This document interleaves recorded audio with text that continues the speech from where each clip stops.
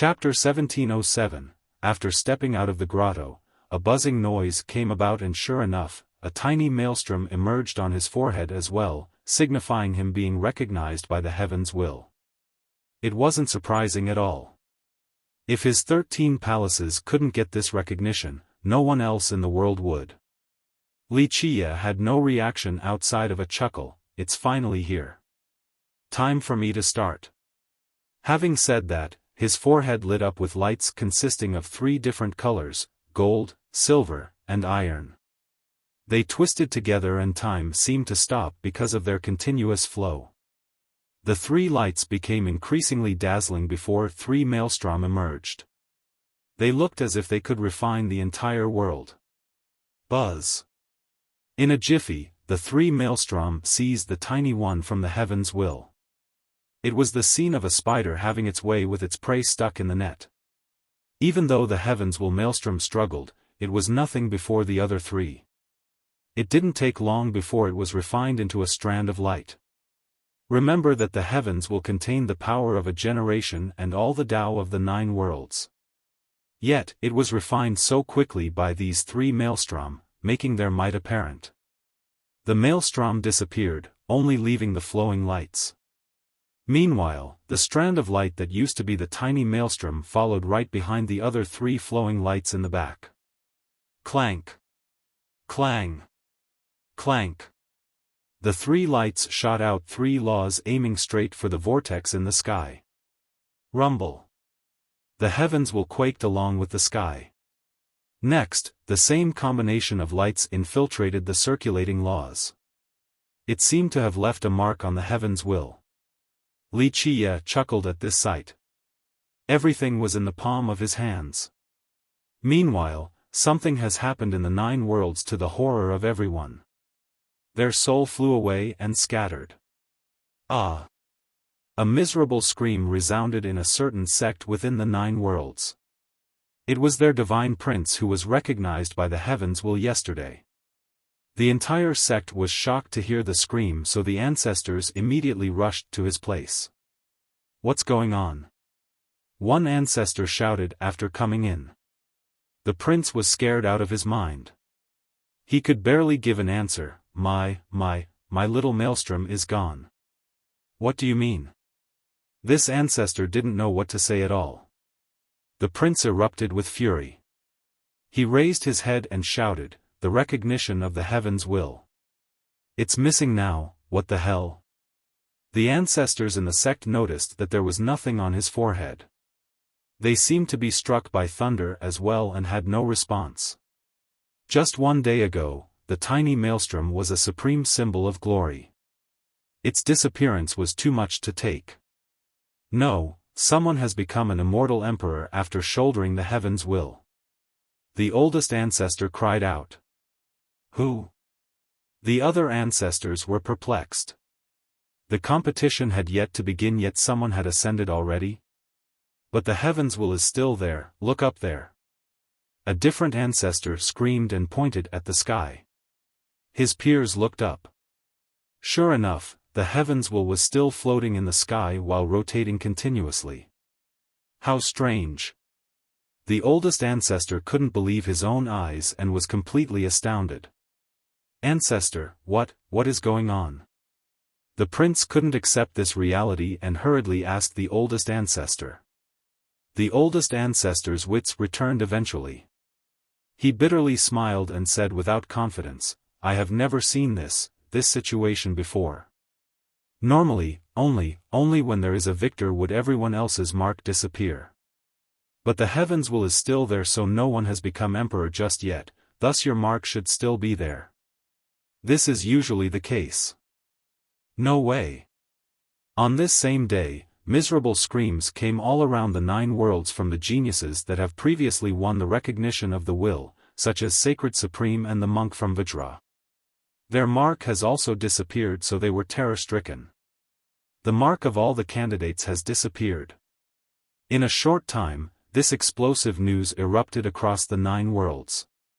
How can this be? Ancestors shouted after receiving the message. The ones who have witnessed the imperial ascension found this astonishing. One said in a stupor, "How can this be? The heavens will is right there." In the beginning, many people thought that this was only a coincidence. It wasn't until the news spread and people found that this was a widespread phenomenon. Everyone was spooked out of their mind. Their first reaction was to look at the sky, but this only worsened their confusion. Everyone couldn't come up with an answer, not even the most knowledgeable ancestor or old monsters that have seen the ascension of several immortal emperors before. No one could imagine this development. Strange, is this generation different than all the others? A different ancestor murmured. A new age is coming, a true invincible character has woken up from their sleep. He shuddered and said, "The ruler of the 9 worlds is shocking indeed.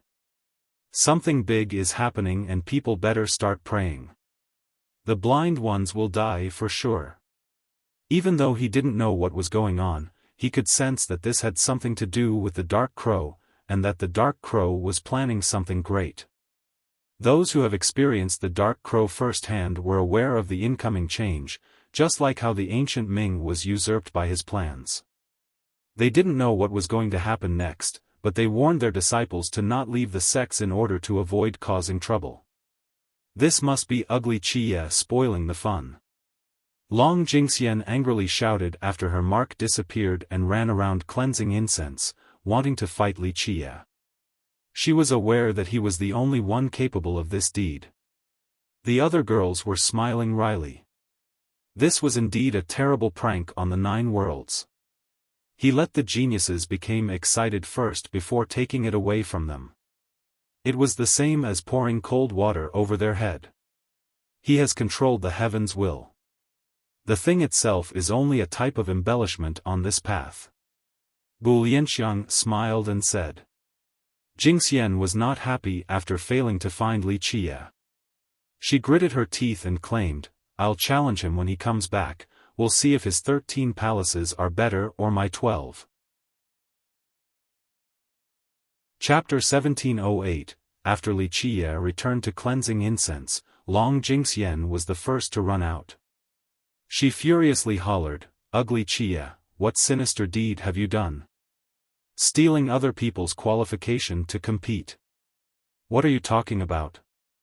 Li Qie glanced at her with one eye in response. "This is the heavens will wanting me as its master. What can I do about it?" He shrugged helplessly as if the heavens will was forcing him to become an emperor. Seeing his infuriating act made her even angrier. She wanted nothing more than to punch his face in. "Humph. Ugly Qie, just wait until I finish refining the Immortal Emperor Massacre formation. I'll team up with the girls and break all your teeth even if you become an emperor. We'll have an emperor grovel and beg for mercy at that point." She couldn't help but laugh as if she could already see the scene. Li Qie chuckled, "I'll wait for you all to finish the formation then. Ugly Qie, we will, just wait and pick up your teeth from the ground at that point." She raised her fist to threaten and provoke him. Li Qie only smiled. This girl had boundless potential. As long as she had enough motivation, her future achievements would be unbelievable since her talents were most likely on the same level as the Ionic geniuses. Bu Lianxiang spoke up next. "How was the immortal demon grotto?" She was relieved to see her lover coming back. Despite having great confidence in him, she still worried when his foe was the grotto. "The feuds and grievances are over. I have untied another knot in my mind." He gently sighed and told her of the grotto's situation. "The ancient Ming. They're like leeches that won't let go." She was startled. It's to be expected. The old geezer was still only a chess piece, but no matter what, that's one more business finished. The ancient Ming didn't gain anything, not the longevity grass, and were even majorly wounded by the old man. Their overlords won't appear soon, so this is a good opportunity for the 9 worlds. It's a shame about the longevity grass though. If you had obtained it, it would be so useful in the future, giving you a chance to rise again even after a defeat at the final battle. She said with regrets. "It's fine, no need to mull over it. It's really not that useful in the final battle since it won't help me win, it'll just be a way out at best. I hope to either win or lose completely.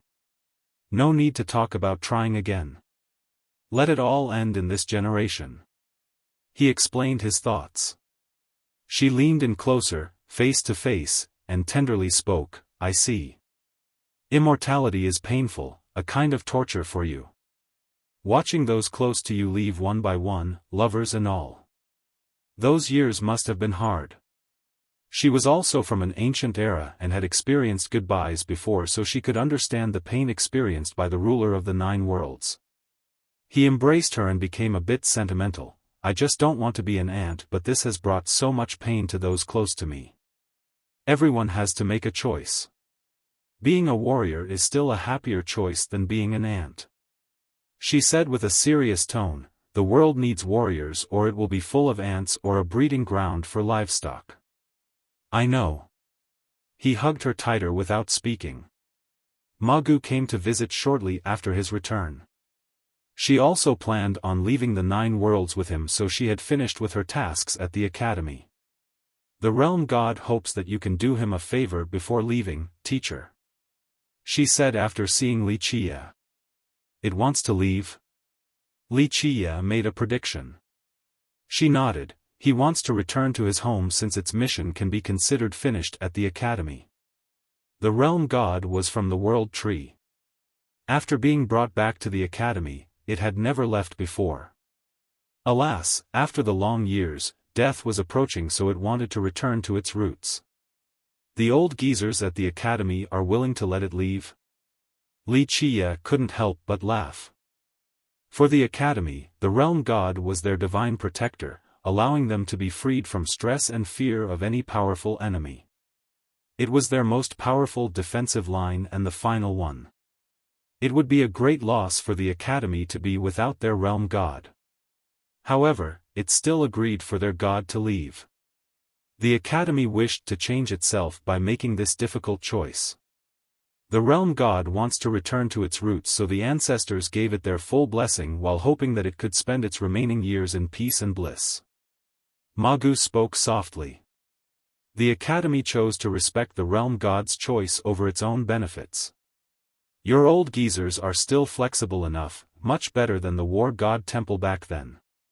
That's not hard though, when I open the void gate, it can return to the world tree. Wuxia chuckled. Bu Lianxiang was shocked to hear this. The void gate? One of the 9? You actually know how to open it? Legend has it that no one was able to do so in the past. The best achiever was immortal Emperor Hao Hai, who managed to climb the world tree. Yes, no one has been able to open the gate in history, including me. But that's only because the time wasn't ripe, until now, that is. I know how to open it now and am eager to see what awaits after. Wuxia nodded. Just what kind of world is behind the void gate? She murmured after hearing about its many legends. I'm not sure of the exact details, but in my opinion, it is definitely an independent world.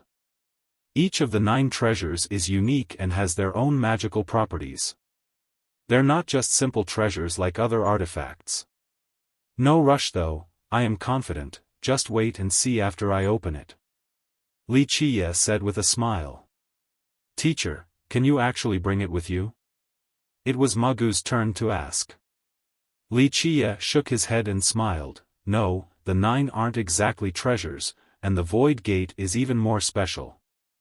The longevity grass, myriad thoughts pot, and the corporeal zone, you can take these ones with you but not the void gate. What can it do? Bu Lianxiang asked, what's the point if you can't bring it with you? I can control it, at least. He answered, perhaps it will be a haven in the future, but I would need to open it before making any further statement. Is there enough time since you're about to leave? She became worried. Yes.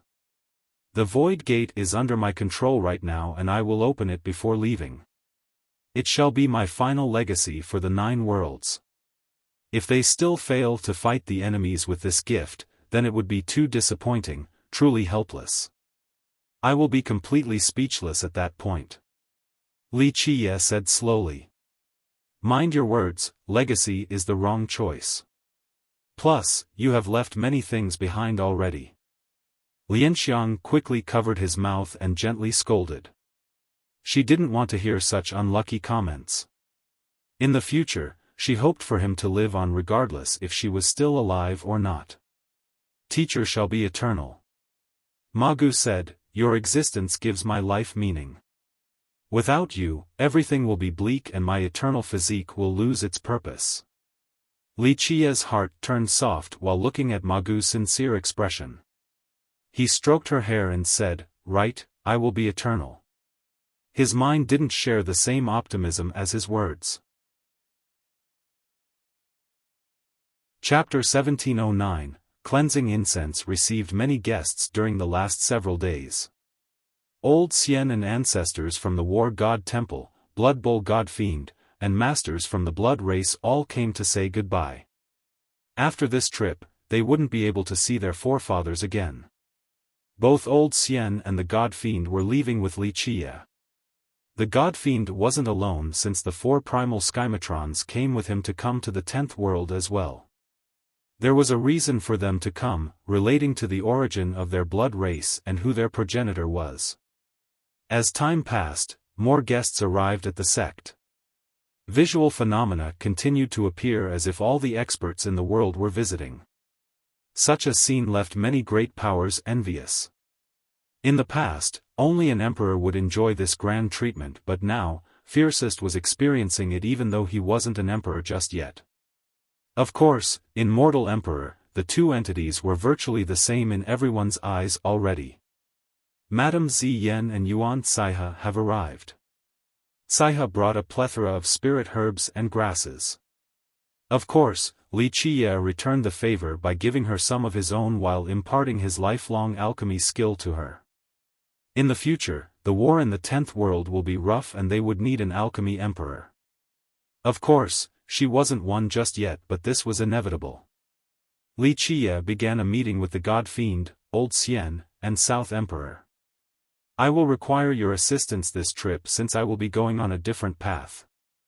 Li Qiye told the group after sitting down. Your Excellency, you wish to go alone? The God Fiend was surprised.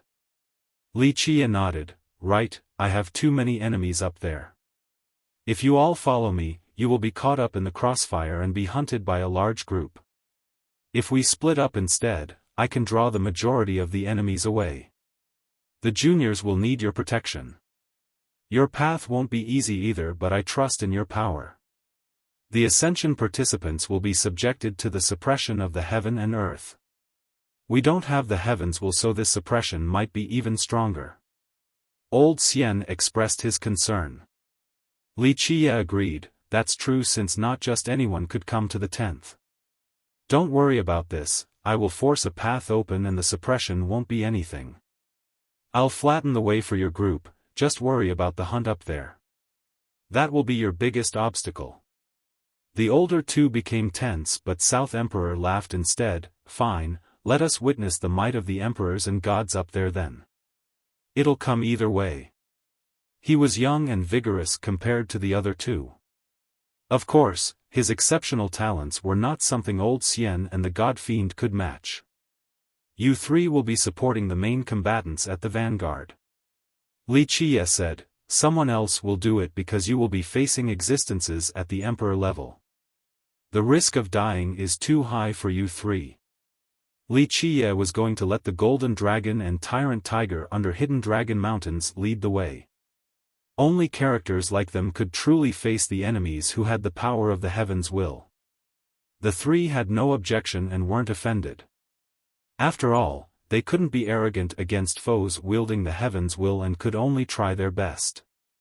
However, your responsibilities are still heavy, everyone's safety. Li Qiye emphasized. Your Excellency, we will do our best to not let you down. The group solemnly said. I know that you can do so. Li Qiye nodded, Old Xian, your high heaven manual has unfathomable power. After cultivating for so long, you should be one with it and should be able to fight against them without losing too badly, just not a particularly powerful one. I hope so. Old Xian nodded. The manual mentioned here was the thing Li Qiye wanted to borrow from their war god temple. Blood Bull's weapon might be a bit inferior, but not by much. It has been in your possession for so long, I'm sure you can exert its power. Li Qiye told the god fiend. It's nothing compared to our progenitor's mastery. The god fiend humbly answered. There is only one blood progenitor in this world, he can take on anyone up there. It's understandable that you're not on his level right now. Li Qiye smiled. He took another glance at the group and said, outside of this, I have another request. Sacred teacher, what would you like us to do? Just say the words. South Emperor smiled. Li Qiye spoke, very simple, but it won't be easy to carry out. I need all of you to work together to kill me, actually kill me. Kill you? The three were shocked and glanced at each other in confusion. They thought they have misheard him. Your Excellency, you want us to kill you? Even the experienced god fiend had a strange expression on his face. Yes, kill me. Li Qiye confirmed. It's not easy, sacred teacher. South Emperor smiled wryly while shaking his head, not to mention that you're unkillable under your 13 palaces, we might be crushed before your 4 physiques.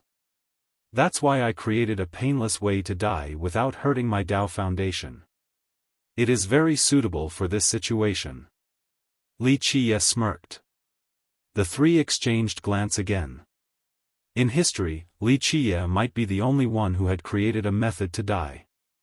No one would really believe this story if it was to spread out. On the next days, Li Qiye was quite busy. They needed meticulous preparation before going to the 10th world.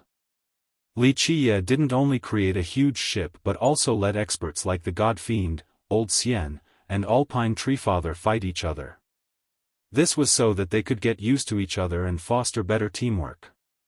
This would, in turn, give them a higher chance of survival up there.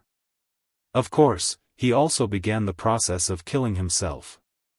He didn't only want to go to the 10th world but also used this opportunity to deliver a great blow to those up there. He was aware that when he caused a big stir while going up, the emperors and gods up there would know that the Dark Crow was about to come again and not alone this time. So many people hated him up there and wanted nothing more than to flay him. Thus, the moment they found out about his ascension, they would crazily hunt him in a relentless manner. This was a rare opportunity for him since it wasn't easy to have so many emperors and gods gather together. If Li Qiye didn't dig a hole for them, he would feel sorry that all of them have come such a long way to see him. Thus, he was planning to let them pay a great price and wishing to bathe in their blood. This was a way for him to establish his prestige once more and using them to tell the other overlords in the 10th world that the Dark Crow has returned. He wanted to make his intention and determination of sweeping everything in his path as clear as possible to the lords above, to let them know of the terrible end awaiting those who stood in his way. He certainly knew that these overlords wouldn't compromise so easily, especially someone like the old geezer with the last name Qian. This old man would definitely want to take him on to the death. Of course, this didn't really matter to him. This trip was his triumphant return and his victory was assured, even if he must make mountains of bones and rivers of blood. No one could stop his million years of planning. In short, he must be successful in this generation. He wouldn't show mercy to old Qian and would even massacre the guy's clan. He wouldn't show mercy just because of Qian Suyun. It was either success or die trying for him in this generation. He would never let that event in the future happen. Chapter 1710. While Li Qiye was working hard preparing for the trip to the 10th world, an immortal light suddenly erupted at the Heavenly Tao Academy. It aimed straight for the Big Dipper and Altair before illuminating the entire night sky.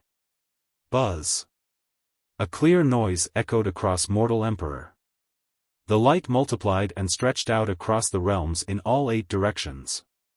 A dazzling portal appeared in space, surrounded by both primordial energy and ancient runes. This portal had galaxies flowing through it and the birth of the Grand Tao. There seemed to be an eternal world coming into being within. What is that?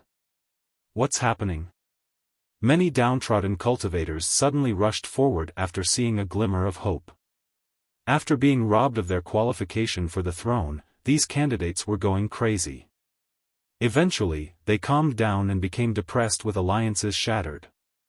The 9 worlds fell into a hush. However, this event today attracted many eyes. The candidates and their great powers all stared at the portal. Is this a change for the better? Many people speculated that this might have something to do with the heaven's will.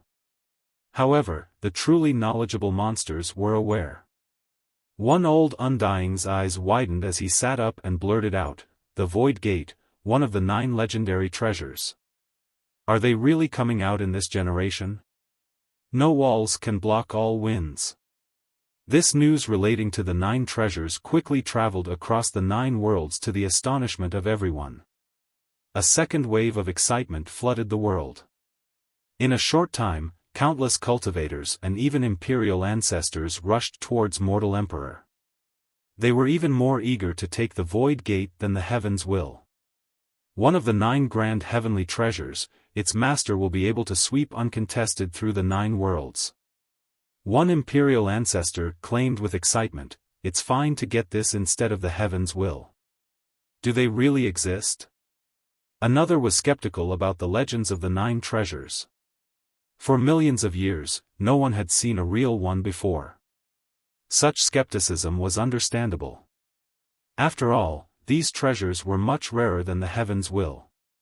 The sudden appearance of one right now was shrouded with doubts.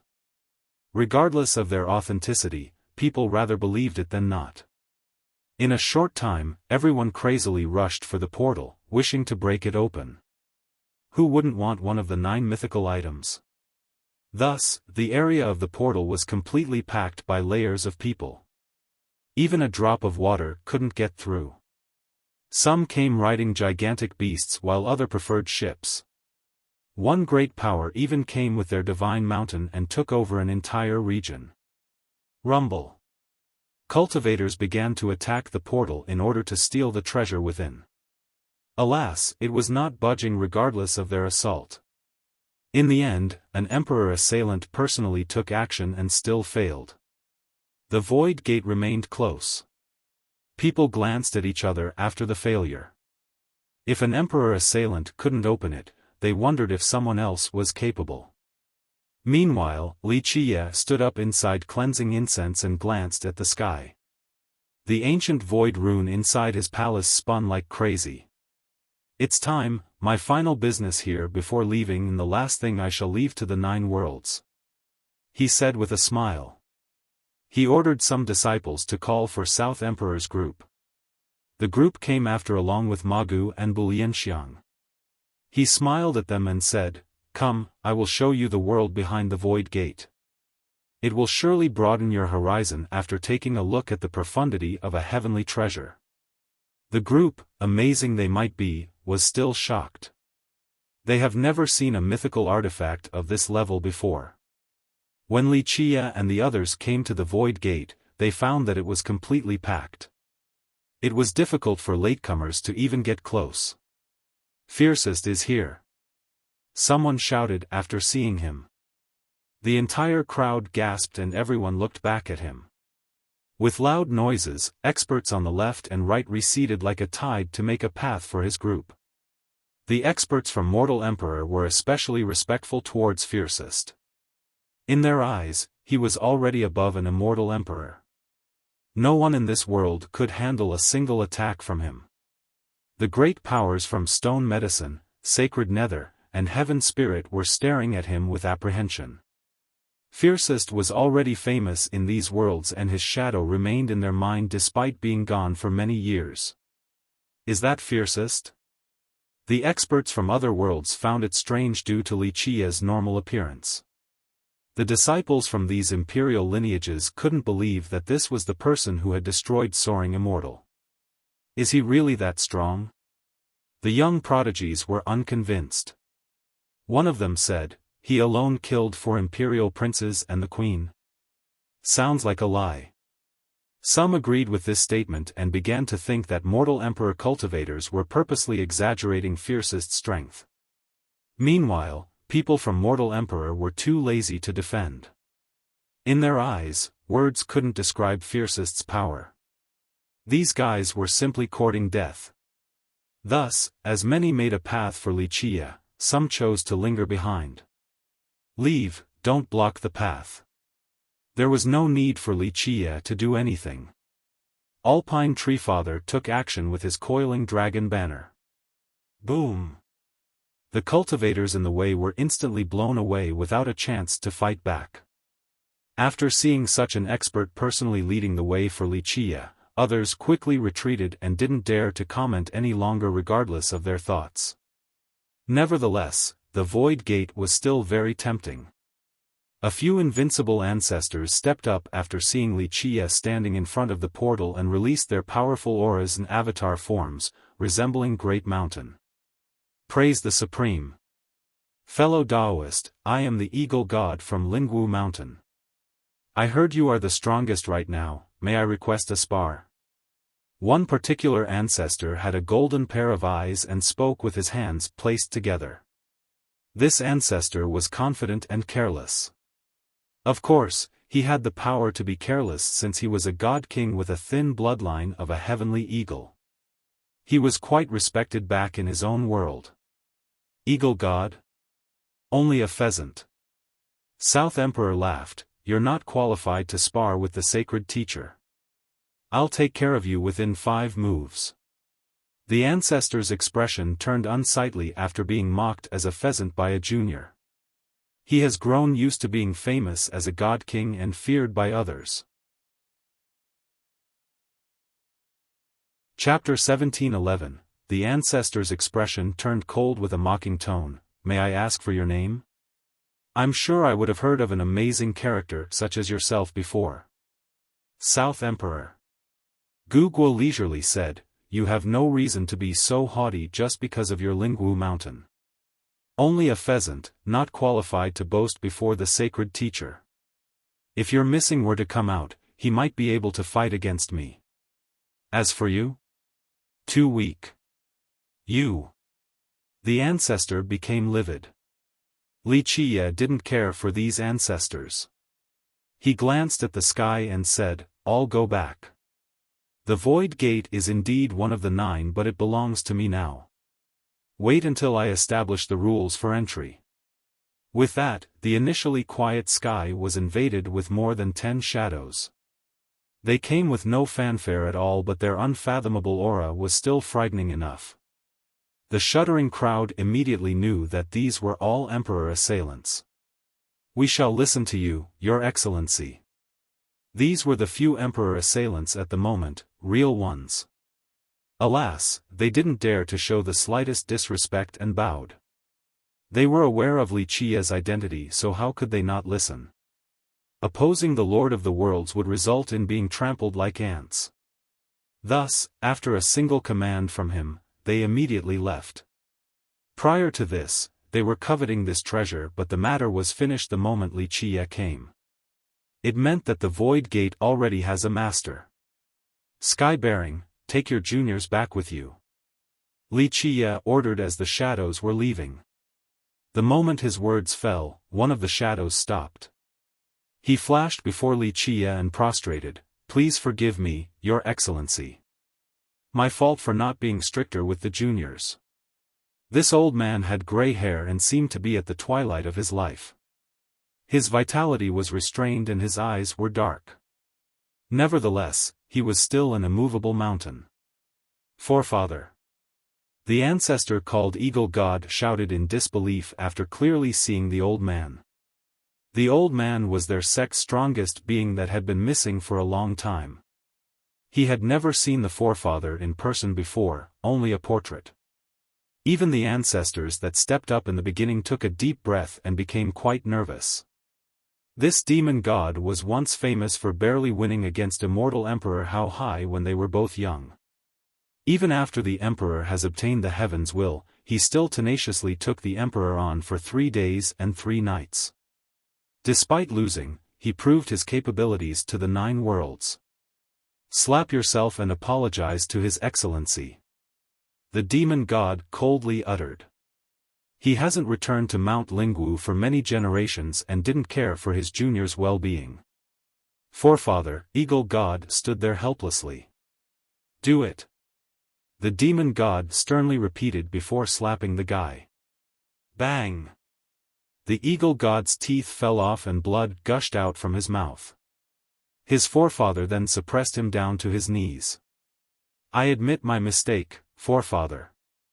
The ancestor didn't dare to resist and slapped himself more than 10 times. Even their strongest forefather was obediently kneeling there. A junior like him naturally didn't dare to do anything. He realized that he had offended someone he couldn't afford to offend. Forget it, I don't mind. Li Qiye gently waved his sleeve and said flatly. Show your gratitude towards His Excellency's mercifulness. The demon god shouted again while heaving a sigh of relief. This statement has spared their sect because Li Qiye didn't even need to do anything. A single word from him would end with so many people in the world willing to destroy their sect to please him. Thank you, Your Excellency. Eagle God's soul was scared out of his body at this point and quickly kowtowed repeatedly. Scram back and reflect on your actions, stop embarrassing yourself and the sect. The demon god swung his sleeve and blew the eagle god flying into the horizon. The guy disappeared from sight completely. After chasing away his junior, the demon god bowed again. Your Excellency, if you ever need my service, just say the words. I shall jump into the boiling water and raging fire. Yes, go now. Li Qiye slightly nodded. The demon god bowed again and didn't dare to linger around. In his mind, being able to work for the Dark Crow was the glory of his sect. So many people were willing to do so. This scene made the crowd shudder, especially the ancestors who knew about the demon god's identity. Such a monster was so respectful in front of fiercest. This was a treatment enjoyed only by immortal emperors. People from the other worlds finally realized that it was no coincidence that Li Qiye was able to destroy Soaring Immortal. The whole event might have been premeditated since a sect with 5 emperors should have been aware of the guy's background like the other emperor assailants here. The ancestors who wanted to side with the eagle god trembled. They bowed and immediately fled with tail tucked between their legs. Li Qiye didn't say anything. He wasn't interested in fighting against characters of that level. After reaching grand completion with his physiques, only emperor rivals would be worthy of his time. He stared sentimentally at the primordial chaos surrounding the Void Gate. One of the 9, yearned by all. Each of the 9 was unique, including the Void Gate. Even though he hadn't opened it in the past, he could faintly guess its profundity after completely understanding the ancient Void Rune. He could imagine the world waiting ahead. The spectators held their breath while their eyes were fixated on him. They wondered if he could open this legendary portal. Fiercest himself is a miracle. Nothing can trouble him. A cultivator from Mortal Emperor had absolute confidence in Fiercest. Some disagreed with this. After all, this was a grand heavenly treasure. It shouldn't be so easy to open. With a buzzing sound, Li Qiye opened all 13 palaces and the ancient void rune flew out. 13 palaces, everyone paid attention to the palaces instead of the rune. That's really a legend, just one person has achieved it in history. The people from the other worlds were astonished and became tongue-tied as well. For many geniuses, just having 10 alone was enough for them to brag for a lifetime. 12 palaces would guarantee them the throne. But now, Fiercest actually had 13. He was the only one who had accomplished this task. Only our Mortal Emperor world has 13 palaces. A human from Mortal Emperor felt a sense of pride. They found glory in the fact that Li Qiye was a human and a member of their world. ZZZ. While everyone was focusing on the 13 palaces, Wuxia opened the void gate. "It's opening, it's opening!" someone screamed. Chapter 17:12. After opening the portal, Wuxia turned back and looked through the entire crowd before speaking calmly. "The rules are determined by me. No one shall move an inch or die." In a short time, no one dared to open their mouth. All the experts and imperial lineages from the 9 worlds were silent. Even the unhappy ones and those that coveted the void gate didn't dare to show their intent and could only swallow their anger. Wuxia didn't care for them since he had grasped the laws of the void gate. No one could disobey his rules. Whoosh! He entered the void gate along with his group. Once they disappeared, the portal closed again with a buzzing noise. Without the ancient void rune, no one could open the portal, still surrounded by primordial chaos and floating runes. A new world appeared before Wuxia's group. They took a deep breath to take in the air here. It was a majestic place with long rivers spanning like a sleeping dragon. It was quite vast with rolling hills and mountain ranges. This looked like a great paradise, full of energy and a touch of primordial chaos energy. The power of the origin was within. This belonged to the early formation of the world. Grasping this power would grant one some incredible abilities. One could see planets above in the sky. They seemed to be inches away, as if one could easily climb up and reach them. Larger galaxies were above. They resembled long strips of jade that make this world even more beautiful and grand. "Feel anything special?" Wuxia smiled at the group and asked. "The worldly energy here is beyond the ancestral ground of many imperial lineages back in the 9 worlds. It also contains the power of the origin, a bit different from the power of our grand Tao." The god fiend took another deep breath and became surprised. "Correct and incorrect." Wuxia shook his head. "Yes, the worldly energy here is too thick because the void gate has derived an entirely new and pristine world. It has untouched earth veins and locations. That's why the energy here is still so pure and seemingly endless. How strange for a heavenly treasure to turn into an independent world." South Emperor was astonished as well. Many people imagine the 9 treasures to be artifacts. However, the void gate has turned into its own world, one that couldn't be brought along by anyone. In a sense, no one could truly seize the treasure. Each of the 9 has its own profundity, impossible to be controlled by people or the heaven and earth. What it will turn into and what it will create, only the treasure itself knows. Wuxia smiled. With that, he continued the previous topic. Blood Bull's second half is wrong. That's right, this world has the power of the origin, one that is a bit different from our own world. But the mistaken part is that our power also has the power of the origin. What's the distinguishing factor? The god fiend humbly inquired. Wuxia slowly explained, "What is the origin power? It is the power before the formation of the world." Well, this is the common explanation. To be more exact, it is when everything starts over again, the power of a completely new epoch being derived from the chaos, the purest force in the world. Because of this, the origin power is within the primordial chaos.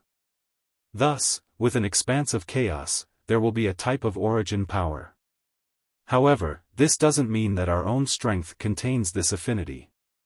Wuxia smiled and said, "The energy we absorb still has primordial chaos. If we refine it to the purest level, then it will have the origin power.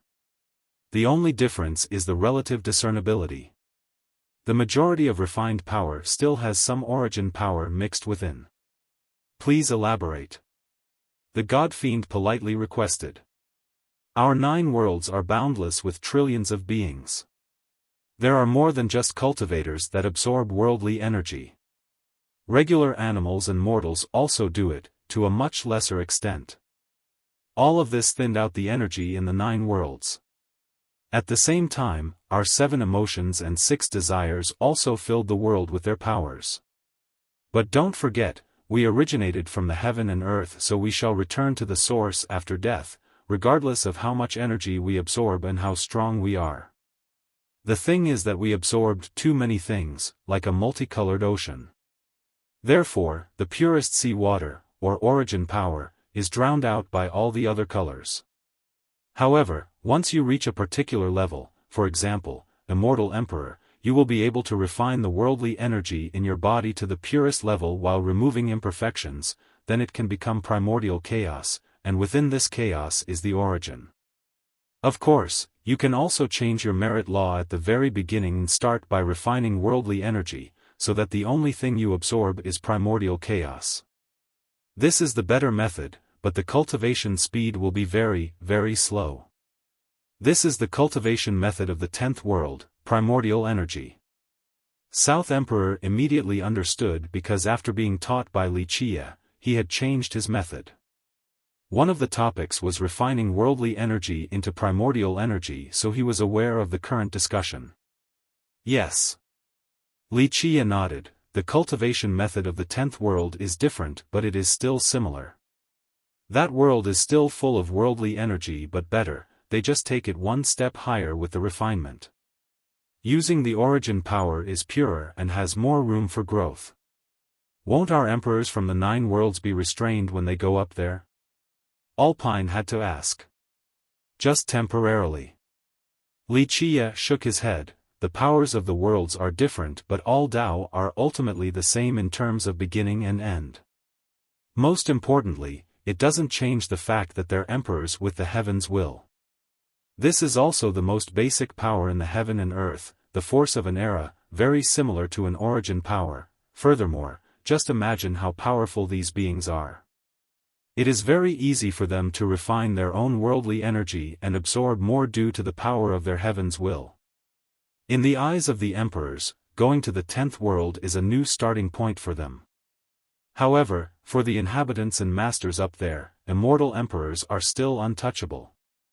If they wish to defeat our emperors, their own emperors and gods must come out. Randoms up there are still no match. Remember, in each era, our 9 worlds only produce one emperor and one heaven's will. That's no joke, even in the world above. South Emperor's group felt their blood boiling. They wanted nothing more than to rush up there and bask in the new magnificent world. I wonder what it will look like? Even old Xian interjected. In terms of energy, very similar to this one, just more primordial energy with a touch of origination inside. That's the 10th world, their powers are purer and their world is vaster. Wuxia answered with a smile. Chapter 1713, Magu couldn't stay quiet as well. Outside of that, what else is different between the worlds? Wuxia smiled and pointed at the sky. The biggest difference? How should I put this? The biggest difference is that they are a little closer to the villainous heaven. For us, it might be separated by a world, but for them, it could be looming right above their head. He continued, this is both good and bad. Why is it a bad thing? Old Xian asked. There are writings stating that the divine and heaven races are the heaven's favorites. He was the strongest and oldest ancestor from the war god temple, so he knew a few rumors unavailable to the rest of the world. That's true. Wuxia nodded. They are indeed the favorites, at least in their own opinion. They claim to be exceptional with an extremely noble bloodline. In that world, humans, golems, charming spirits, and bloods are indeed flawed compared to them. However, after generations of work from our emperors and wise sages, we still have our own home and sky, despite being so close to the heaven. So what if they are the favorites? We just need to put in the effort before stomping down on the beautiful faces of these races, to let them know the power of ants like us. He chuckled at this point. South Emperor's blood was boiling. He was sure that Wuxia has stomped on these geniuses before, and he also had the will to do so, defeating all the geniuses in the 10th world. What is bad about being close to the high heaven? The god fiend asked. Do you think the high heaven has eyes? Wuxia pointed up at the sky and smiled. The group was a bit perplexed by this question. They wouldn't make this statement since it was more of a phrase belonging to the mortals. When they experienced injustice or bullied by others, they would utter this phrase, hoping that the high heaven would become the arbiter. This phrase has nothing to do with equality and fairness.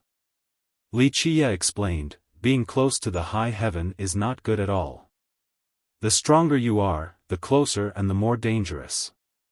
When you reach a power capable of crossing through the myriad worlds, this danger grows even more. Once it reaches a particular level, a tribulation will come down. Who knows if you will be able to bear it or not? The emperors and gods up there will incite tribulations after reaching this level. South Emperor understood and became startled. That's right. Wuxia nodded, if you can't handle it, you will turn to ashes. All of your effort and strength will have been wasted. A lifetime of cultivation, for nothing. Then what do the emperors and gods do? Old Xian asked. Hide from this power so that the villainous heaven can't spot you. Wuxia chuckled and told South Emperor, in the future, you might have to face this situation and you must hide from the world as well. Is there no other choice? South Emperor asked for clarification since he was about to become an immortal monarch. Yes. Wuxia smiled, fight to the very end. This was a choice many people have chosen as well. Alas, all became corpses. It didn't matter how powerful and amazing they were. Death was the only result, at least till now. South Emperor became quiet. He had heard about the final battle before. His Excellency, the Dark Crow, has chosen this path. Old Xian and the God Fiend were silent as well. The mercilessness of the 10th world exceeded their imagination. One still needed to hide after reaching the imperial power level. Just how cruel was this? If these powerful beings didn't have any other choice, weaker existences were lesser than ants. Alright, no more talking about the 10th world. You will learn much better after arriving there. What you will face won't just be the divine and heaven races. Wuxia shook his head, let us continue with the task at hand. Wuxia walked forward and the group followed right behind. They found this world to be extremely vast and suitable for cultivation due to the rich worldly energy. There were treasures everywhere as well. Ores and minerals were all over the place. One could randomly crouch down and pick up a gemstone. This was definitely a paradise to the cultivators in the 9 worlds. If this place were to be open, they would soar inside and begin the excavation. Cultivators won't leave a single stone unturned after coming in. The God Fiend spoke in awe. That's why I come in first. This is an entirely new world, so a set of new rules is necessary. Those who do not obey will be banished or killed. Wuxia said flatly. How will you make the rules? Old Xian wondered. This beautiful world would incite countless greed. Many imperial lineages would want it for themselves. They had the same thought as well if they weren't going to the 10th world right now. We'll use the power of this world to establish and enforce the rules. Wuxia elaborated, this will be a new world for the myriad races on top of being a sanctuary in the future if the ancient Ming were to return. The new rules and laws won't only limit the myriad races but also the ancient Ming. It won't be that easy. After all, this requires generations of work. Old Xian believed. Indeed. Wuxia chuckled, however, the ancient void rune is in my hand. As long as I have it, I can create the rules for this heavenly treasure and make everyone else obey. This is similar to the Buddhist funeral plateau. It doesn't matter how powerful someone may be, they are subjected to these laws. For example, emperors can't break the laws of the myriad thoughts pot and Shur at Nihility Temple and the plateau. Under these laws and the power of a heavenly treasure, even emperors can't do anything. If one could break these treasures' power, they would no longer be considered heavenly. They possess the true primordial power, existing at the very beginning of the heaven and earth. That's why immortal Emperor Hao Hai never returned to the plateau even though he left in a cool manner. South Emperor understood. Yes, he couldn't break the laws there either, so he could only flee. That's why he didn't want to return, after losing the bet back then. Li Qie said. Is there a difference between the start of the heaven and earth versus the primordial beginning? A woman was always more meticulous than their counterpart. Bu Lianxiang noticed something in his explanation and asked. Two different concepts and time period. Li Qie said slowly, when we talk about the start of the heaven and earth, we're talking about the beginning of a new epoch. However, the real primordial beginning is so far away from us, back in a time before the concept of an epoch, back in a time before time and space existed. This was the state when the 9 heavenly treasures and 9 scriptures were born. An epoch came later, same with our current era. The truth is that in each epoch, the power and profundity of the heavenly treasures are different. This is related to the origin power of each epoch and the cultivation method. For example, in an epoch before ours, the 12 immortal physiques didn't exist. The crowd had a better understanding between the different time periods after hearing this. Chapter 17:14. The 9 treasures and 9 scriptures are much older than any epoch. Moreover, they have never been destroyed before. Magu quietly added this time. Li Qie chuckled and said, You're right, but not completely. The former statement is true, but we don't know whether they have been destroyed or not. It's too hard to tell because even if they were destroyed, they would appear with another form. He paused for a moment and went on, Say, this void gate right here, it had created a world. Maybe this world will be destroyed later due to many reasons, but the gate will still exist, maybe in a different form several epochs later. At that point, maybe people will call it the Immortal Gate or something else instead. The absolute beginning creates the 9 words which give birth to the 9 treasures which lead to the 9 scriptures. South Emperor stated, as long as the 9 words exist, so will the treasures and scriptures. Time and the world might change, but the overarching existence won't. Indeed. Li Qie nodded, this is the reason why the 9 treasures and 9 scriptures are so tempting. It is not about their innate power and profundity, granting its master certain achievements, but because it is an eternal part of the heaven and earth. The group gained a deeper understanding regarding these treasures after listening to Li Qie and became more eager to see them. The 9 scriptures aren't necessarily the strongest merit laws in the world. One can even say that in terms of destructive potential, they are weaker than many other arts, but they have a unique charm. Li Qie finished. Along the way, the group was in awe of the beauty of this place. If one could create a sect in this location, their descendants would surely flourish. Can we establish lineages here? South Emperor wondered. Of course. Li Qie smiled, this is an unexplored world that needs the myriad races from the 9 worlds to excavate. The riches here are for everyone, but they must follow the rules. As long as it is permitted, anything is possible. Looks like our mysterious bamboo mountain will need a branch here. South Emperor became tempted. The God Fiend and Old Xian shared this sentiment as well. If their sect could start a branch here, it would bring about unlimited potential. Of course, Li Qie allowed for this since the world required the sects to populate it.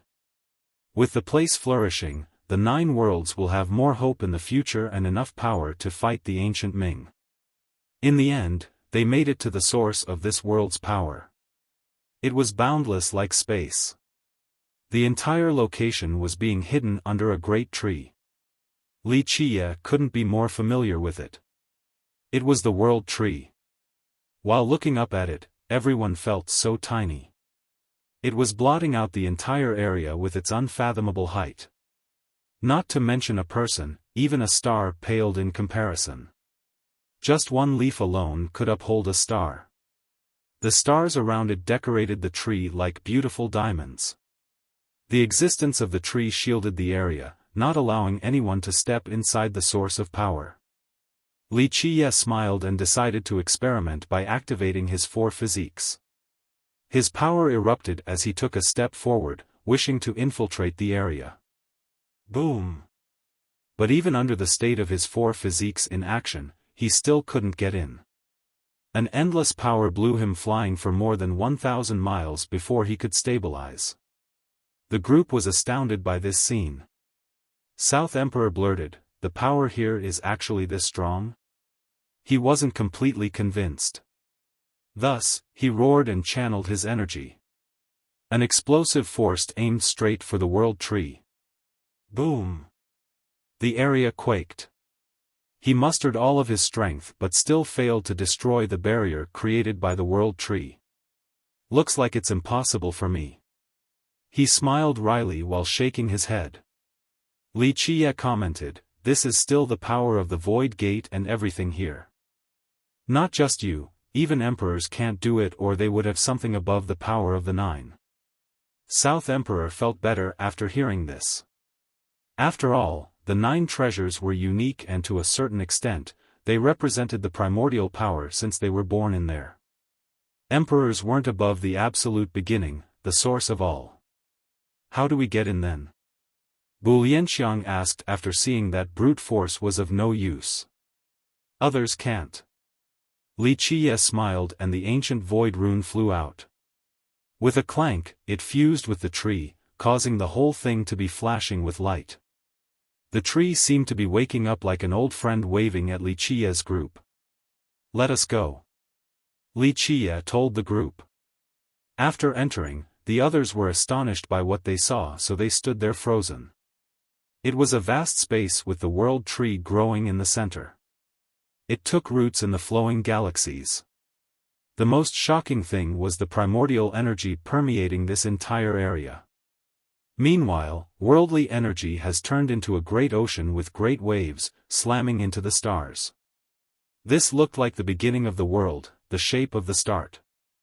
The phenomenon was ancient and unreachable in terms of time, yet it was also inches from them. Any existence wouldn't be able to describe their emotion while standing here. They were witnessing the world's initial form. Many imperial lineages had ancestral grounds that were amazing enough to look down on the rest of the world. They had the best earth veins and mines, but those were nothing compared to this world. This was a real treasure ground. Old Xian emotionally blurted, "Whoever can grasp this will have resources beyond imagination. People can't grasp this place, even if they are allowed to stay here. This is the power belonging to this world and the void zone. If you can grasp everything here, it means that you can also grasp the entire treasure." Li Qiye shook his head. The group agreed with this statement since they couldn't be above a heavenly treasure, no matter how strong they might be. Just slightly using it alone was amazing enough. One would be invincible if they were allowed to stay here on top of slightly using the void zone's power, at least in this place. Even if an emperor were to come in person, they wouldn't be enough of a threat. This made it clear to the others why emperors wanted these heavenly treasures so much.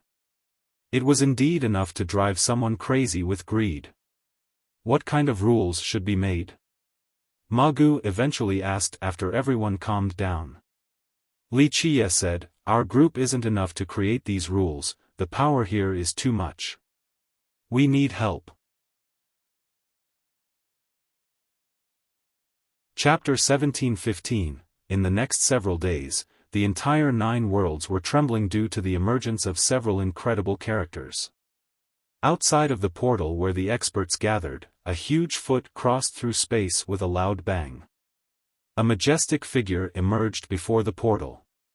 He was large and shrouded by a divine light, so no one could really see his face. However, the aura emanating from his body forced the experts down on their knees. He didn't stop at all and instantly went inside the moment the portal was open. However, these prostrating experts couldn't stand up in time before another buzzing noise resounded. A door appeared before the gate. Someone else used it to teleport across worlds. This was a man spewing and taking in immortal lights. He looked quite ethereal inside this brilliance, as if he was an immortal from the upper world. No one could see this person clearly at all since he immediately entered the portal. People were shocked and wondered about the identity of this transcending man. They didn't have any clues before another loud blast detonated. A golden dragon soared across the sky and roared. A draconic aura surged by and made everyone nearby shudder. This dragon was pulling a carriage. It crushed the space it was traveling on before appearing before the void gate.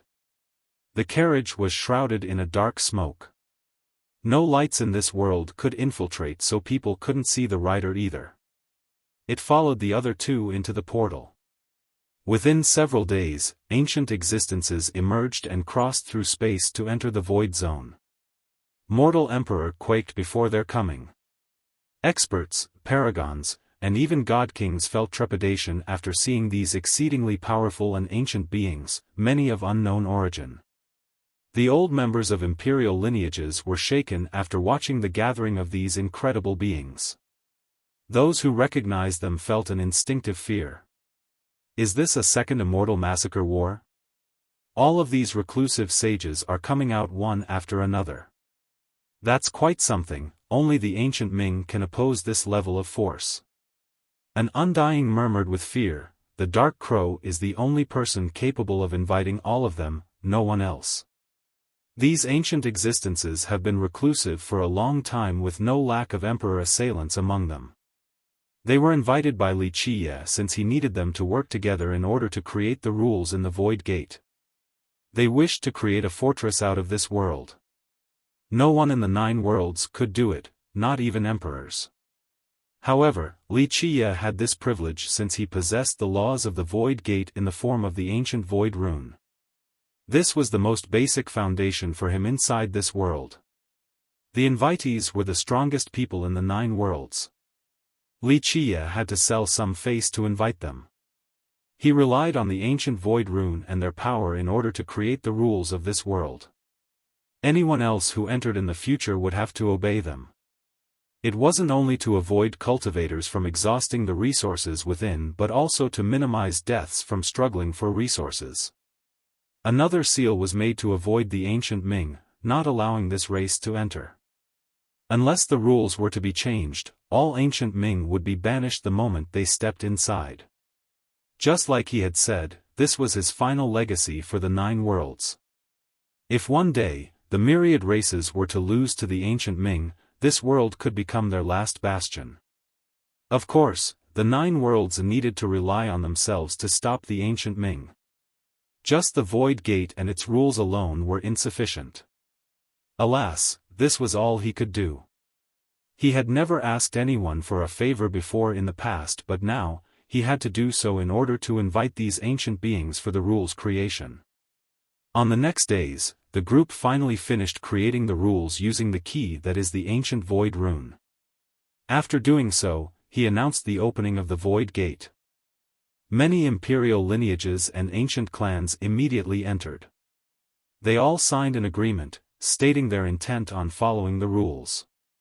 Moreover, this was in the form of a blood oath. The first group of imperial lineages included the mysterious Bamboo Mountain, Heaven Guard, Cleansing Incense, Stone Medicine Kingdom, Jian Long Clan, Myriad Bones Throne, Thousand Carp River, Simple Mountain Immortal Kingdom, Gu Chun's 4 branches. The ancient clans included the Heavenly Tao Academy, War God Temple, the Bujan, the Gu, and many others. Some ancient clans were completely unknown, yet they were extremely mighty. These powers instantly made a blood oath and swore to always obey the rules of the Void Gate. Some of them chose to create a large branch inside, but a few were even more direct. Their ancestors used an amazing method to bring their ancestral ground inside. The Void Gate instantly became their new home. After this first wave came, the Void Gate was truly opened for any cultivator and sect in the 9 worlds, allowing them to prosper within. Is this an immortal ground? Many cultivators were shocked to see this amazing world. Look at all those gems and ores.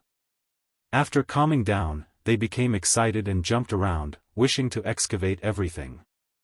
This is a mine containing violet cloud gem, let's work together to get them all. An ancestor from a great power wanted to gather several god kings to move the entire mine back to his sect. The rules of this world do not allow for an excessive extraction of the resources here. A junior warned. So what? These things are up for grab. If we don't do it now, we'll lose the chance to others. Go. The ancestor refused to listen and continued to pull the mine out with the other god kings. Boom! A pond of lightning gathered overhead and instantly unleashed a lightning tribulation. Ah! The disciples from this great power were annihilated. Even the powerful god kings couldn't withstand this tribulation and became ashes. The experts nearby were horrified by the result of violating the rules of this world. In the beginning, they didn't really care about Wuxia's so-called rules. They thought that he was only using his personal prestige as a deterrence. However, they came to realize at this moment that this was not an empty threat. It was the power of tribulation punishing all violators. Several more days passed. Some people still hoped to be lucky and secretly went against the rules. However, they didn't expect for Wuxia to have embedded the rules in the very source of this world. No violations could ever escape the tribulation here. Thus, the lightning pond still formed and killed all of them. This ironclad punishment reminded everyone that if they wanted to stay in this world and gather resources, they must obey the rules. No one was strong enough to be an exception. The tribulation came from the void gate itself. Not even the most powerful god king could resist the power of one of the 9 heavenly treasures. Chapter 17:16. After creating the rules of the world, Wuxia immediately helped plant the realm god in front of the world tree. Even though the process wasn't easy, it was worth it for the realm god even though it didn't have many years left. It was, in a way, returning to its roots. It had no regrets. It had experienced enough time as the divine protector of the academy. The future belonged to it alone now. After preparing everything, it was time for Wuxia to leave the 9 worlds. He especially called for Xiaofan beforehand. After so many years, Xiaofan has grown more vigorous. Though he still had the appearance of a withered old man, his aura was completely different than before. It was overwhelming, especially the shell on his back. It looked just like a mobile yet impregnable fortress. Even though Xiaofan's stature wasn't too intimidating, he still looked quite powerful and gave the feeling that if the sky were to fall, he could still shoulder it. The guy had become strong after cultivating the complete 18 solutions and had signs of atavism. As a heavenly ancestral snail, he had a bloodline on the same level as a true god. If he could cultivate the 18 solutions to the apex, he would have the chance to catch up to his ancestor, the snail god. I'm very happy to see your success today, Wuxia said after seeing Xiaofan. The old man quickly prostrated in response. This lowly one's achievements today are all because of you, young noble. I will never forget your grace. You deserve it. Wuxia said, you don't owe me anything. It's just that there are certain things in this world that I can't let go. Xiaofan shuddered after hearing this. He had heard the rumor of Wuxia wanting to leave, same with Nan Huiran's group. The disciples here all wanted for their first brother to stay. However, they knew that he was a dragon among men and couldn't stay at cleansing incense forever. This world was too small for him and one day, he would soar towards the 9 firmaments. He still felt sad despite being ready beforehand. He asked, young noble, you're about to leave?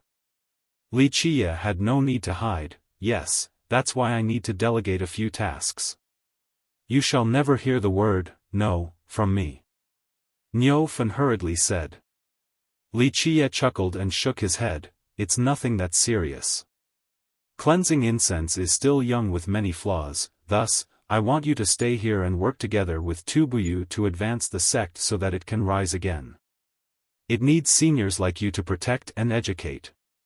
He also wanted to do something for cleansing incense. The sect right now had no lack of resources, especially when it was moved into the Void Gate. Right now, it was missing the guidance of the old generation. Even though Nanhuiren's group was not bad and the young disciples had great potential, they required the help of Tu Buyu and Xiaofan. The older two were much more experienced and could stay calm in times of trouble. This was the reason why Wuxia wanted Xiaofan to stay. The guy had great potential and could become a second snail god, a second divine protector for the sect. Gu Taizhou and Old Devil's group was still around, but they were too old. Xiaofan would most likely outlive them. Young noble, if you wish for me to stay, I will devote my entire life to cleansing incense. From now on, I shall live as its member and die to become its ghost. Xiaofan solemnly swore while kowtowing. Even though he was staying at the sect and had a pivotal position, strictly speaking, he wasn't part of the sect. He could only stay because of Wuxia, but now, after the solemn oath, he had become a real member. Very well. Wuxia gently nodded. Since you are contributing your entire life to the sect, I will not mistreat you and shall allow for you to pass the 18 solutions to your clan. You deserve this much. Thank you, young noble. Our race will never forget your kindness and will forever pray for you. The old man was ecstatic. This news was too much for him. If the 18 solutions could come back to their clan, the effect was paramount. Even though they were few in members, the significance was still great enough. Wuxia pondered for a moment before taking out the shell of the snail god. He gave it to Xiaofan. This is the corpse of the snail god. I pass it down to you now. This is the pride of cleansing incense and your race, let it be remembered forever. Xiaofan respectfully got on his knees and accepted the shell. Go, I leave the future of the sect to you. Wuxia waved his sleeve and said. Xiaofan carefully stared at Wuxia before asking, I wonder if I will be able to see your godly self again in the future? Though Xiaofan appeared much older, Wuxia acted as his teacher during the cultivation process. Thus, he was very respectful towards Wuxia. Wuxia softly answered, no one can predict the future. Consider this our final goodbye. This prompted Xiaofan to emotionally kowtow 3 times and said, I wish for you to find nothing but victory, to be invincible regardless of the location, to be eternal as time itself. Wuxia nodded and accepted his grand gesture. In the end, Xiaofan took a deep breath, gritted his teeth and left. Wuxia then called for Little Autumn, the space-crossing worm. It was much different from before. Its body was dazzling with a golden glow and had a draconic aura. The worm seemed to be transforming into a true dragon. You're about to leave? Little Autumn knew a way since it had spent some time with Wuxia in the past. Wuxia confirmed, yes, time to leave. I have agreed to take you up there, so I'm asking now. Do you want to leave as planned or do something else? The worm became quiet. It had a very strange origin and was aware of many secrets. In the past, it wanted to go to the 10th world with Wuxia. That place was vast with numerous challenges. However, it was hesitating at this moment. Your mind is not made up. Wuxia could clearly tell while looking at the worm. It sat down next to him and seemed to be quite down. The 9 worlds are vast and beautiful. Perhaps the 10th world is superior, but it is not the same. Yes, the 9 worlds are worth remembering, stopping others from wanting to leave. The mundane realm has flaws and undesirable things, but it gave birth to us. It has places that can bring out the true you. Wuxia seemed to be speaking to both Little Autumn and himself. It wiggled around for a bit before making up its mind. Young noble, I'll be staying behind. Master will be lonely here, plus, I haven't beaten up the brats here enough just yet. I'll feel bad if I don't hit them for another generation or 2. I'll stay here to keep the master company, and when I have time, I'll beat the disobedient brats. I'll keep busy enough with this. The master he was talking about was the myriad images true God that had passed away. Of course, the brats were Nan Huiran and the others. The truth was that these young men could take care of business, but Little Autumn still called them brats. Chapter 17:17, It's Not a Bad Idea. Li Qie approved after hearing the worm's decision. He continued, the 9 worlds are still very interesting and beautiful.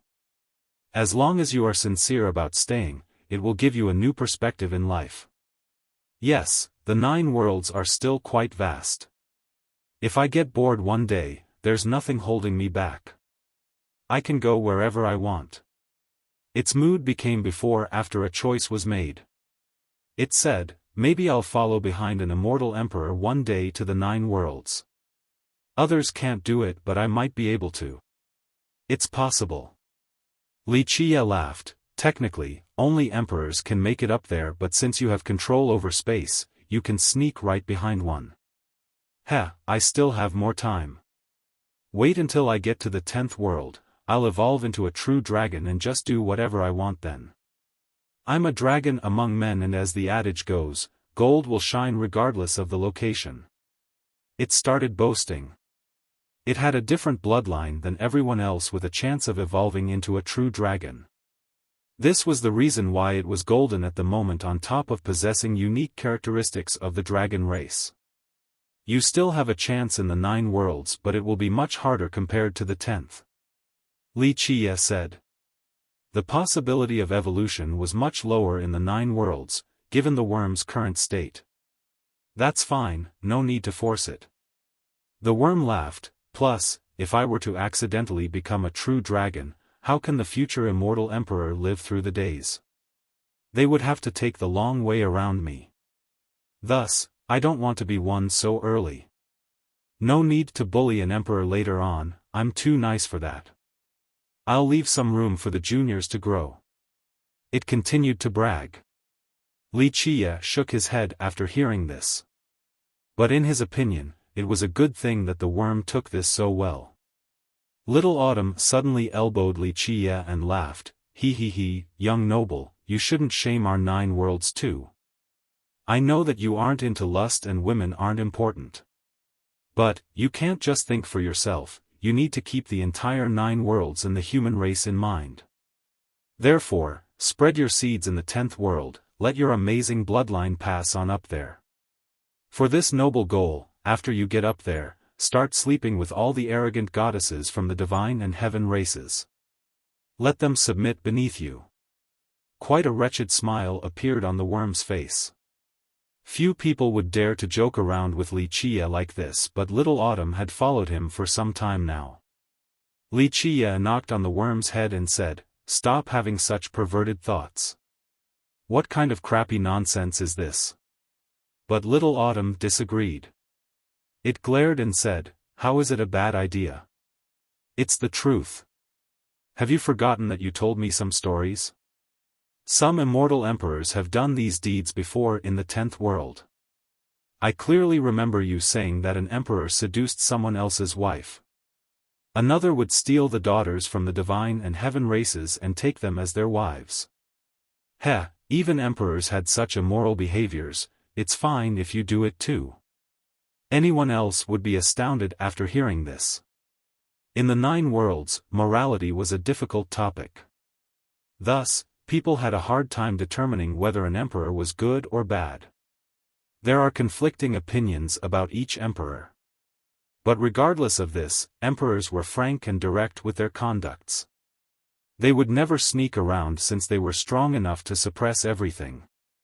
Plus, at their level, they had no need to worry about how the world viewed them.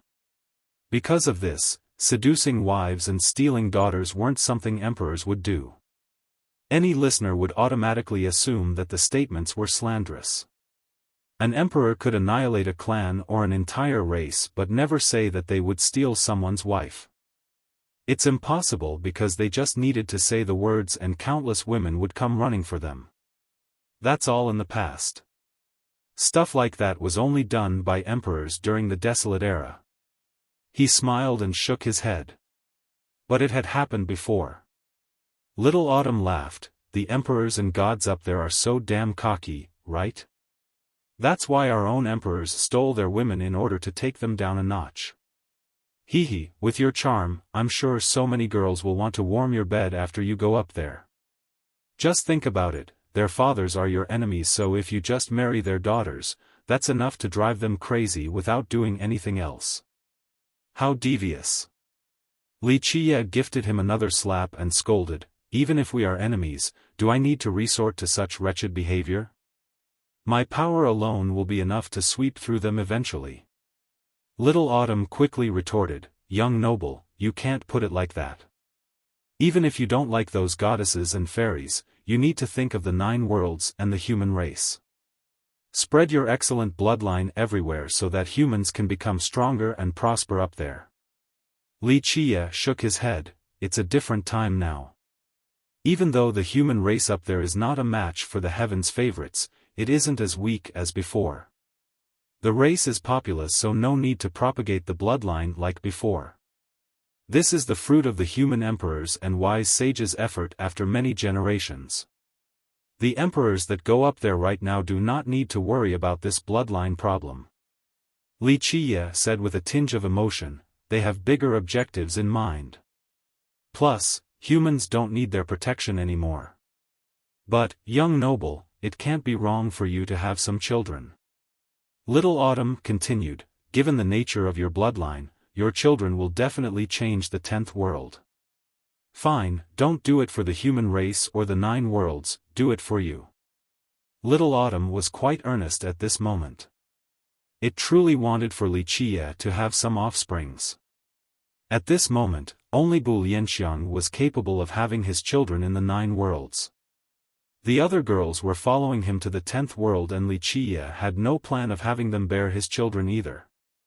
Little Autumn knew that Li Qiye was very picky about women, especially regarding his bloodline. Even though the 9 worlds might not have his kid, Little Autumn still wanted him to leave some legacies behind in the 10th world. This was the reason why it brought up this topic. Li Qiye fell into a hush.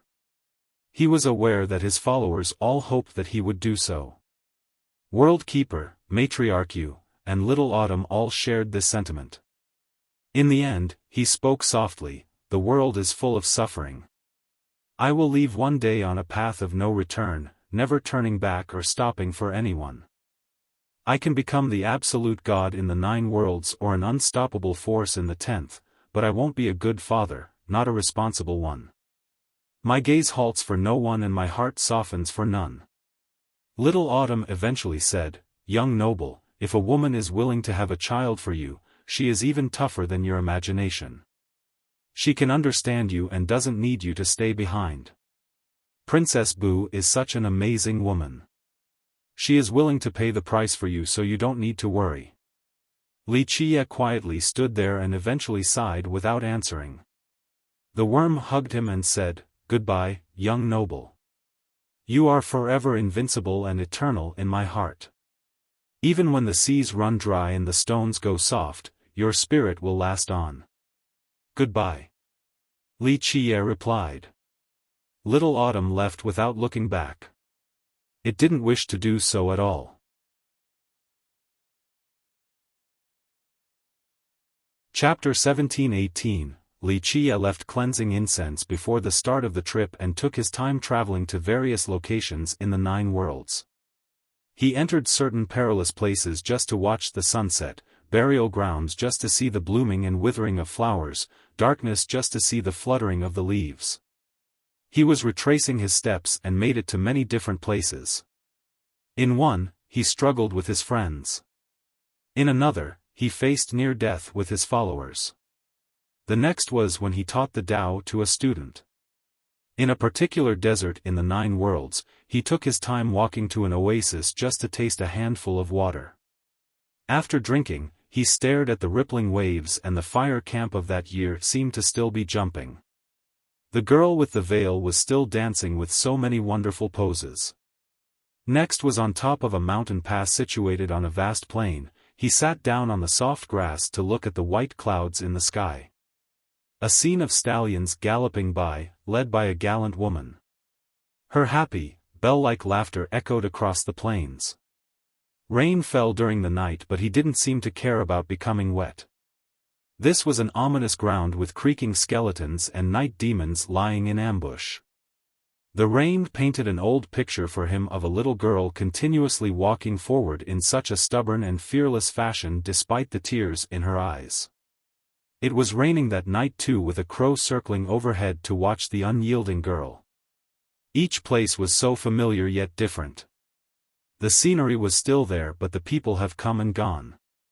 Mulberry fields replaced the blue seas, everything has disappeared along the river of time. These locations were once visited by a crow, laughter, and suffering. They were blessed with the appearance of great characters who couldn't be forgotten. In sacred Nether, he stood on top of a peak to stare at the lonely city on the horizon and the towering peak standing proudly across the world. "Goodbye," he whispered intimately before leaving. A woman opened her eyes inside the city to watch Li Qia's departing figure. Her heart shuddered and her fists clenched. For them, it was better not to meet. So many words, yet expressing them was the difficult part. They didn't want to show weakness before each other. Next stop was Stone Medicine. It was a quiet journey, not letting anyone know. He leaned on a giant bamboo tree and seemed to be asleep. After a long time, he patted the tree and said before leaving, "Goodbye, my friend. May you be eternal and everlasting." The leaves and branches rustled as if they were waving goodbye to him. So many words expressed in such a simple manner between two parties who understood each other. He stepped on a high mound with an old tablet on top.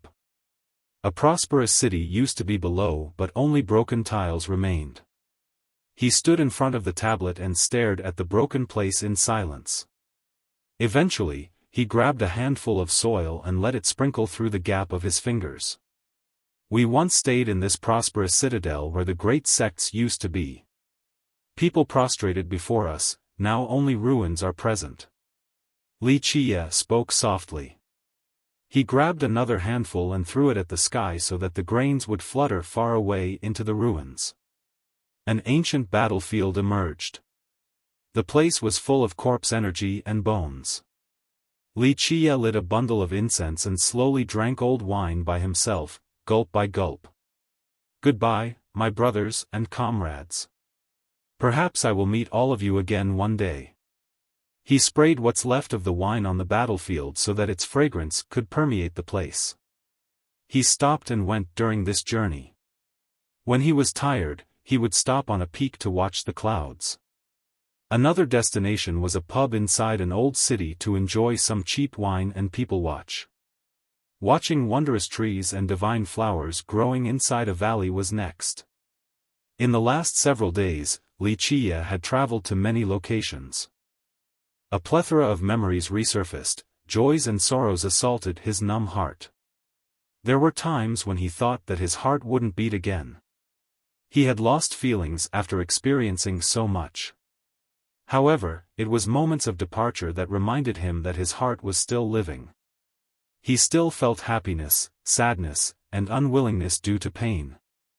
In the end, he returned to Mortal Emperor. There was a surging river here. He sat down and leaned on his knees to watch the green water flow. The current was especially quiet and gentle lest it disturb someone's sweet dream. At the bottom was the grave of a generational goddess with a thunderous fame. Li Qia had a hard time speaking despite the words forming in his mind. He eventually smiled wryly and said, "You once asked me, if I always stay as an immortal and live till the world grows old, what will I do? The truth is I don't know the answer either. For millions of years, so many people pursued immortality. In each epoch, amazing characters and immortal emperor searched for it. But I'm afraid that real immortality isn't as beautiful as their imagination. How many people can preserve their original mind? They will either go crazy as a devil or become unreachable like a saint." He gently sighed, "If I could choose again, I wouldn't want immortality. The burden of responsibility is too heavy. It's better to go all out just once. Living and victory are fine, same with dying and defeat. He paused for a moment and elaborated, that's why I don't truly want to grasp the longevity grass. As long as it doesn't fall into the hands of the ancient Ming, I'll be just fine as I head towards the final battle in this generation. After a brief lull, he laughed and said, no, don't get me wrong. I'm not fighting to die. Your young master has never been that pessimistic. Though I do not wish for eternal life and am ready to fight without turning back, I will go there with an unstoppable momentum to trample the emperors and gods as well as the villainous heaven. Your master was invincible in the past, is untouchable now, and will still be unbeatable in the future. Just watch, my brilliance shall paint the worlds above. My legends shall be imperishable. His boisterous laughter drifted with the winds. Finally, he left the river and floated to the sky. His profound and aggressive glare saw all the lands before focusing into the horizon. The glare then pierced through the worlds all the way to the 10th. The gods and emperors up there would be stricken with fear if they were to see this. 10th world, the dark crow is coming again. He said slowly, emperors and gods, are you ready? Inhabitants of the 13 continents, are you aware that a new era is coming? Old Xian, have you thought it through? Continue to stand in my way or side with me? I will show no mercy this time around. His eyes became austere and emotionless, seemingly capable of freezing the 10th world. If anyone were to see this terrible pair of eyes would become their nightmare. In the end, he became gentler and looked deeply at the 9 worlds. Goodbye, 9 worlds. You will need to rely on yourself in the future. The guardian will no longer be here. He returned to cleansing incense and told the group, ladies and gentlemen, get ready to go to the 10th world. Go say your goodbyes and calm your emotions before facing a new challenge. A more brilliant era and vaster world are waiting for you all. The group took a deep breath. This day has finally come.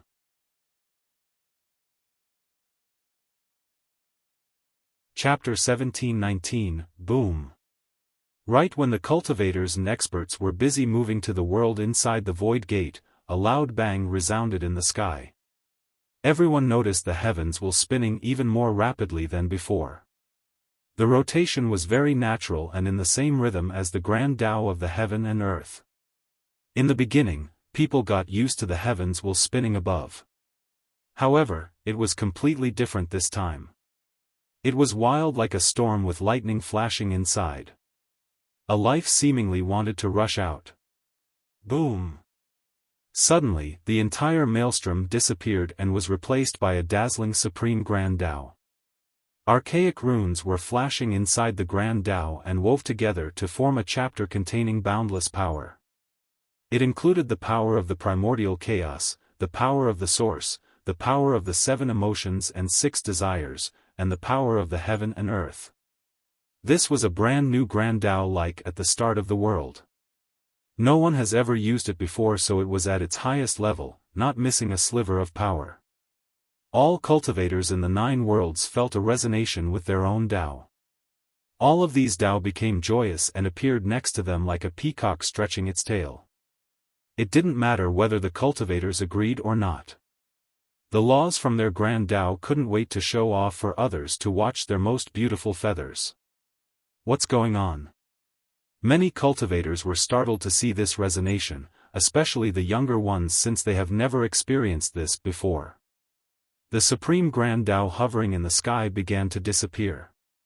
Initially, there was an image of a heavens will hovering in each world, but now, only the one immortal emperor was left.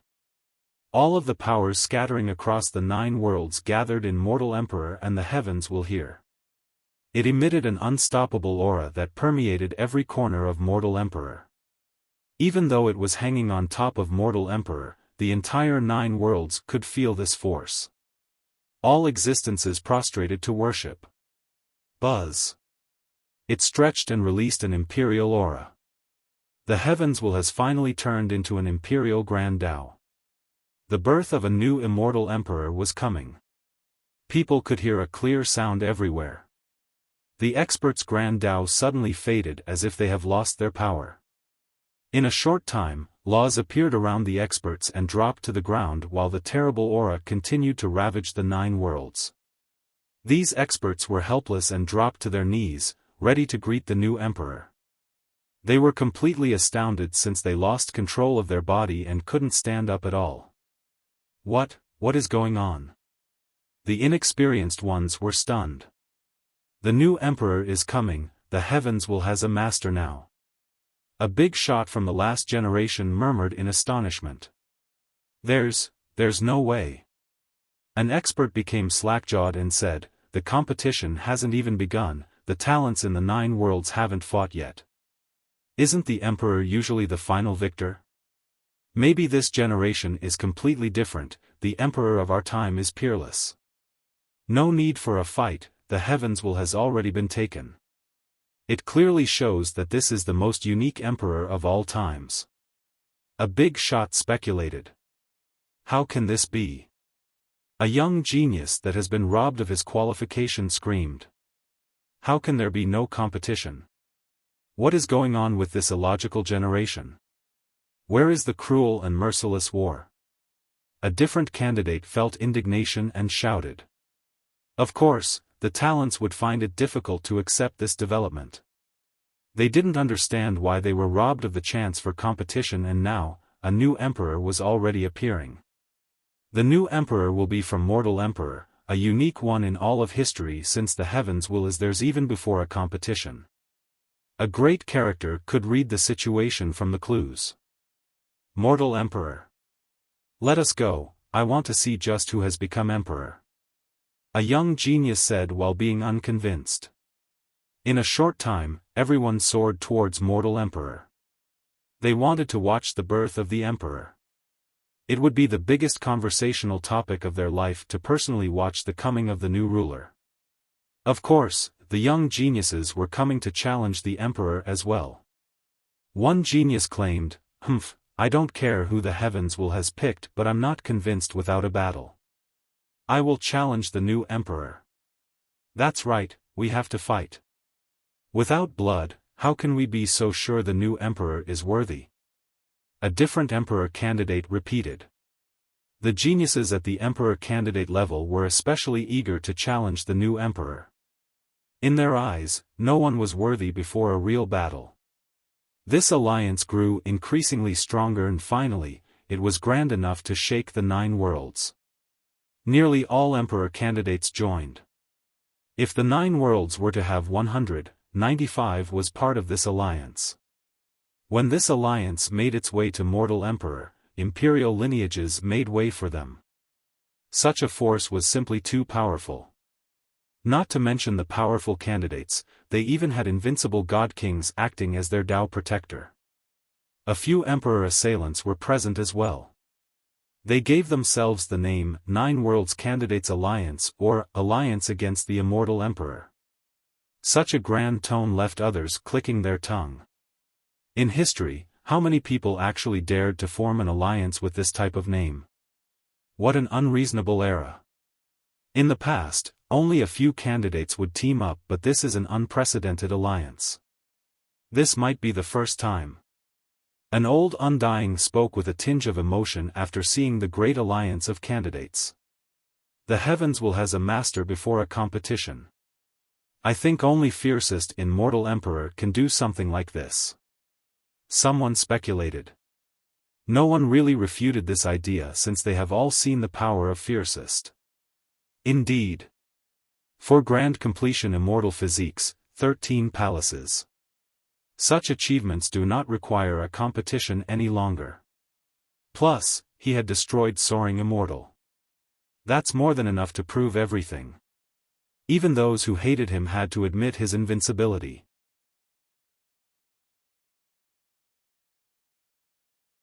Chapter 1720. The majority of the crowd could tell that fiercest was about to be emperor. The moment they found out that the emperor was from Mortal Emperor, they immediately thought about him. In this particular world, everyone thought that only fiercest was qualified to win the throne. Who in this world can stop fiercest? His enemies were completely convinced of his feats as well. Fiercest is about to become the prime emperor of our human race. A human proudly said, his achievements in the future will be above immortal Emperor Xiaofan and Empress Hongtian. No one is more qualified to be called prime than him. The prime emperor. Many people pondered quietly.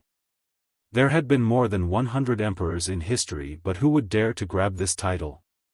If we were really to pick the best of them all, Fiercest is indeed qualified to be in the conversation. Immortal Emperor Xiaofan was undefeated throughout his life. Empress Hongtian could suppress the heavens. But, just the 13 palaces and 4 grand completion immortal physiques alone should edge the other 2 out. An older cultivator eventually commented. This was a very serious topic. There have been many emperors in history, some extremely brilliant. For example, Immortal Emperor Xiaofan, Empress Hongtian, Immortal Emperor Fei, Immortal Emperor Hao Hai, and even Immortal Emperor Tian II from the ancient Ming. Thus, people always disagreed about the best among them. In an ancient location, an eternal existence also heard about this title. He was aware that Wuxia was actually the Dark Crow, so he remarked, Prime Emperor, not to mention the 13 palaces and 4 physiques, just His Excellency's lifelong accomplishments alone are enough to give him this title, not just because he became an immortal emperor either. Who has been protecting the 9 worlds and fighting the ancient Ming? Who was the one stopping their dark reign? Without His Excellency, the 9 worlds might still be drowned in darkness right now. Even in the 10th world, he rallied the emperors together to fight the divine, heaven, and devil races for the sake of the myriad races. Traveling between the 9th and 10th world was painful, but he still did it for the 9 worlds and the myriad races. This was an indelible contribution, but people only remember about how majestic the emperors were, not the one protecting them in the shadow. Thus, only His Excellency is qualified for the title of Prime. This eternal existence had worked for the Dark Crow before. He felt his blood boiling after stating this because he had always remembered the contributions. Some people were very unhappy about this discussion. They were the candidates that have currently formed the alliance to fight against the new emperor. Who cares about his achievements? One just can't be strong and become an emperor without a fight. Without the final battle, there is no emperor. One genius claimed. Everyone was aware of just how terrible and powerful Wuxia was. However, for these candidates who were robbed of their eligibility, they were in a bad mood. No matter what happened, Fiercest has become everyone's enemy and target, hence the formation of the alliance. Boom! During the heated debates, a loud blast exploded in Mortal Emperor. The sky seemed to be splitting apart. A series of rumbles came next, causing the entire world to quake. A visual phenomenon occurred as if a world was descending. What's going on now? After the descent of Soaring Emperor, many great powers in the 9 worlds were completely afraid. Thus, the appearance of another world in Mortal Emperor shocked many people. Boom! Boom! Boom! Finally, this world hovered in the sky right below the heaven's will. It seemed to be waiting for something. It emitted the aura of primal beasts, as if a great monster was coming out. The Bayan Beast World. Someone recognized this world and immediately shouted. One of the 6 ancestral Earths. Shouldn't it be in stone medicine? Why is it here now? People were perplexed at this sudden appearance. The great powers in Mortal Emperor became increasingly vigilant. This might be bad, another invasion? A sect master became worried. After the Soaring Immortals invasion, many great powers were still in anxiety. Some even planned for the worst and became prepared to fight against the Beast World. Fortunately, the Beast World didn't show any aggression after appearing. Everyone became relieved. In the faraway immortal mine, the skinny crystal fowl woke up. It stood by the entrance and looked out at the direction of the Beast World and murmured, "The 10th world, only emperors can go up there all along, but now, the Dark Crow is bringing so many people. what is he going to do about the spatio-temporal barrier? Only an epoch wheel is capable of doing this, but does such a thing still exist? Not even the heavenly corpse burial ground has one, so what will the dark crow do? Even the crystal fowl couldn't predict what Wuxia will do to break the world barrier. However, he must be confident if he dared to bring so many people to the 10th world. Because of this, the fowl said with a tinge of emotion, "This damned crow has too many unbelievable methods. So heaven-defying, after generations of planning and accumulation, no one can stop him outside of the high heaven. No wonder why even the corpse burial ground conceded. That's some determination, daring to destroy that burial ground if it dared to oppose him. It's a good thing we didn't try to fight him, or our mine would have been flipped over too. Both the chicken and the egg would have been broken at that point." It continued lamenting, "Being free must be nice. The beast world has finally waited till this moment to settle the scores. It's a shame that we're still stuck here in the darkness. I guess we can only hope for the crow's victory, since the villainous heaven won't spare us. Who didn't want freedom in this world?" However, their mine didn't have any choice. It was either to hide in the immortal mine or face extinction. In the past, when the young 9 Sea Kings snuck out, it naturally knew but turned a blind eye. It could understand the young one's desire to see the outside world. He was also aware of their struggle. Even if they were to sever their bloodline, the villainous heaven still wouldn't spare them. The mark left by the heaven was impossible to be destroyed. Even a blood severing could only hide them temporarily. Only by destroying the villainous heaven would the seal be destroyed as well. Of course, they didn't have this opportunity. Thus, the fowl placed all hope on Wuxia. He was the only one who had a chance for victory. The fowl was truly envious of the beast world. Though both of them were ancestral Earths, they were different in nature, and this had decided their fate. The beast world could see the sunlight again while the mine couldn't. The beast world didn't suffer the same seal from the villainous heaven. Thus, as long as the villainous heaven continued to exist, the mine wouldn't have their freedom. "Damned crow, you were a blood-sucking vermin, but you need to stay alive. Do it." The fowl spoke, "You are shouldering the hope of so many to break the eternal chains. Their freedom depends on you. If you fail, how many more cycles and epochs will it take? Few people could make it to that step, and even fewer had any chance of victory. In this epoch, you're the only one. Don't disappoint me, since I have gambled everything on you." The fowl became absent-minded. After a while, it shook its head and was between laughters and tears. "How strange, an old geezer like me still gets so sentimental."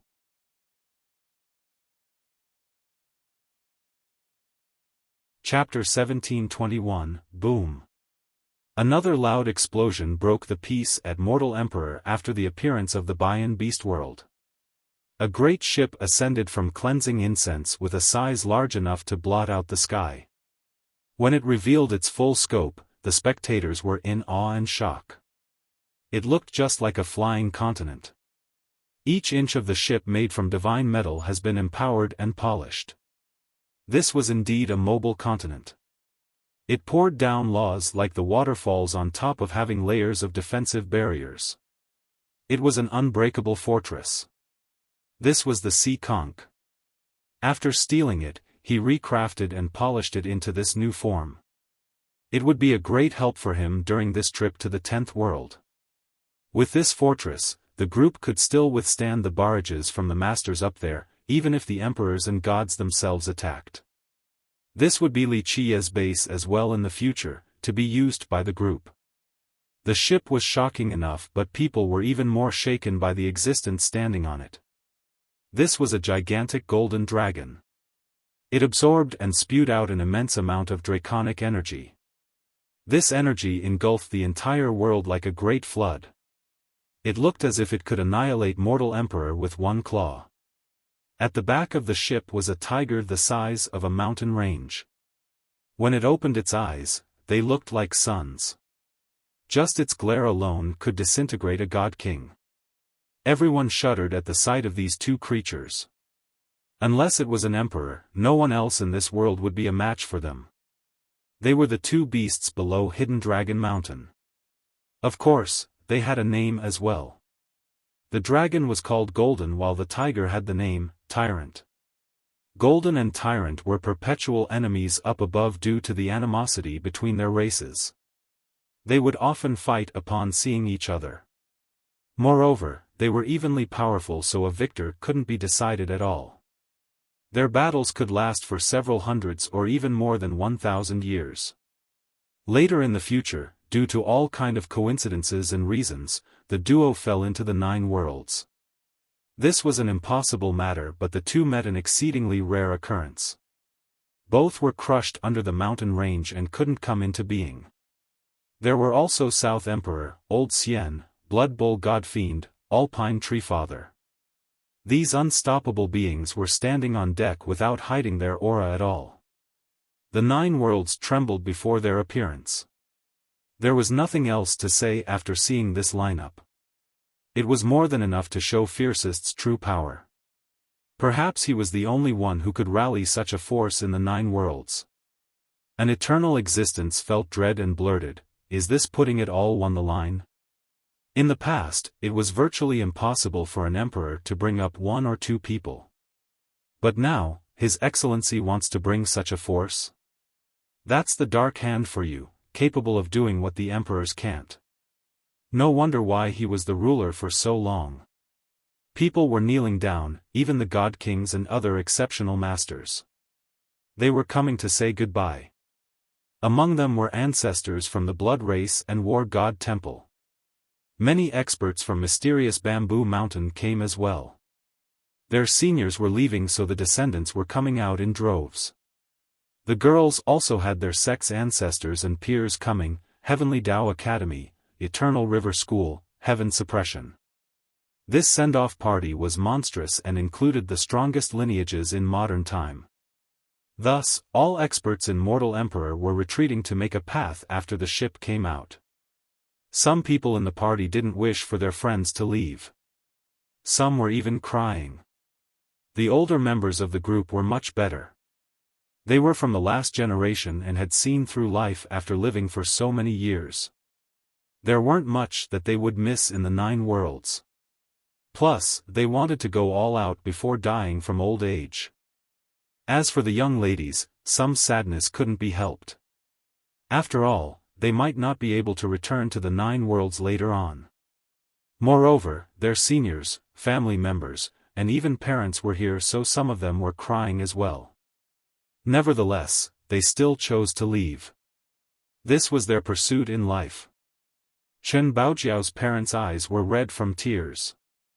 However, they didn't interfere with their daughter's business and boundless potential in the future.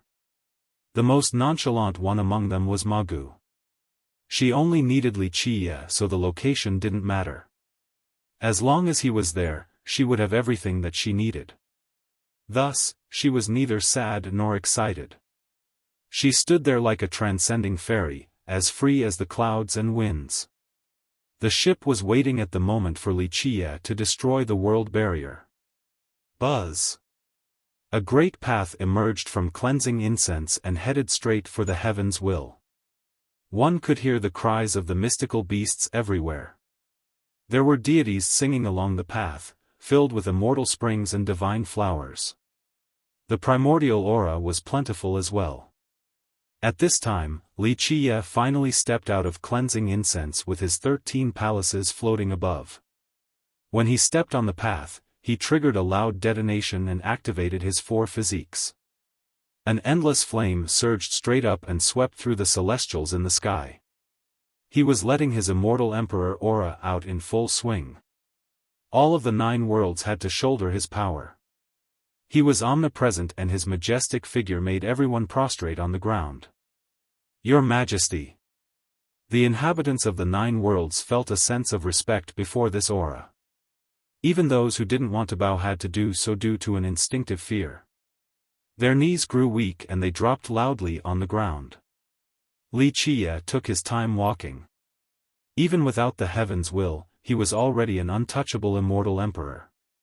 The laws of the world screamed before his coming. All beings had to submit to his might. He was holding Bu Lianxiang's hand. The two of them walked very slowly, painting an eternal scene. She was beautiful enough to shame the stars. Even if she wasn't an official imperial queen just yet, she was above all the previous queens. Many girls were lost in admiration and envy. Only Bu Lianxiang could enjoy this honor in the entire world.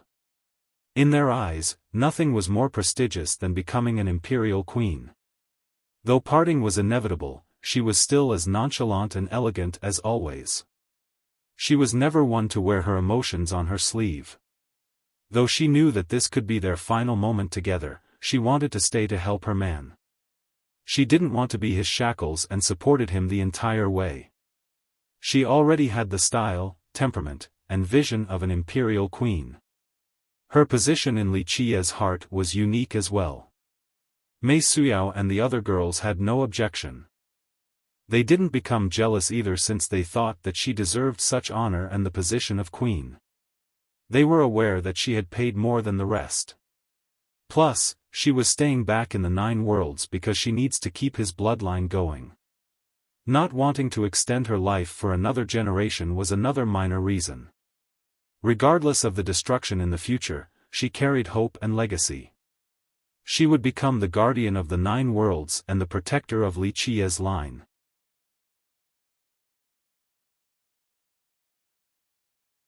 Chapter 1722.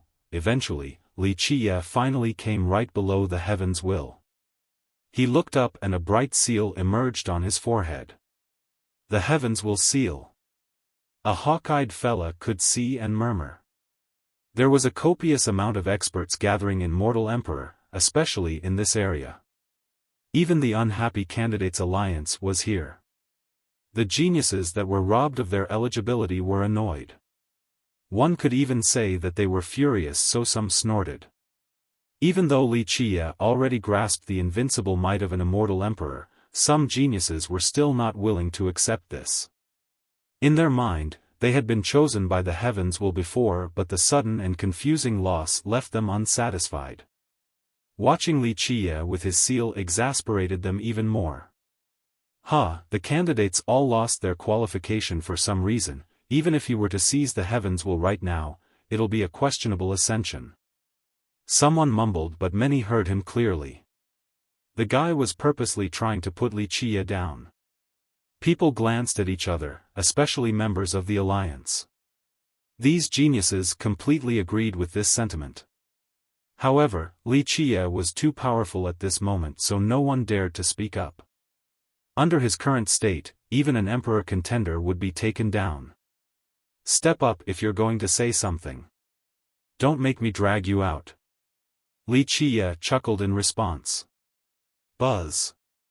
2 people appeared out of nowhere, one old and one young, shrouded in a divine aura. Their vitality was quite holy and gave off a supreme feeling to all spectators, as if they came from a divine race. I said it. The old man lowered his tone. It doesn't matter how strong you are. Without a competition, people will talk. Li Qiye glanced at the old man, then the youth. He smiled, and here I thought it was someone else. So it's Unidao, true God. Your bloodline is quite rare in the 9 worlds. When your father was alive, he still could only kneel before me. You are far inferior compared to him. You. The old man's face turned red. Fine, since everyone is here, I won't be so polite. Li Qiye's gaze swept through the experts, especially the alliance members and their Dao protectors.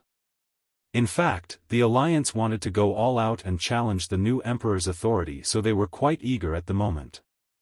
Li Qiye said, I initially wanted to be merciful, leaving more talents behind for the 9 worlds, but if all of you are so blind, don't blame me for what I'm about to do next. Your alliance must be unhappy and feel indignation about losing your eligibility. A battle has always been part of the ascension to the throne. Only by experiencing this would one be qualified to become emperor. One candidate stated. That's right. A different genius parroted, "It's not an official ascension without a battle." The quiet ones, especially the imperial lineages, were wanting to leave this mess. They had seen enough of Fiercest's abilities. It couldn't end well for those who oppose him. The best example was Soaring Immortal. Nevertheless, the Alliance remained unconvinced and refused to swallow this indignation, despite knowing Fiercest's strength. "Fine, you want a merciless battle for the heavens' will, right? So be it. All come together with your Tao Protector and sections. I'll take care of you all with just one move." Wuxia chuckled. The geniuses from the Alliance were furious after hearing this. They were the top talents from all over the 9 worlds with amazing achievements and personal abilities. Though they knew Wuxia was untouchable, his declaration of taking them all down with one move was simply humiliating. Such a big tone. One genius from a different world scowled. Wuxia replied, "I've always been like this. If you want to make a move, go for it. Don't waste my time." "Are you sure?" another asked. "That's right." Wuxia said, "Anyone who is unhappy with me can come with whatever techniques and methods. I will need just one move." "Fine, we'll just see how invincible you are." The young was always impetuous. One of them instantly said after losing their patience. At this time, the Alliance got ready for battle. Their Tao Protectors and seniors stepped up as well. In a short time, Wuxia was completely surrounded. Each genius took the most advantageous position in order to deliver the fatal blow. "Anyone else? Let's go then, the more the better, so I can finish it all right away." Wuxia looked around and asked. "Humph." Some geniuses were hesitating at first, but they couldn't handle his arrogance. They snorted and stood out as well along with their seniors. Meanwhile, the spectators and virtually everyone who was from Mortal Emperor retreated far away from the battlefield. Those from Mortal Emperor could already see the incoming destruction. There was nothing Fiercest couldn't do in their mind, no miracle he couldn't perform. In fact, even miracles seemed so commonplace when he was involved. If he said that he could destroy the Alliance with one move, then he was definitely going to do so. In the end, the Alliance was in position for this final chance. There was no other choice but to test the might of Fiercest. They all walked on the path of the heavens, and Immortal Emperor was their goal. If they didn't risk everything at this last second, then their several dozen years or even several hundred years of cultivation would be wasted. Even though testing the beast was an unwise move, since Wuxia was unstoppable with his 13 palaces and 4 physiques, rationality didn't exist before the heavens' will. What was the point of all the hard training and spilled blood? They all paid the price and toiled just for this competition. This last effort gave meaning to their lifelong pursuit. Furthermore, they had the number advantage at this moment. If they could take Fiercest down, there was still a chance of reaching for the throne. He was their biggest obstacle and there was no way around it. They must kill him or everything would only be empty talks.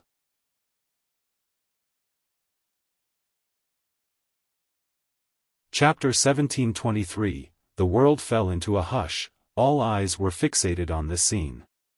The experts who were strong enough to watch all held their breath. Moreover, many great powers and imperial lineages opened their heavenly mirrors to watch the area.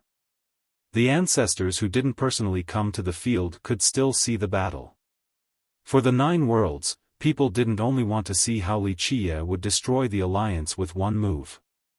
They also watched how he would shoulder the heavens' will and become emperor. They wanted to see the process with their own eyes. Becoming emperor was everyone's goal, but right now, if they couldn't become one, being able to witness Wuxia's ascension was still the topic of a lifetime. Their life wouldn't have been wasted completely. Members of Mortal Emperor were more curious about which technique he would use to take down the Alliance. They cared about the process, not the result, since the latter was already written in the stars. The geniuses in the Alliance weren't that numerous.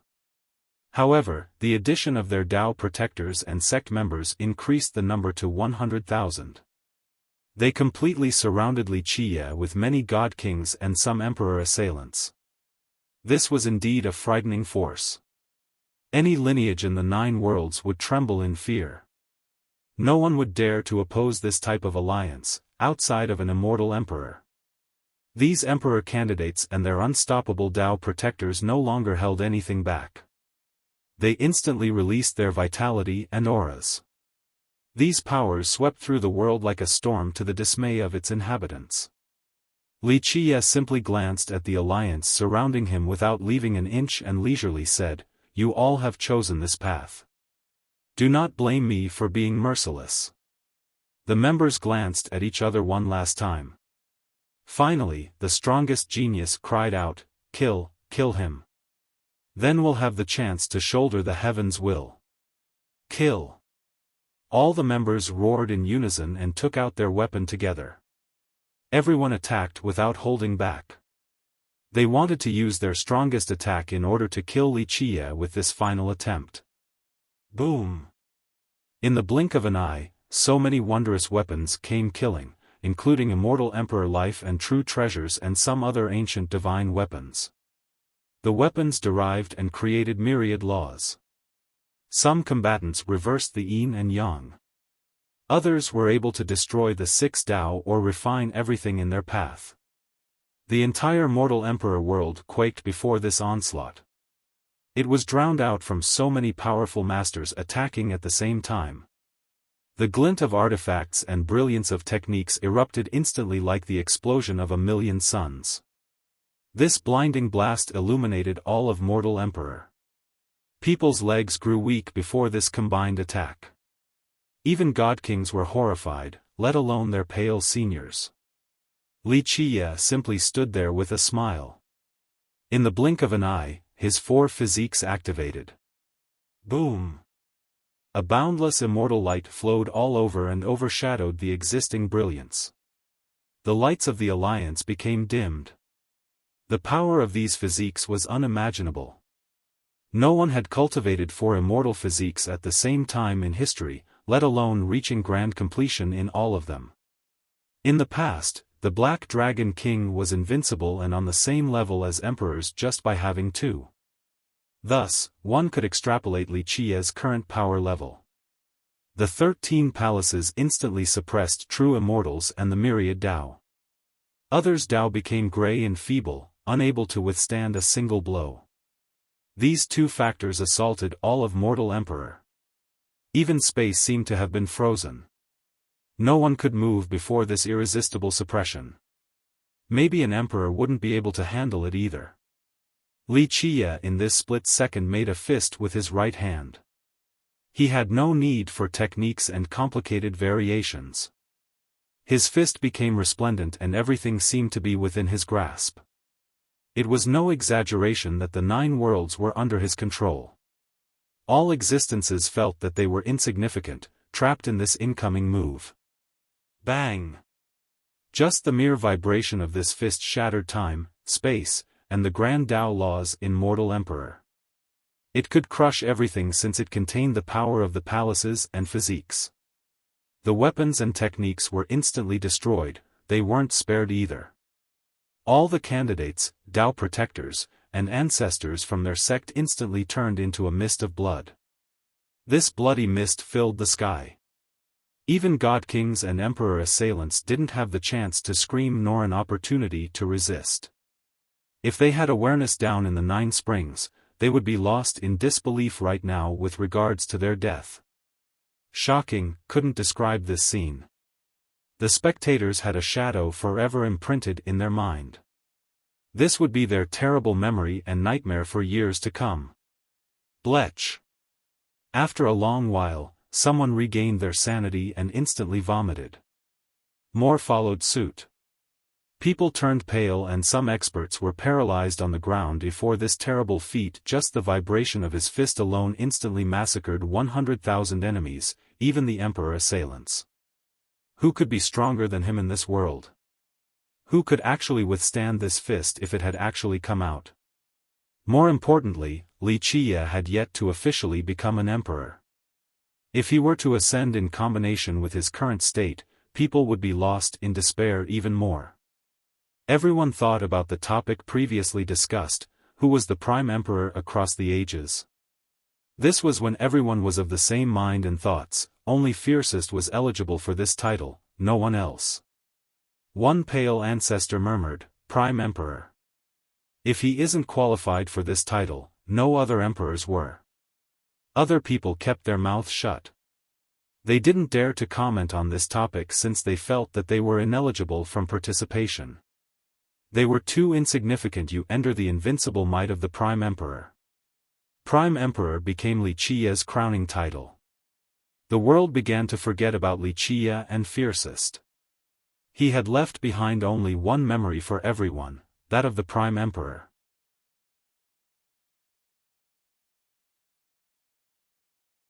Chapter 1724. Wuxia gently sighed while looking at the sky filled with bloody mists.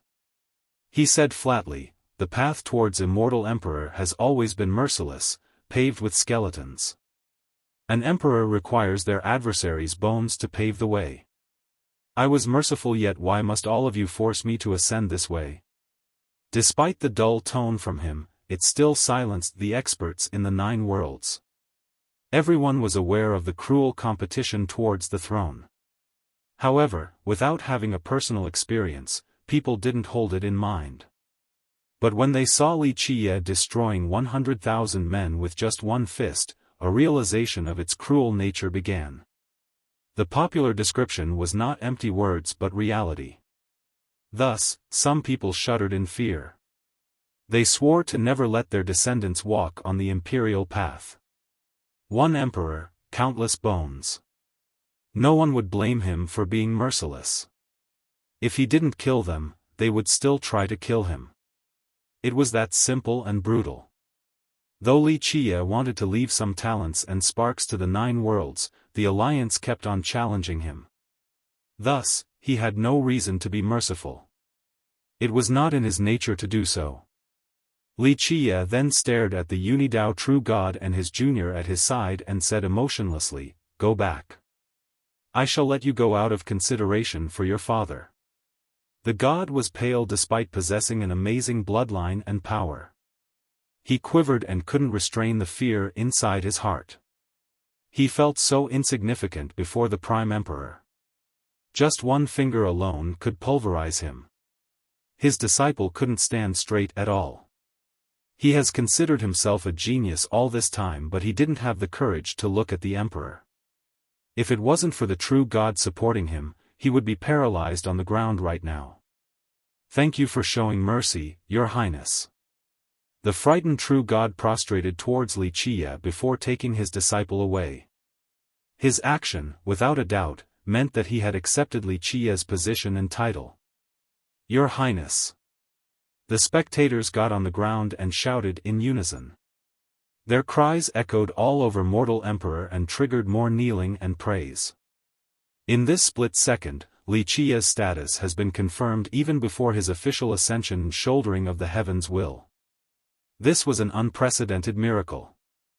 No one had been accepted so readily by all experts before the official coronation.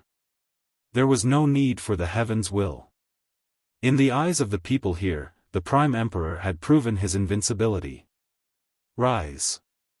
Wuxia took in everything around him and said slowly. His quiet voice permeated all corners in the 9 worlds. His imperial aura filled every inch of the lands. All cultivators were willing to submit to the Prime Emperor's authority. They finally stood up and looked at the Emperor with awe and respect. Wuxia withdrew his gaze and looked at the heavens will in the sky. He said, "It's time to leave." With that, his forehead lit up. One could see 3 golden, silver, and iron strands of light twisting together. The light of the heavens will was only one step of a long path compared to them. "The end of the world is waiting to be vanquished by us," he declared. Boom! Boom! Boom! 3 maelstrom instantly pierced through all space and appeared above Wuxia. Rumble. The 9 worlds quaked in response. All living beings were startled by the explosions. 3 maelstrom were hovering above his head now with their respective color, gold, silver, and iron. They were found by him in the past. The golden maelstrom came from the source of the 3 great veins in stone medicine. The silver one was located in the ancestral domain of sacred nether, and the iron one was lost in the bone sea. Few people in history knew about them because they have never appeared at the same time. It was difficult to comprehend them, even an emperor would need a long period of time. More importantly, luck was essential in doing so. They were related to the greatest mystery of the ages. The master in the immortal demon grotto searched for it back then. In the beginning, he didn't have a great understanding of the maelstrom. He only knew bits and pieces from the lost epochs, only about their existence. Later on, his dark crow dug deeper and he understood them more. By the time the dark crow escaped from the grasp of the grotto, Wuxia had greater knowledge than the grotto. It wasn't until he obtained the silver light that he truly understood it. This was the reason why he wanted to go to stone medicine and heaven spirit. When these 3 maelstrom were rotating, the entire 9 worlds were shaking as if the 3 could devour and grind everything to dust. The maelstrom were small relative to the 9 worlds, but they contained a power 100-fold stronger to the horror of all creatures. Everyone was afraid that they would suck the 9 worlds in. From then on, nothing would exist. Buzz. The 3 lights turned into 3 extremely tiny laws after a dazzling process. These hair-like laws were exquisite and looped around each other. Boom! The 3 big maelstrom changed. They turned into 3 grand Tao that have never been seen before. In a short time, the 3 grand Tao imitated the 3 tiny laws and twisted together without stopping. With their rotation, everything in the world became eternal as well. The explosions finally stopped and the world became quiet. These grand Tao were inscrutable. They seemed to have been born in the primordial essence, even older than the heaven and earth. All the laws and Tao of the epochs were derived from them. No one could understand them and felt that in this particular conjoined state, the world was born for their sake. Wuxia smiled satisfyingly after seeing this. If it wasn't for his search under the grotto's command, he wouldn't have figured out their mystery. During his search, he read through countless scrolls in the 9 worlds and even went to the 10th. There was virtually nothing written about them, only a few lines on ancient murals. After the long years, Wuxia had certain guesses and today, he was finally successful. Their origin and usage couldn't be described with words. This was the reason why after losing, the grotto tried hard to find the maelstrom. In the master's eyes, this was his only chance to rise again. Those who truly understood the maelstrom would go crazy, including emperors.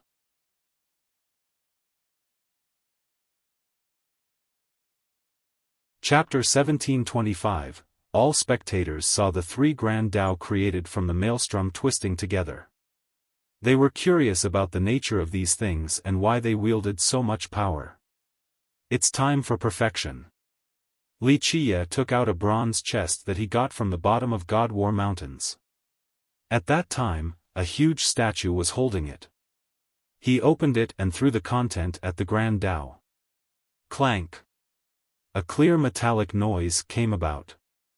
The items from the chest hung on the 3 grand Tao and became resplendent. They were 12 things that had the appearance of laws but weren't laws, golden but weren't gold, hardened but weren't stones. They looked so natural hanging off the 3 Tao as if this was their complete form. If the 3 grand Tao together looked like a beautiful earring, then the 12 things hanging on them looked like 12 attached string tassels fluttering in the wind. The beauty of this entire thing was beyond imagination. No one in this world was qualified to wear it, and its seemingly natural form only confused the crowd even more. How many emperors have chased after the heavens will and trod forward courageously? Today, the heavens will is only a decorative piece.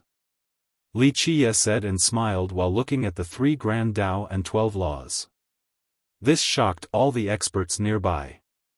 So many considered the heavens will to be everything. But now, the Prime Emperor said that it would only be a decorative piece. Such a statement was too domineering. He was the only one qualified to do so. His forehead lit up again. With a buzzing noise, one of the 12 laws stretched out as if it was coming back to life. Next, it instantly locked up the heavens will before penetrating inside. The Grand Tao form of the heavens will was initially flowing like water. Now, it was absorbed by the law and became part of it.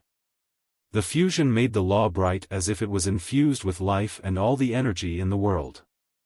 The other 11 laws paled in comparison since they didn't have the same radiance. This astounded the crowd and left them with widened eyes. Even though the Prime Emperor had said it, watching this scene unfolding still bewildered them. The heavens will was the symbol of invincibility and belonged only to the emperors. But today, it was only a decorative piece. It was truly made the mind waver. Everyone would find this unbelievable in the past, but watching it in person made them think that this was quite natural, normal, even. Nothing the Prime Emperor did could be considered a miracle since he was capable of anything. Many had their breath stolen. If that law required one heaven's will to light up, it meant that they needed at least 11 heaven's wills more to be complete. Just thinking about that made everyone nervous. Who could imagine the consequence of possessing 12 heaven's wills? What was the result of someone possessing them?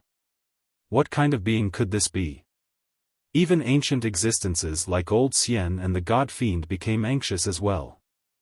Meanwhile, the Golden Dragon and Tyrant Tiger understood the significance and the result. However, they didn't know the real origin of the 3 Grand Tao and the 12 laws. It's time for the emperors and gods to tremble, as they should. The heavens will gestated by the 9 worlds is very precious. How many heavens wills up there will he need to light the other 11 laws? The Golden Dragon said. This guy is too heaven-defying, just this alone will make scalps tingle up there. The Tyrant Tiger agreed, after he lights up all 12, even if Purewood Divine Emperor and Origin Heaven Emperor were to come back to life, they still wouldn't be able to stop his pace. No, you are still underestimating this guy.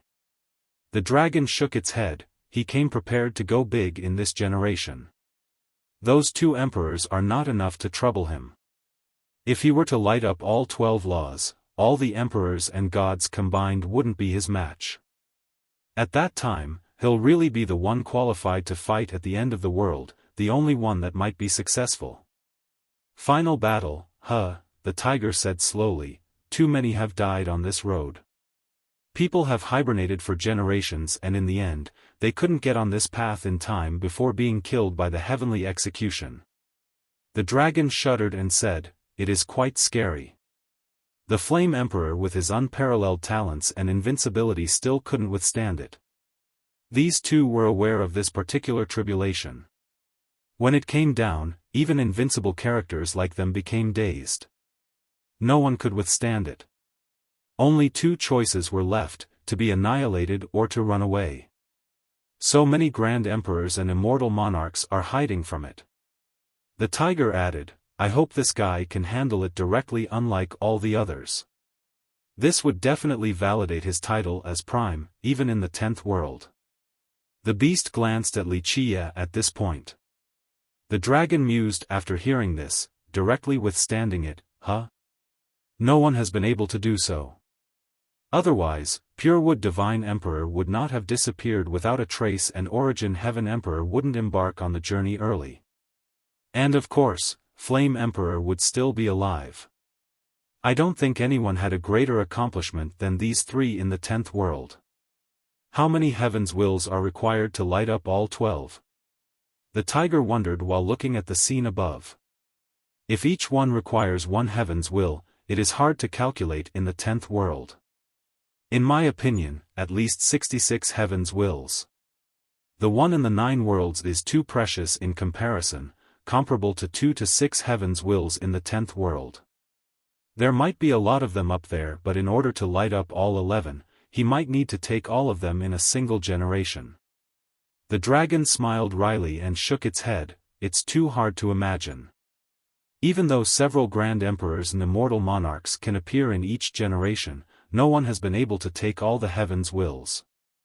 No, it's frankly impossible, since it will make it awkward for everyone. The other emperors and monarchs won't just sit idly by.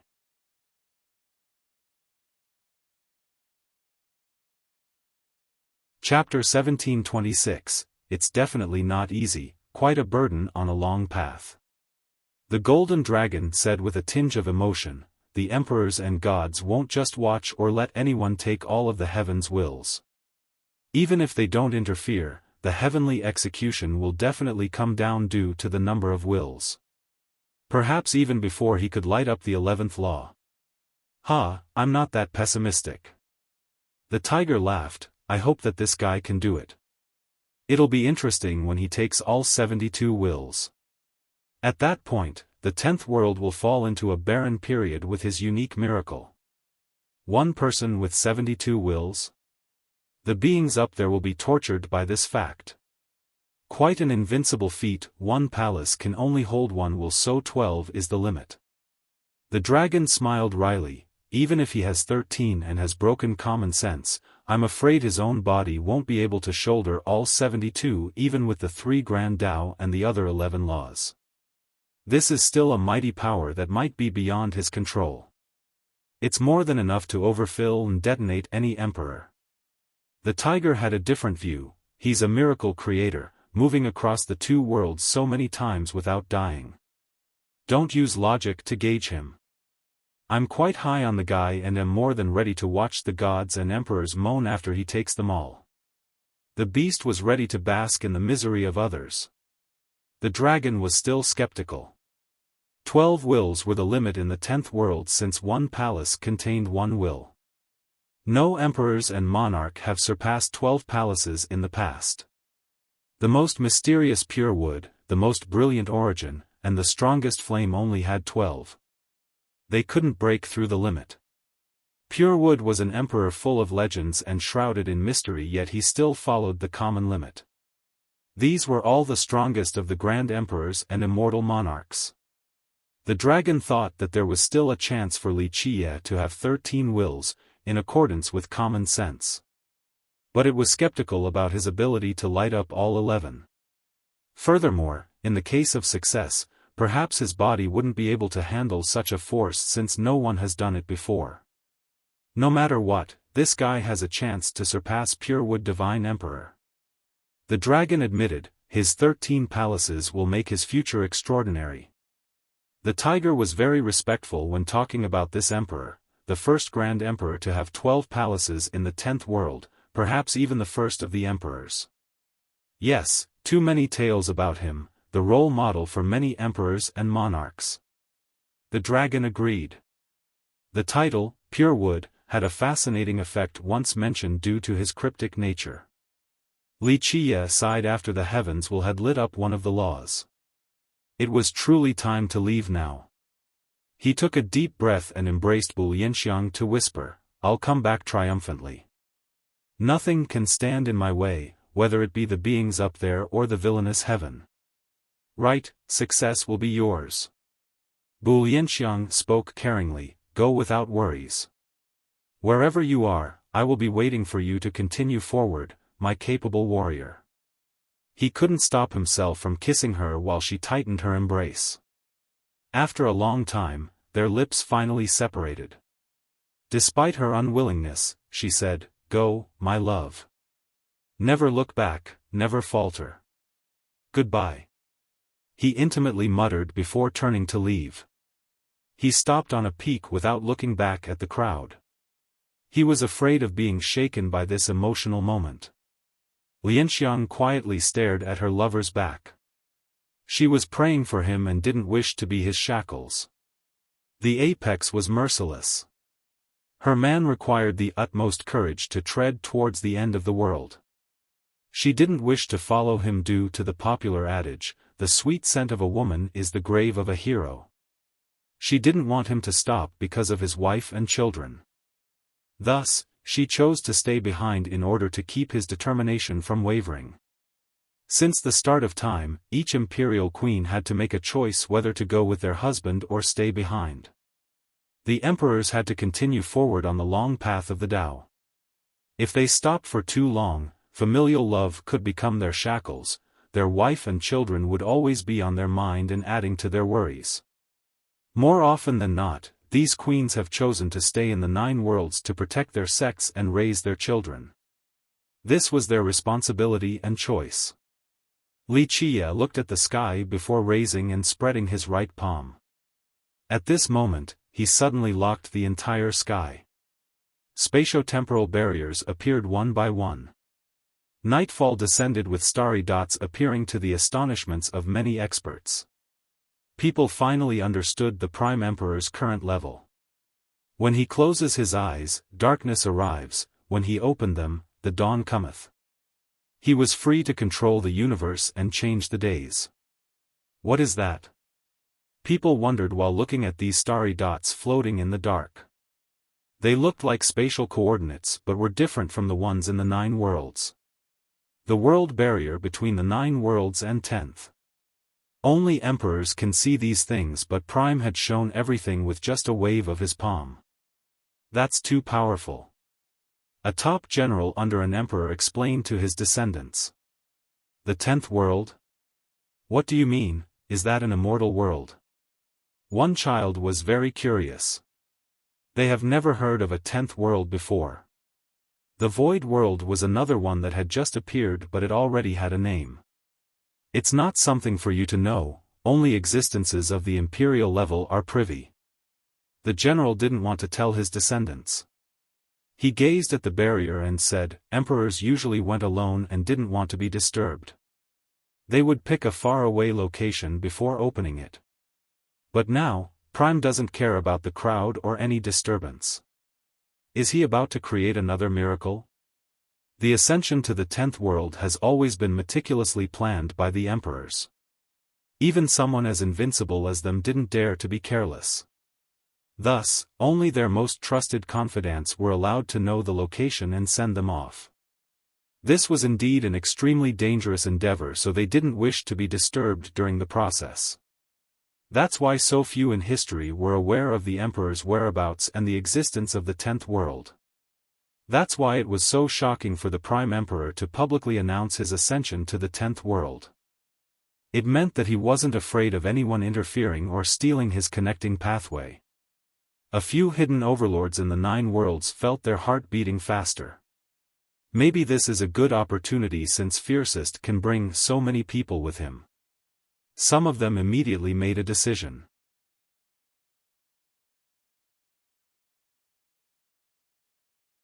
Chapter 1727. In fact, the overlords weren't the only ones tempted. A few generals or hibernating children of emperors felt the same way. They were aware of the 10th world's existence since they saw their parent going up. They also missed the emperors who might still be living in the 10th world. Thus, they were thinking about seeing them and some legends in the 10th world. Emperors usually went alone not only because of the difficulty in surpassing the barrier, it was also due to the hunt waiting above. They could face people at a higher level and might not necessarily survive the ordeal, let alone protecting others. So now, when the Prime Emperor wanted to bring so many people, it meant everyone could have a chance to go to the 10th world. So that's what he'll use to break the barrier. The crystal fowl back at the mine saw the 3 grand Tao and 12 laws hovering above and understood Wuxia's method. This is even stronger than an epic wheel, definitely before the primordial period and all the epochs. That's when such a powerful thing would be created and break through the barrier like an epic wheel. The fowl murmured. He also yearned while looking at the starry dots. There were the coordinates of the 10th world. After breaking through the barrier, the 10th world was next. It was a type of homecoming. Unfortunately, their mine wasn't allowed to join. Even when an emperor was doing this, he could only open a single path for himself on this barrier with the heaven's will. After all, this was a separation created by the high heaven and another reason why emperors usually went up alone. Wuxia locked onto his target with a chilling glare and said, "Is everyone ready?" Roar! Both the Golden Dragon and Tyrant Tiger roared and became excited with surging battle intent. Their terrible aura engulfed the 9 worlds. They were at the level of emperors, so everyone else shuddered. The Prime Emperor alone was frightening enough, but now, 2 divine beasts were present as well. This magnitude of force was truly unprecedented. It could suppress all the ages, since it was virtually 3 emperors existing at the same time. No one could ever touch this group in any era. The beast world became excited by exuding an endless primal aura as well. It was as if countless beasts were coming back to life. The birds, fish, and beasts all over the 9 worlds stopped on their track instantly due to fear. Even the soaring immortal sect at its highest peak couldn't possess this all-crushing power. In fact, Wuxia was full of regrets. He wanted to use the dragon and tiger to deal with the ancient Ming one last time before leaving. Alas, they kept on hiding, so he didn't have the chance for a final massacre. Buzz! His forehead lit up and released loud explosions. The 3 Grand Tao and 12 Laws began to spin like a drill bit. The bright entities became dazzling with a suffocating power. Quite terrifying. The crystal fowl was very wary after sensing this power. Even the pair of eyes in the deepest part of the heavenly corpse burial ground opened as well and became serious. The old ghost realized that Wuxia was going all out back at the negotiation day. If the burial ground were to refuse, he would have definitely destroyed them. Rumble. The Tao and Laws rotated faster and faster until it just looked like a drill at work. Once it reached maximum speed, it instantly began to head for the world barrier. Bang! The impact made the 9 worlds shake. Tsunamis assaulted the sea while the stars swayed up above. Even the strongest beings tumbled to the ground. One move to break the heaven. A huge hole was penetrated in the world barrier. Crack! More cracks appeared that were increasingly widening. More locations on the world barrier began to collapse, resulting in more holes. The path to the 10th world emerged before the spectators. One could see the strands of immortal lights descending from above. They were brilliant and tempting, baiting others closer with palpitation. One must get through the lightning ponds first. An ancestor looked at the holes in the sky and said. The paths were still very dangerous. The closest area to the 9 worlds was full of lightning tribulations. One could see lightning bolts rampaging that place like dragons, ready to annihilate all trespassers.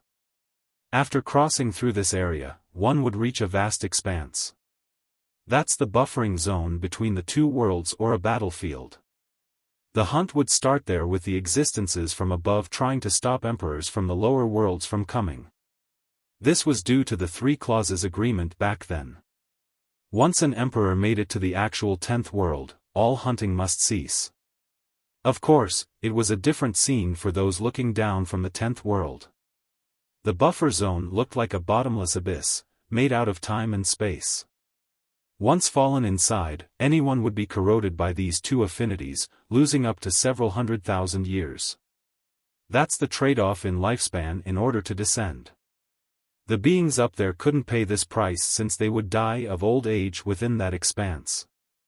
Thus, it was much easier to go up from the 9 worlds versus the opposite. In a short time, all cultivators held their breath. Some were quite tempted, but no one dared to rush forward since they didn't know what was waiting above.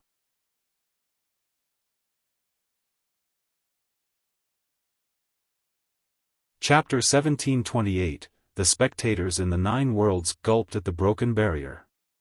The overlords that knew of the 10th world's existence gleamed with anticipation. In a short time, some people were secretly preparing to go up in this once-in-lifetime opportunity. Some god kings thought that this was the mythical world of immortals. Going up there was a fortuitous event, perhaps they could even obtain immortality. Unlike all the previous generations, the Prime Emperor had shattered the entire barrier, creating cracks and holes everywhere. Anyone who could withstand the upcoming lightning tribulation could have a chance of reaching the 10th world. However, he stood motionlessly in the same spot. Anyone else who wanted to go up still had to wait for him to leave first. Who would dare to compete for the first spot with Prime? We're finally returning. The Golden Dragon and Tyrant Tiger stared intensely at the holes with fire in their eyes. They were different from South Emperor and the others. One group was returning home while the other consisted of visitors. As two who have left home for so long, how could they not become excited at the repatriation? Nevertheless, the other group was still excited and ready to try. There was an entirely new world waiting for them, allowing them to excel even more. Wuxia himself had locked onto a particular coordinate. He then pointed at one of the holes and told the dragon and tiger, "You all go this way. Be careful." "Very well, commence." The two beasts lost their patience long ago. After hearing the command, the two of them eagerly shouted. Rumble. They controlled their ship to fly towards the hole directed by Wuxia. Magu and the others hurriedly waved goodbye at him. They couldn't go with him, so they had to wait for the meetup in the 10th world. It wasn't that he didn't wish to go with them, but he couldn't due to having too many enemies in the 10th world. He caused a huge commotion this time, so the ones up there were surely aware. Plus, they would try their best to calculate his position in the shortest time. That's why he would definitely face an ambush the moment he got up there, so he must go by himself in order to avoid involving Magu's group. "You go on that path." He pointed at another hole and told Ming Yeshua, who was controlling the beast world. Separating was the best way to avoid being captured altogether. Rumble.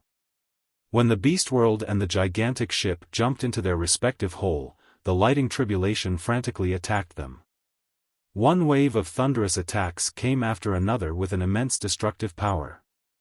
The thick lightning bolts came striking and would turn anything in their path to ashes. "Come!" The two beasts didn't care at all and roared. In the blink of an eye, their vitality erupted, same with their divine aura. Draconic runes and tiger symbols appeared to stir the lighting ponds. Boom!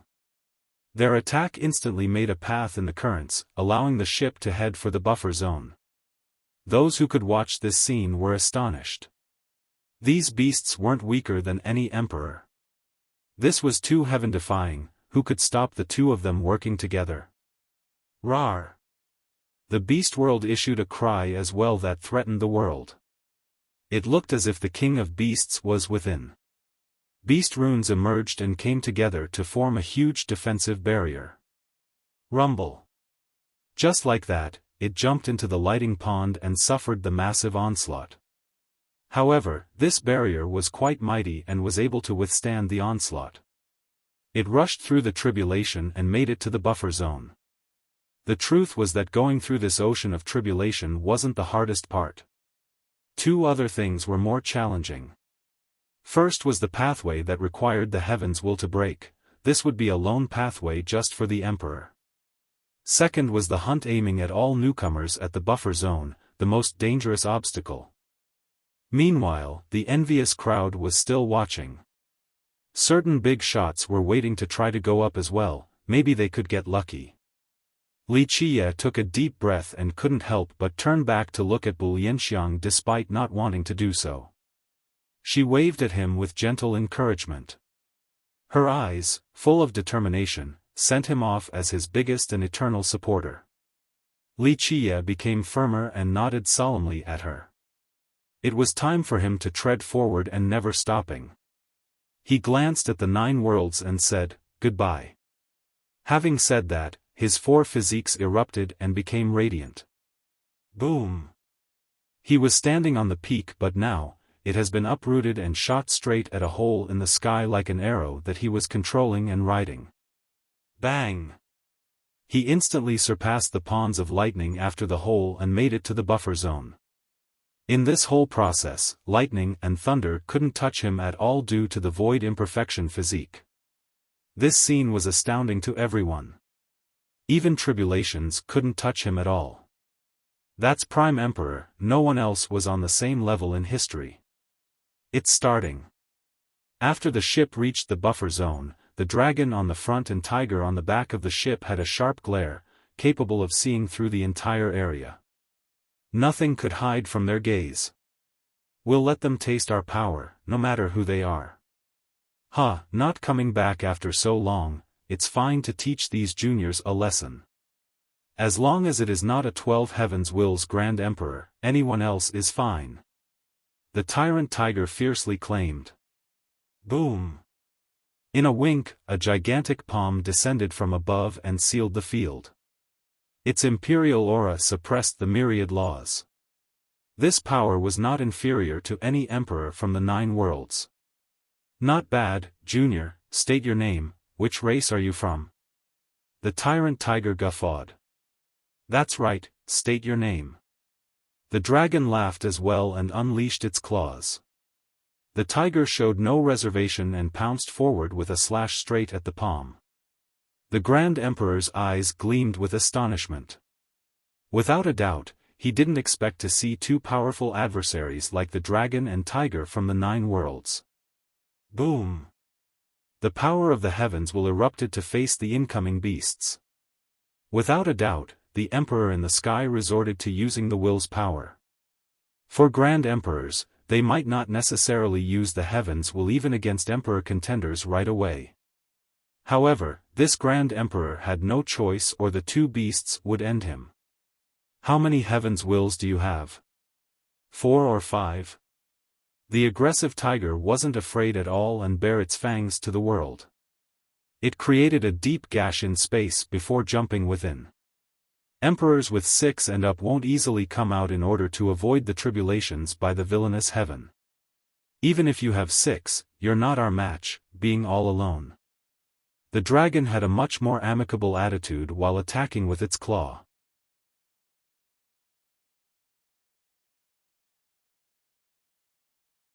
Chapter 1729, Boom! While the dragon and tiger were fighting the Grand Emperor in the sky, a different palm suddenly came out of nowhere from a different direction and aimed for the ship. Imperial laws oozed from the palm with primordial chaos. The ship seemed tiny before the palm as if it could be crushed at any moment. Even though the girls were mentally prepared to fight the emperors, their hearts still sank once the combat began. These emperors were something else with their heavens will power. Finally a fight. The South Emperor's eyes gleamed with excitement. But Magu was ahead of him. Her pretty eyes lit up and with a buzzing noise, they poured out an endless light.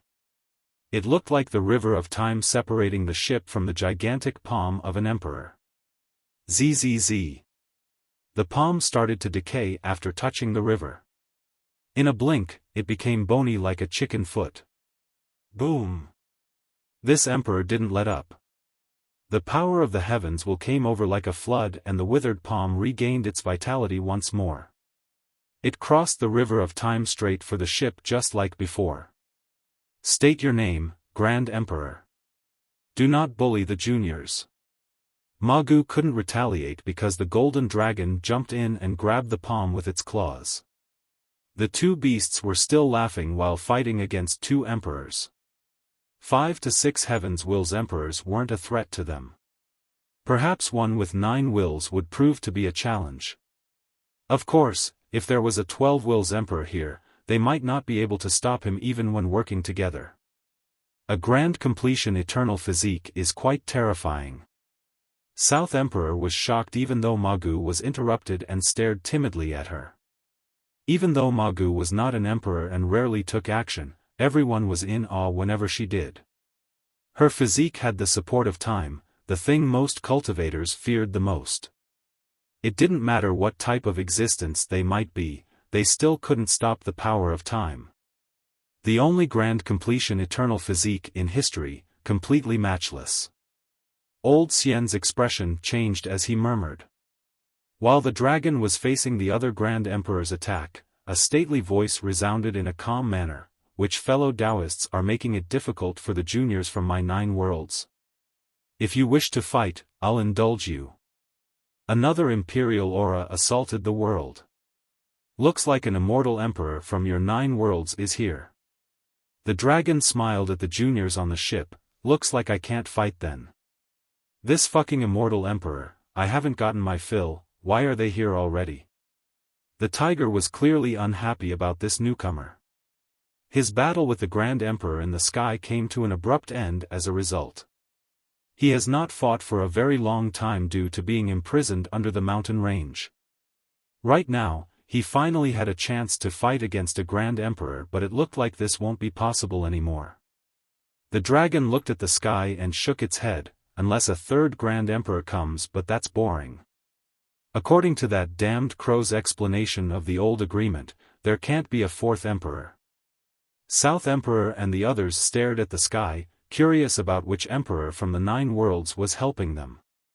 Bang! After entering the buffer zone, it became dark as if a monstrous beast was blotting out the sky. The statues from the beast world became serious and could faintly guess something. Rawr! A primordial scream came about as if a monster was waiting for the beast world. Our old enemy is here. The city commander could sense this primordial and beastly aura. Rawr! A gigantic bion rushed out from the beast world. It shattered the world and opened its mouth, ready to devour the moon. Growl! A roar came from above along with a huge claw. The peak flew like an arrow and took Wuxia to the buffer zone. The shiny path towards the entrance of the 10th world appeared before him. However, there was someone standing there already. It was a very gallant youth. He wore a heavenly robe with a green dragon embroidery. The style was quite aggressive, as if the dragon wanted to fly out and tear everything apart. He had an imperial crest and postured with both hands behind his back as if he was capable of shouldering the high heaven. Alas, there was no surging vitality or imperial power. He was hiding his power, yet no one could get through. Even god-kings would shiver upon seeing him. There was no need for him to become angry, they would already be on the ground.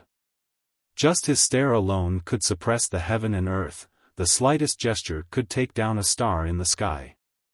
A Grand Emperor.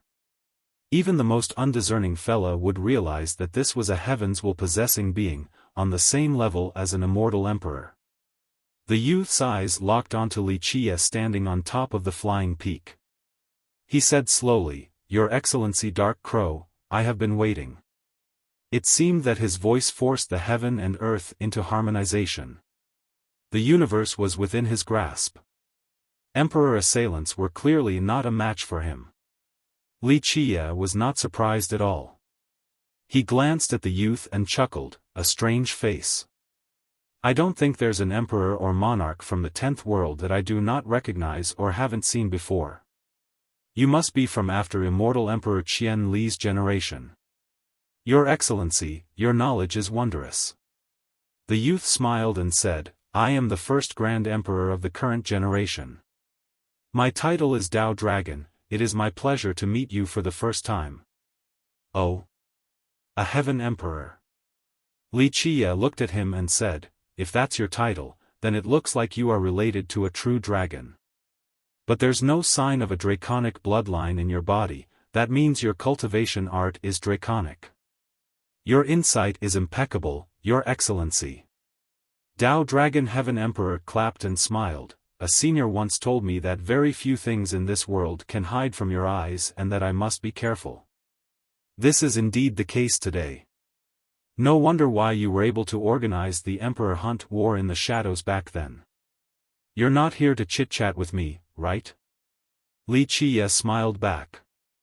Dao Dragon Heaven Emperor shook his head and calmly spoke, "I also want to chat with you, Your Excellency. Even though you weren't in the 10th world, your legends are still circulating for the new emperors and monarchs. Alas, I am here under orders to take your life. No surprise there." Wuxia smiled, "The geezers from the heaven, devil, and divine races don't want me here in order to prevent another emperor hunt. I'm certain that such a thing won't happen again." The emperor's words were mild-mannered, yet they carried such power and sonorous resonation. "So confident, but do you have the power to take off my head?" Wuxia said. I have 6 heavens' wills and am confident against anyone else from the 10th world and their imperial arts. However, your excellency is indeed an exception. The emperor replied. That means you had 2 seizing attempts already, 1 left. Li Qie chuckled. There were 72 heavens' wills for each generation in the 10th world. The grand emperors had 3 chances of shouldering them. The quantity was up to the emperor's own abilities. Even though the 9 worlds only had 1 heaven's will, this one was far stronger than the ones in the 10th world. Thus, there was a particular belief in this world: the majority of 9 worlds' emperors could take on a grand emperor or an immortal monarch with 2 to 6 wills. Of course, each emperor was different in their battle potential, so who they could match up to was different as well. However, people like immortal Emperor Xiaofan, Empress Hong Tian, and immortal Emperor Gu Chun were exceptions. They instantly established some amazing battle records the moment they got up to the 10th world.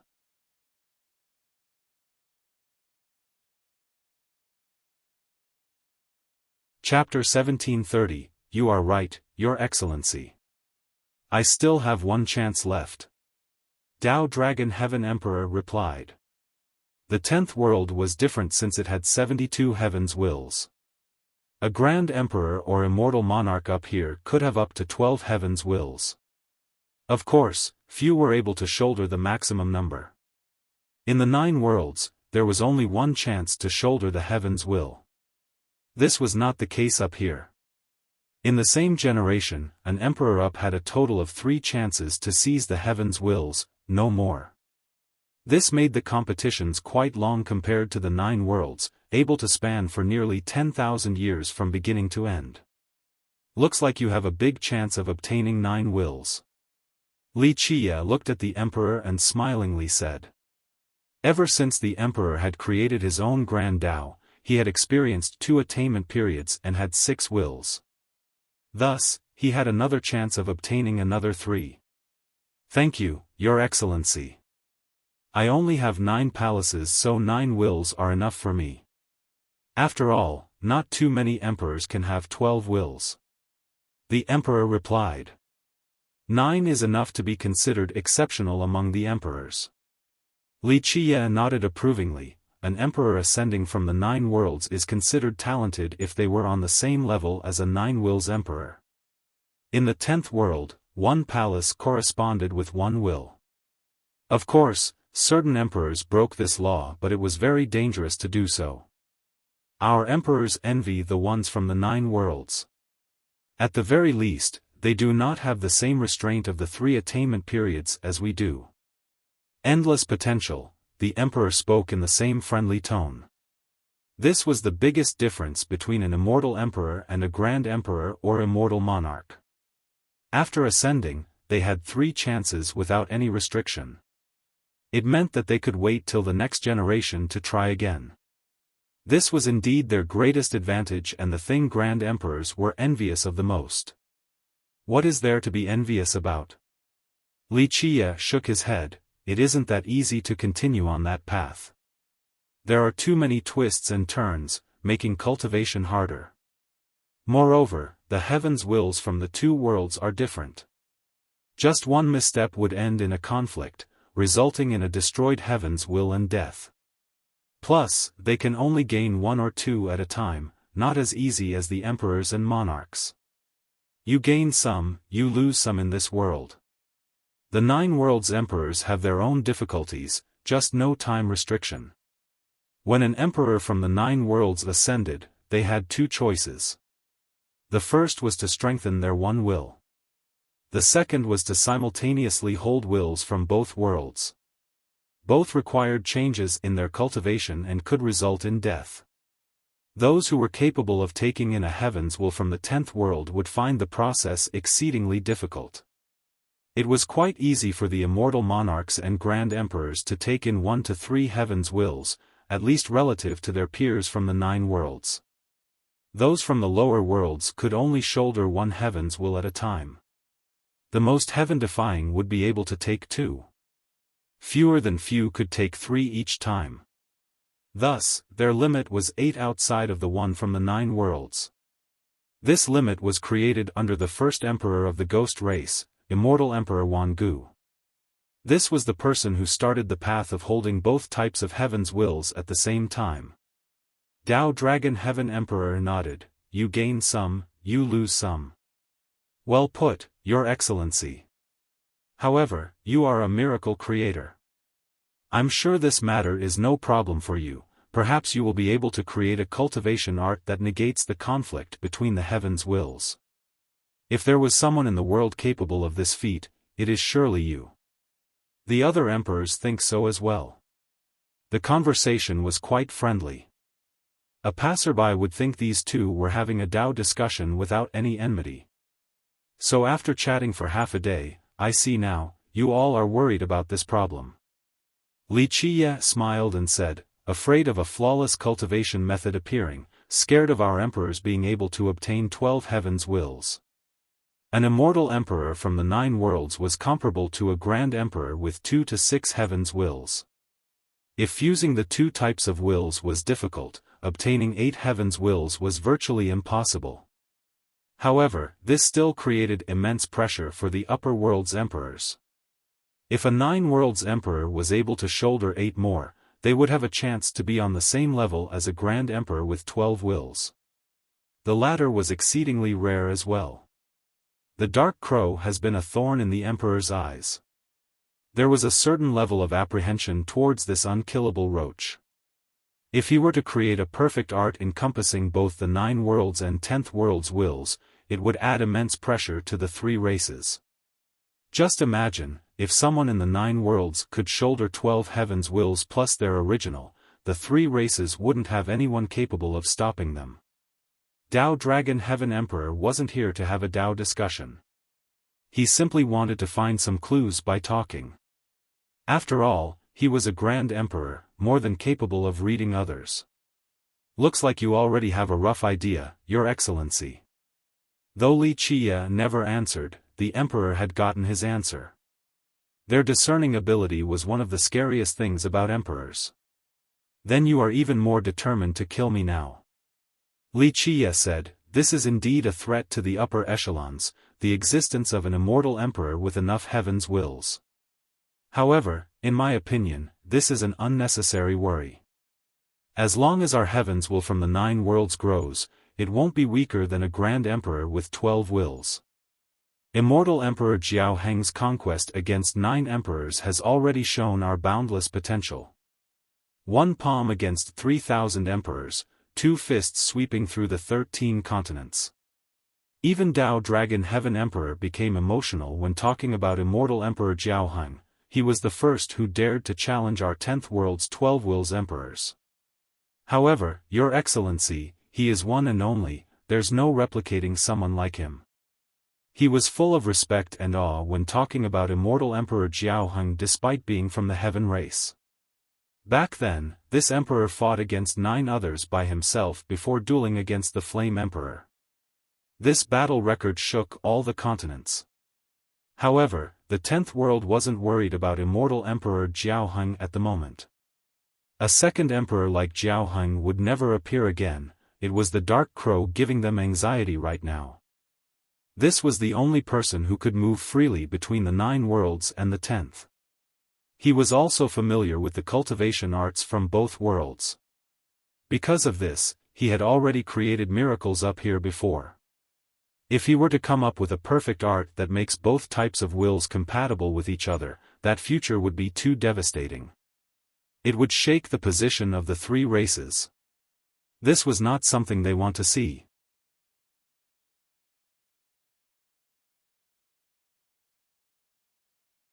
Chapter 1731, Dao Dragon Heaven Emperor replied, if you are aware of that future, you shouldn't be surprised of today, Your Excellency. I know you are well prepared for this incoming hard battle. An emperor always maintained a certain grace and proper temperament. Even though he wanted to kill Li Qiye, he was still very friendly and called him, Your Excellency. Hard battle? I'm afraid you won't do. 6 wills are not enough. Maybe it can be fun with one of your 12 wills emperors. Li Qiye shook his head. I know you are peerless, Your Excellency, and surely you have some incredible aces since you dared to come out with your real body.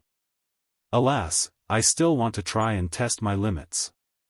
It is great training to fight against a legendary character like you regardless of the outcome. The Emperor sincerely said.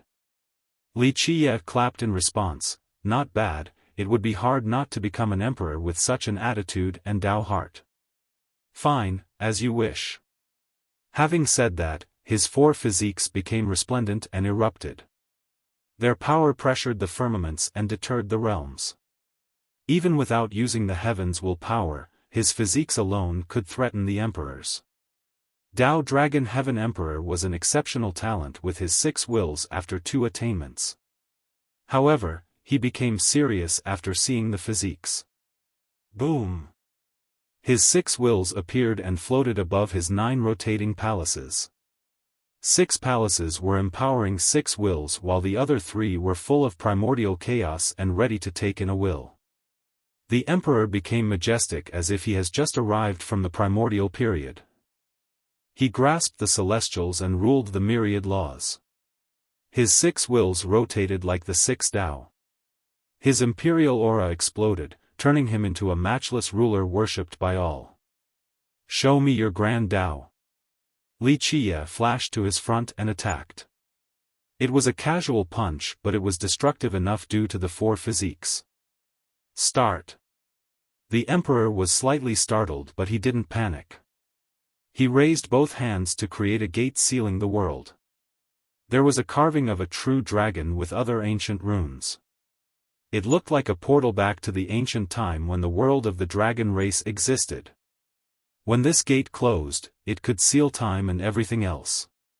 Everything was denied entry. Boom! The resulting explosion could shake the 3,000 worlds and take down the stars. An emperor assailant wouldn't be able to handle these world-destroying impacts at all. Bang! Bang! Bang! Even with his defensive gate, the emperor retreated several steps before stabilizing. His internal energy was running amok. He took a deep breath to stop the fluctuation of energy. He has not met such a powerful foe ever since he became an emperor. Your Excellency, you are invincible. I, alone, am not a match you. The emperor took one step back, but this step encompassed an entire realm. In the blink of an eye, he made a great gap between the two. There was no arrogance in this emperor since he frankly admitted that he was not a match for Li Qiye. Of course, this was not shameful at all. The Dark Crow had created too many miracles in the 10th world. One figure after another appeared in this vast space. Each of them instantly sealed the area so no one could escape. The most terrible aspect was their imperial aura ravaging this space. Such seemingly materializing aura could take down an expert with haste. Emperor assailants would drop on their knees instantly. It wasn't only Dao Dragon Heaven Emperor waiting for Li Qiye at this place. More than 10 emperors were involved in this ambush. Ah, just a trap. You bought time in order to seal the coordinates in this sphere so that I will have no chance of escaping. Li Qiye leisurely smiled. Dao Dragon Heaven Emperor was only a bait in order to lead Li Qiye to this area. The guy would have no chance of escaping unless he were to defeat all the emperors and monarchs here. In fact, running away was common in this situation. Since they were outnumbered, emperors from the 9 worlds would use some incredible means to hide in this space before running to the 10th world. Because these beings were so powerful, it was very hard for a grand emperor at the same level to catch up. Moreover, due to the previous agreement, once an immortal emperor made it to the 10th world, the hunt must stop. This everlasting pact was signed by all the emperors from both worlds back then. The Dark Crow was public enemy number 1 up here, so the 3 races would definitely not let him go this time. Your Excellency, you have supreme methods and flawless calculations. I have no choice but to resort to schemes so that you can't leave. Dao Dragon Heaven Emperor spoke while standing in front of Li Qiye in the distant. The other 3 directions all had a Grand Emperor each. They worked together with Dao Dragon in order to suppress the area. These were their real selves, evident by the great aura. Moreover, 8 more powerful figures stood in the sky. Each of them had 2 heavens' wills. This meant that they didn't come with their real body, only a Dao avatar with 2 wills. This was a total of 8 avatars and 16 heavens' wills. Having 6 wills is a threshold. Once passed, if they still stay in the world, the heavenly execution will come. That means there are emperors who have more than 6 among the 8 of you. Good, let's see how many of you are my old friends then. Wuxia glanced at the 8 figures and said. The 8 didn't answer because they knew how terrible the Dark Crow was. Some of them were his old enemies. In the 10th world, after a grand emperor or an immortal monarch shouldered the heaven's will, there was a certain chance of inciting the heavenly execution. Before 6, the chance was quite low. The lower the number, the lower the chance. However, after 6, the execution will surely come. This was only a matter of time. Thus, the ones with 6 wills and more would hide from the world in order to avoid the tribulation. Even those with less than 6 would do so as well despite the lower probability. No one could escape the heavenly execution when it came. This was proven by history. In the past, Flame Emperor had 12 heavens' wills but he still became ashes before the tribulation. Another example was immortal Emperor Wangu who created the fusion method. After taking in 8 more wills from the 10th world, he still died to the tribulation and all of his wills were destroyed. Looks like a great era is ongoing. It's quite rare to see emperors shouldering this number in a single generation. Wuxia looked at the emperors and smirked. Even though each generation would have 72 wills, not all of them would be taken. The leftover ones would return to the world in the form of primordial power so that other cultivators could continue to train.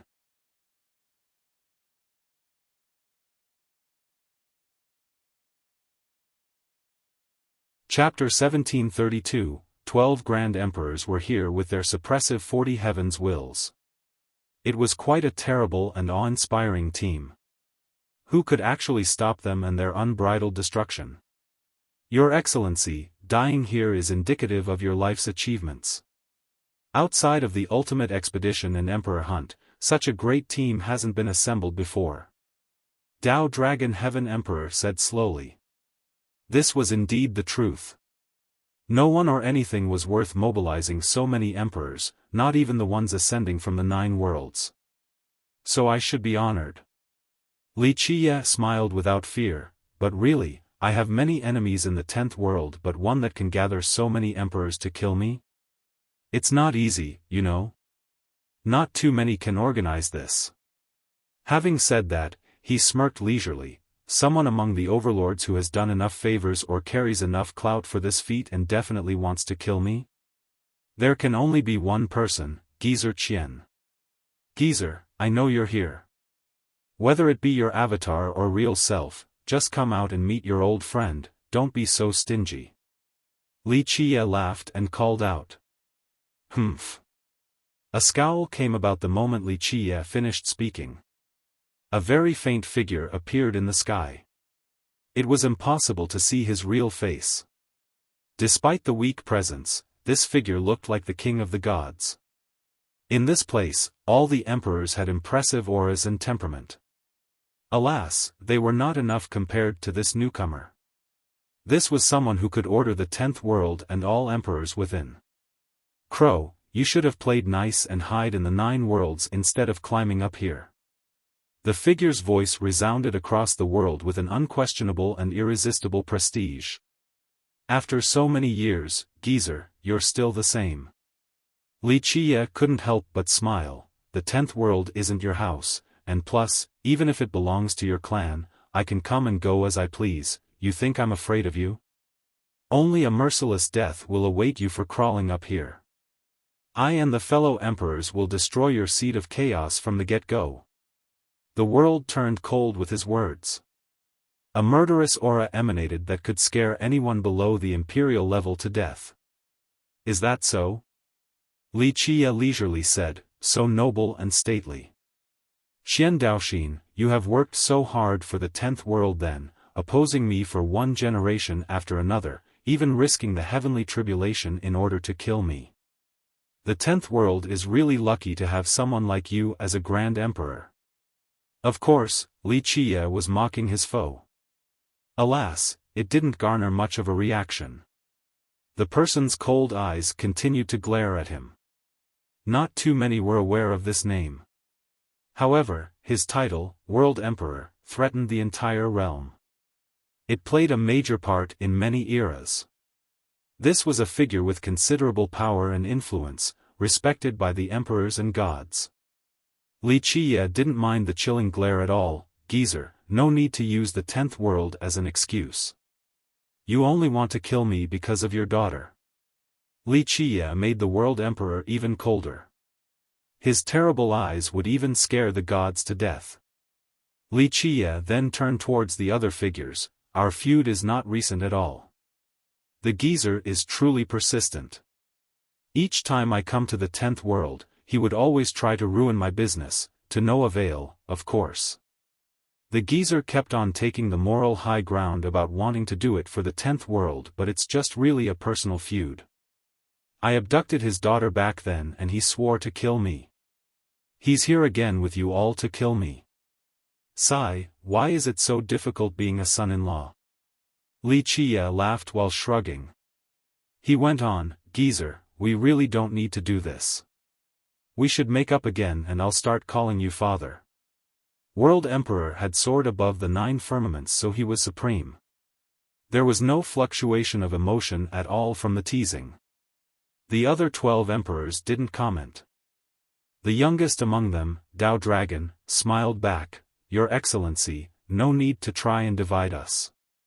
Our 3 races aren't blind and we trust World Emperor. We know who is our friend and enemy. It was a reasonable stance. The emperors were at the top of the 10th world. Few things could fool them due to their unique and insightful perspective. Fine. Li Qie clapped and said, There's nothing I can do if you don't trust me. But it's not easy for we, father and son-in-law, to meet again. Can you give us some time to talk about family stuff?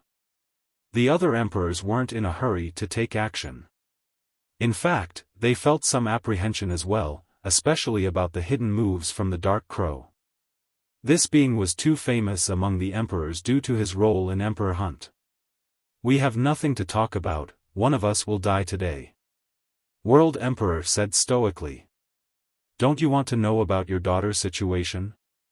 Li Qie smiled. This silenced the emperor. Even though he was one of the greatest in history and stood on top of the 10th world, this was still his daughter, his flesh and blood. Geezer, we both know that our feud didn't start with your daughter. I was only messing with you.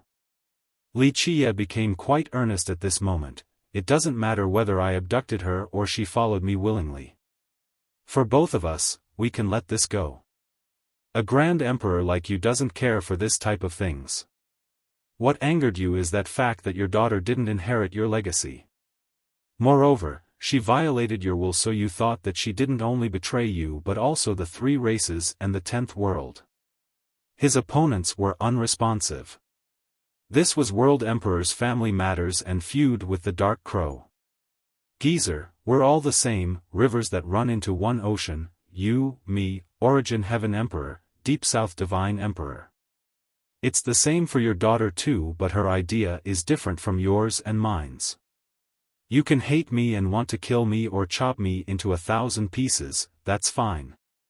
Plus, it is quite justified when you take the perspective of the 3 races and personal grievances. I do ask you for one thing though. When the Buddhist funeral plateau wants to start their final battle in the future, I hope you, as her father, will try to convince her. They have no chance of winning.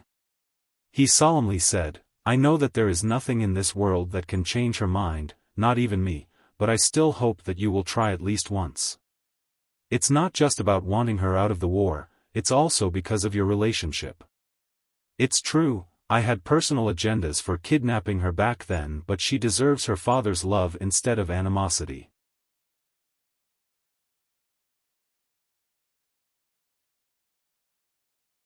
Chapter 1733, World Emperor eventually answered Li Qia's sincerity. I will do what I should, but Dark Crow, today is when I take off your head. The 10th world does not allow your existence. He spoke from the heart.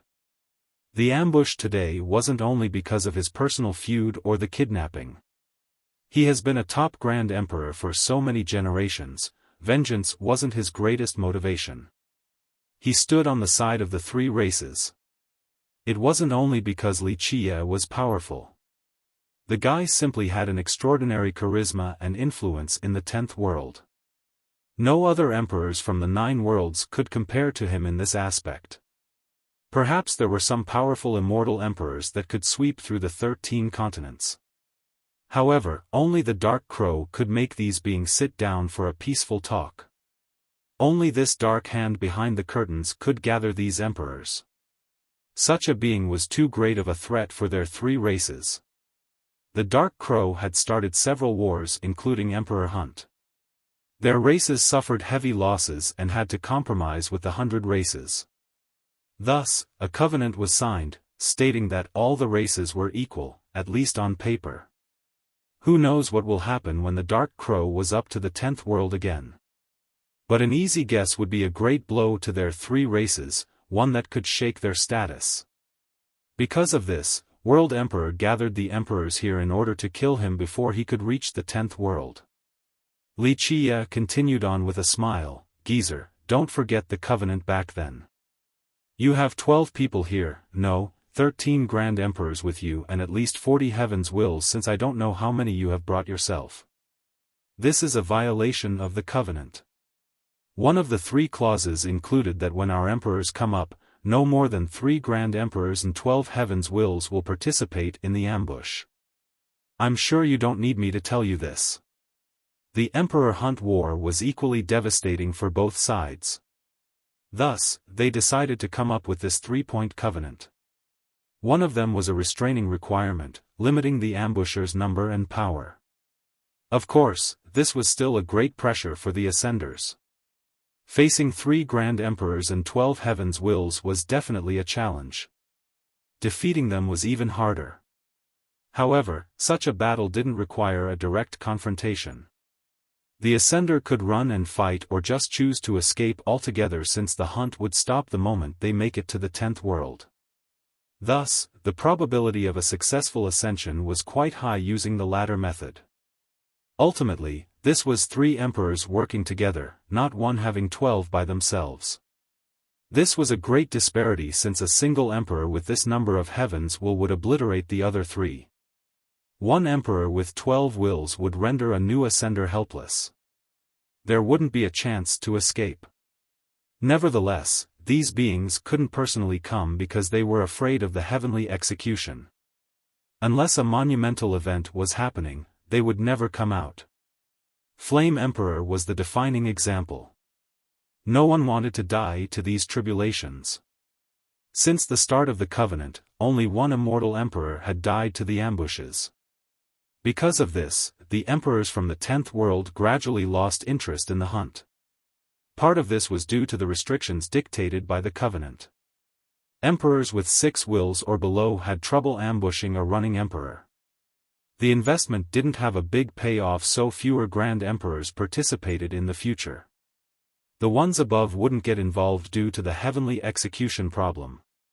In the past, many emperors with 2 or 3 wills were very eager to participate in the ambush.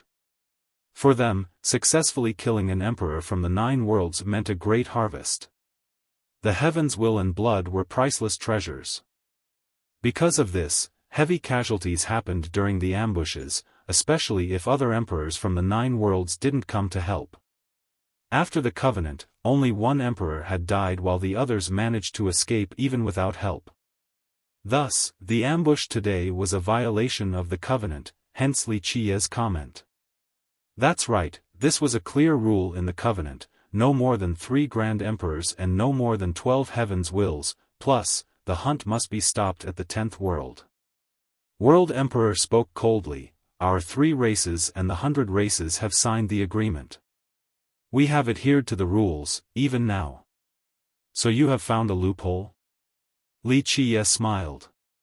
Don't forget how we drafted and wrote this agreement back then. We respect and abide by the rules when ascenders come from the 9 worlds. However, you are the Dark Crow. We don't care if you have shouldered the heavens will or not, you are not an emperor or an illegal ascender since you could travel freely between the worlds. Thus, you weren't part of Covenant. The only identity you have is the Dark Hand behind the curtains or the Dark Crow, and neither are included. Looks like my meticulous self can still be neglectful and got figured out by you. Li Qiye didn't mind at all. That's true, I am indeed not part of the Covenant just like your explanation. This ambush is not a violation. Li Qiye didn't think about himself during the initial draft. After all, the emperors of the 9 worlds fought for it with their blood. Thus, the main focus was for the future generations. Moreover, he was immortal back then, capable of traveling between the worlds without worrying about any ambush despite the Grand Emperor's multiple attempts in the past. It shall end today. World Emperor raised his voice, don't think immortal emperors will come to save you. The 13 continents have been sealed so they won't be able to locate your coordinates so easily. Once they found it, you would be ashes already, so don't bother delaying for more time, let go of this futile hope. This is my advice as an old friend. These 2 enemies have always tried to kill each other but they were very frank and honest with each other on the battlefield. Geezer, why do you think everything is under your control? Don't you think I have planned for this? That the emperors know that I am coming and my coordinates? It's just that I already told them that assistance is not necessary. Li Qiye leisurely smiled. This made his opponents slightly bat their eyes. If anyone else postured like this, the group would think that they were lying. This might not be the case when it came from the Dark Crow. World Emperor glared at him and spoke, then let us see who is the better schemer. Dark Crow, even if you have emperors coming, I'm sure it won't be that many. First, Min Ren had already started the 5th expedition and Qizhen with the 6th. There aren't that many left from the ones you have groomed. How many that are still around do you think are willing to sacrifice everything for you?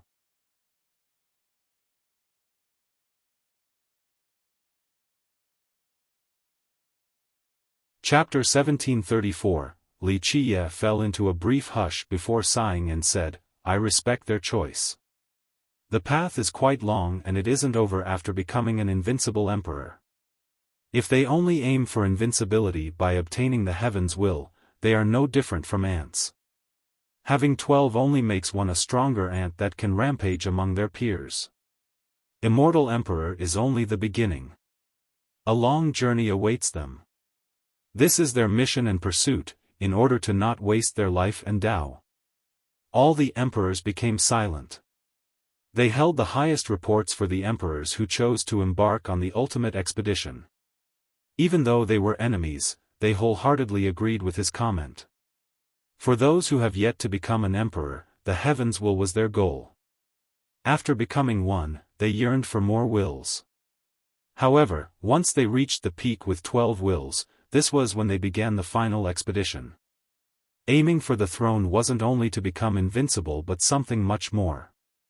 I have nothing but the highest respect for those who choose the expedition. World Emperor became serious and spoke in the most dignified tone. Li Qiye didn't add anything since he felt gloomy inside. He participated in the 5th expedition started by Immortal Emperor Min Ren. It was a devastating war.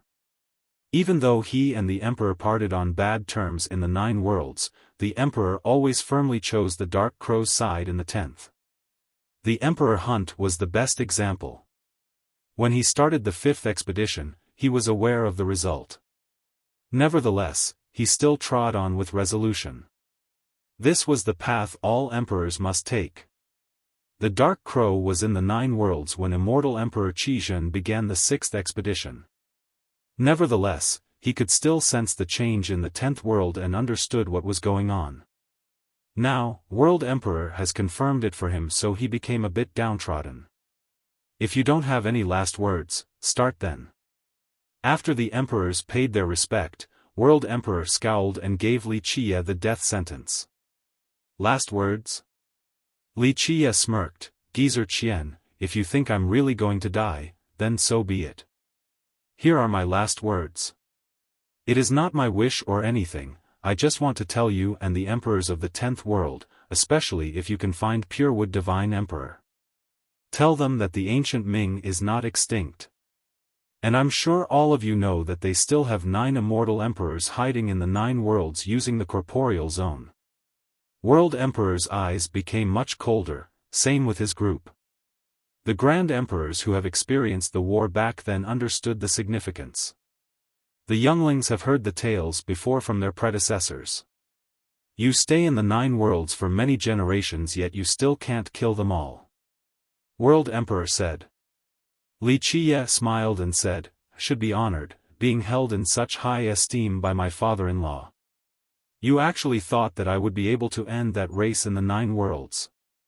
Rumor has it that you have found a method to massacre them in the 10th world, and that you have met Purewood Divine Emperor. World Emperor continued. Looks like you really think highly of me. Li Qie teased, unfortunately, the world doesn't go easy on people. Back then, Purewood Divine Emperor issued the must-kill decree against the ancient Ming. Your emperors mustered all of their forces and still couldn't uproot them. All of you could only watch the ancient Ming run to the 9 worlds because of the corporeal zone. In terms of age, Li Qie was much older than World Emperor. He was already in the 10th world before World Emperor was born, not just once either. He only called the Emperor a geezer to tease him because he kidnapped his daughter. People in the 10th world actually thought that his daughter had eloped with the Dark Crow. The truth was a bit more complicated than that. Of course, this was not Li Qie's final message. He only wanted to ask World Emperor to spread this to the upper echelon of the 10th world. World Emperor simply glared at him without replying. No need to look at me like that. Li Qie chuckled, maybe while we're chatting like this, the ancient Ming has snuck into the 10th world using the zone. As you can see, I have created so many holes in the barrier, so it isn't that hard if they actually try. You all are focusing on me so much, I'm afraid that you might be missing a spot and they'll sneak in there. The emperors became somber because this was not just a threat. Dark Crow, you still like to scheme after so many years. World Emperor's authoritative tone echoed across the area. You are directing the disaster towards someone else, in this case, the ancient Ming. You caused such a big commotion not only to let the 9 worlds experts come and settle your feuds. Yes, you are right. Li Qie chuckled, I created so many holes not only to move my people up here and settle the feud with all of you, it is also to give the ancient Ming a chance. If they were to take it, then they will come up to the 10th world.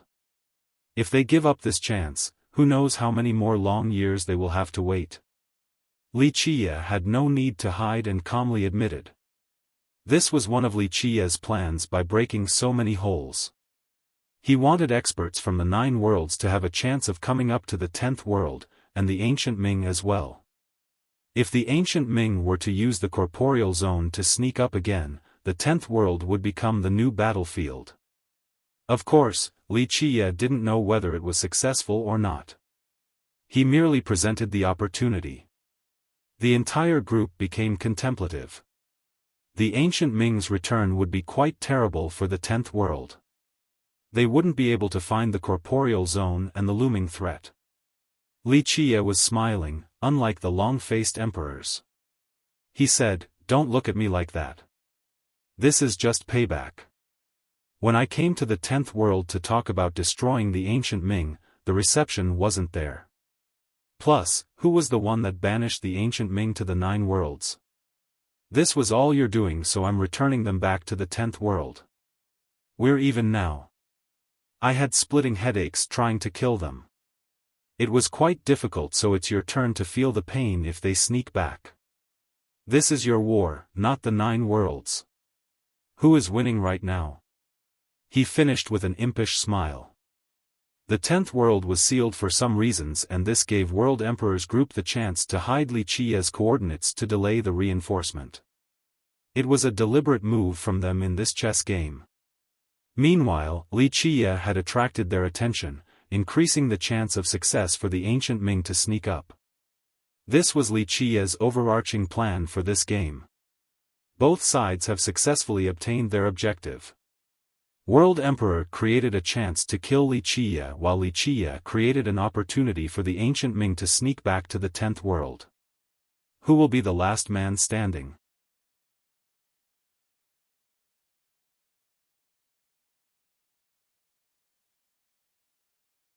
Chapter 1735. Of course, the emperors were annoyed of Li Qia's scheme of leading the ancient Ming to their 10th world, evident by their unfriendly glares.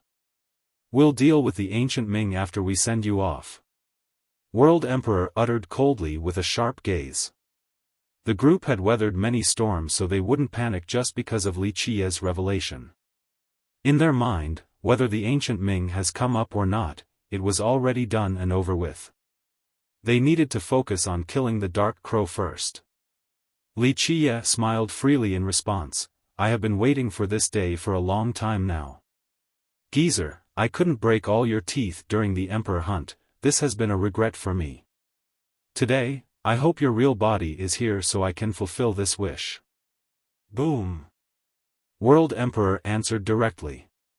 His imperial aura ravaged the land, and the other emperors followed his lead. The 4 that came with their real body unleashed their 6 heavens' wills. As for the other 8 avatars, their 2 wills erupted. In the blink of an eye, at least 40 wills created a storm in the area. Both time and space were instantly refined by this power. These concepts no longer existed in this newly formed battlefield. After the destruction of the coordinates and the suppression of the Grand Tao, World Emperor and his group could instantly seal this space. It robbed Li Qia any opportunity of running. Even his Grand Tao was being repressed. Even an emperor rival might have to kneel before this impressive alliance, unable to resist in the slightest. In a twinkling, Li Qia's grand completion physiques reached their highest state. Both the stagnation and demise domain activated. The sealed space couldn't stop his pace as he instantly emerged above Tao Dragon Heaven Emperor. Bang! 12 fists fused together as his first attack. No words could describe the power of the 4 physiques and 12 fists as one technique. Break! The Emperor became serious, so he channeled all 6 heavens' wills. Their power exploded and created a scene of 3,000 worlds floating. Countless inhabitants were worshipping him. This granted him the primordial power as well as the Grand Tao power. He took out his weapon and unleashed the strongest attack in his arsenal under the empowerment of the wills. Both sides went all out without any hesitation. There was no room for mercy, both of them wished to kill each other, not giving any room to breathe. Boom! The shockwave from the first exchange destroyed everything nearby. The shiny space shattered and left behind black holes and spatial fragmentations. The Emperor still couldn't withstand the fusion fist despite using his wills. He spat out blood while his body cracked, on the verge of crumbling down. Boom! The other 11 emperors rushed to help by attacking Li Qia with their weapons empowered by their heavens' wills. The force of this assault was unimaginable. It could shatter the 9 worlds instantly, a true calamity if the fight was actually taking place there. Li Qia didn't bother to turn. His left hand created myriad laws while the right hand channeled the myriad world soaring immortal, as well as the hell suppression godly aegis. Next was another right punch encompassing the 12-fist style straight for Tao Dragon Heaven Emperor. He intended on taking down the emperors one by one. Each one killed was one less enemy to worry about. Boom! The Emperor gathered the power of the Tao and the Celestials. His 3,000 worlds rushed in front of him in order to stop the invincible punch. However, this wasn't enough. Bang! The already collapsing body of the emperor was blown into a bloody mist by the second punch. Boom! Meanwhile, Li Qiye's 2 physique breaks were stopping the attack from the other 11 emperors. Alas, the 2 breaks and activated domains weren't enough. His left hand exploded and he had to take several steps back. His clothes were stained with blood and started to crack as well. The time for talks and mercy was over, hence the fatal attacks. Before Li Qiye could finish killing Dao Dragon Heaven Emperor, World Emperor took action and shielded the area. He instantly took what's left of the Emperor in order to save him. The 11 emperors unleashed the second barrages encompassing the power of 34 heaven's wills. Li Qiye didn't have time to think. He unleashed another devastating fusion punch with his right hand. Boom! Primordial chaos engulfed the area after the blast. Everything was forced back to their initial form. Li Qiye failed to resist the 11 emperors again, but who in this world could actually stop the attack? Perhaps only a grand emperor with 12 heavens' wills or an immortal emperor at the apex. The result was his entire body turning into a bloody mist before the catastrophic attack. Boom! The emperors continued to attack in order to end him completely. They were aware that at this level, as long as the heavens' will and the true fate were still intact, they could still reform their body even if they were mere ashes a second ago. There was no way of killing an emperor without destroying the heavens' will and the true fate. The bloody mist suddenly disappeared before their very eyes. They were startled and opened their heavenly gaze to scan the entire area. Alas, no one could find Li Qiye right away. This gave them a bad feeling. Being able to run from 11 gazes was quite a heaven-defying method. Dao Dragon Heaven Emperor's 6 heavens' wills lit up. They created the 6 Dao and the Yin and Yang. Thus, the bloody mist turned back into the emperor. He was completely fine outside of his pale complexion, only expending a great amount of vitality. Buzz, in the blink of an eye, Li Qiye's bloody mist appeared again. He recreated his body instantly. Cryptic space, a technique from the space scripture. When a god king used this technique, even an immortal emperor would have a hard time finding them. Li Qiye was an emperor already, this was why the others failed to find him with their heavenly gaze. Geezer, you're old but still in good health, just as fast as the young ones like me. So mighty, I'm happy for you. Li Qiye smiled and teased despite being much older than World Emperor. World Emperor saved Dao Dragon too quickly to Li Qiye's chagrin. Next, Dao Dragon Heaven Emperor joined his peers and once again surrounded Li Qiye. They sealed space again, hoping to start the next onslaught. However, they were much more worried this time around.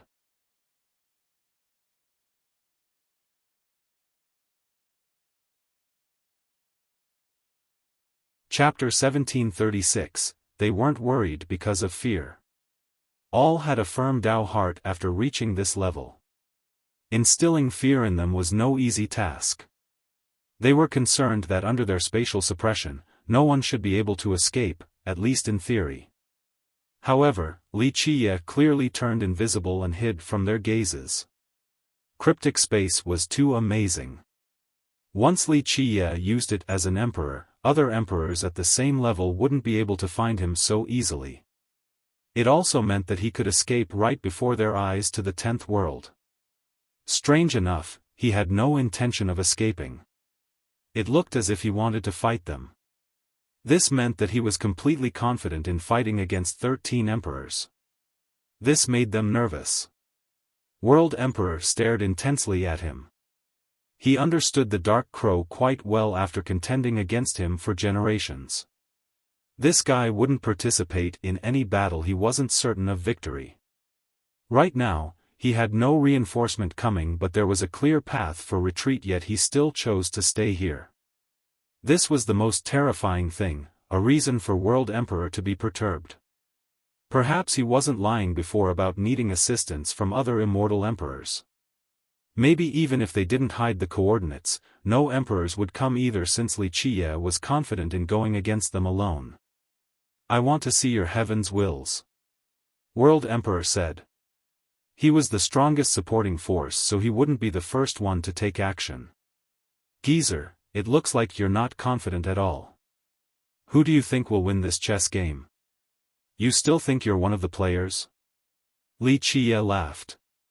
World Emperor wanted to see Wuxia's heaven's wills since he hasn't shown it all this time. He was certain that Wuxia had become an emperor with a will, but so far, the guy had only relied on his 4 physiques to stop them. The Dark Crow was one of the few people in this world who could make a 12 wills emperor worried. Still want to fight? Wuxia taunted the emperors. Of course, Grand Emperors never run from a fight. Dao Dragon Heaven Emperor still had a smile on his face. His Dao heart remained steady despite being obliterated just now by Wuxia. He didn't look down on himself, and this was not a blind confidence either. The guy remained vigilant, ready to come up with a new plan. These emperors would never run away due to fear. At most, they would resort to a roundabout fighting method, such as switching in and out in order to tire the enemy. Of course, running could be a viable strategy as well. Ordinary cultivators would run away against a stronger opponent due to fear. These emperors would run because it was the best possible plan. Crow, go ahead and use your killing moves. We're ready. World Emperor solemnly declared. Until Wuxia revealed his heaven's wills, World Emperor wouldn't be able to predict Wuxia's real ace cards and overall strength. This was one of his best abilities after reaching this level. The heaven's will was an emperor's strongest backing. When it appeared, one would be able to gauge the emperor's strength. But now, Wuxia was already contending against them without resorting to the heaven's will. What if he were to release it? My sweet geezer, where's your confidence? Very well, we've been a family for so long, if I don't present a grand gift to you in our meeting today, I would be a useless son-in-law. Behold, my grand gift. I hope you are ready to show something else that can stop me. Wuxia continued his teasing.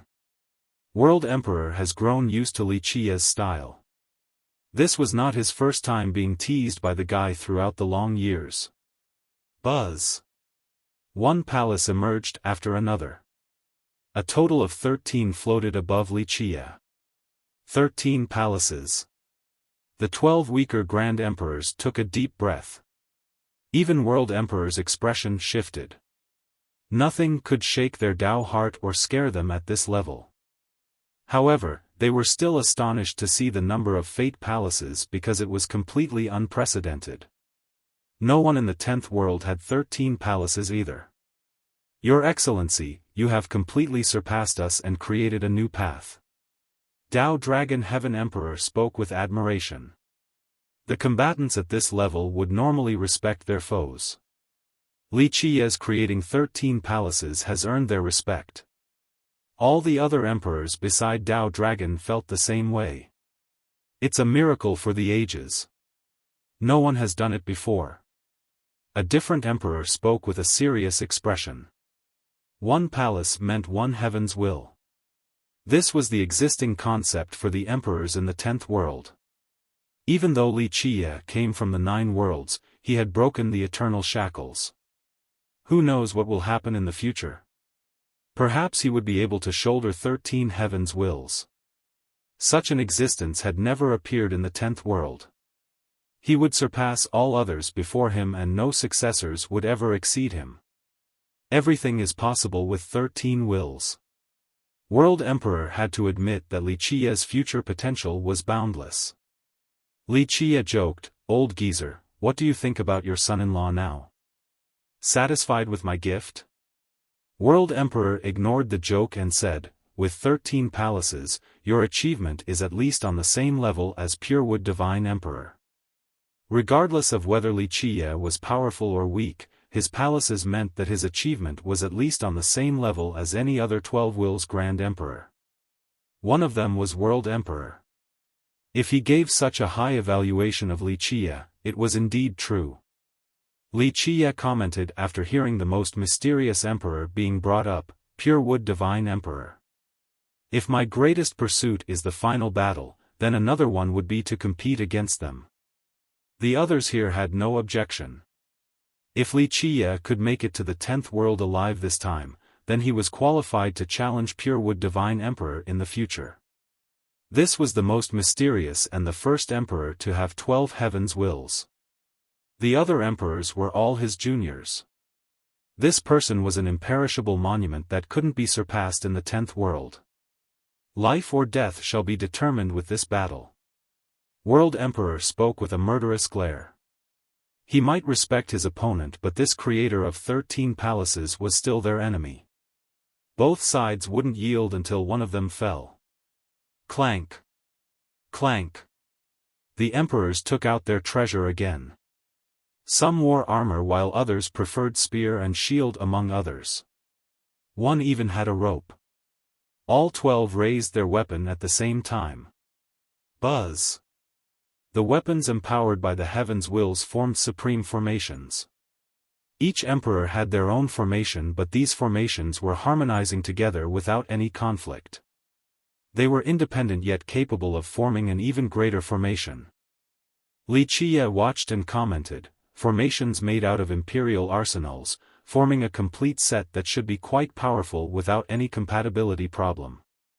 It looks like you all have been planning this for a while.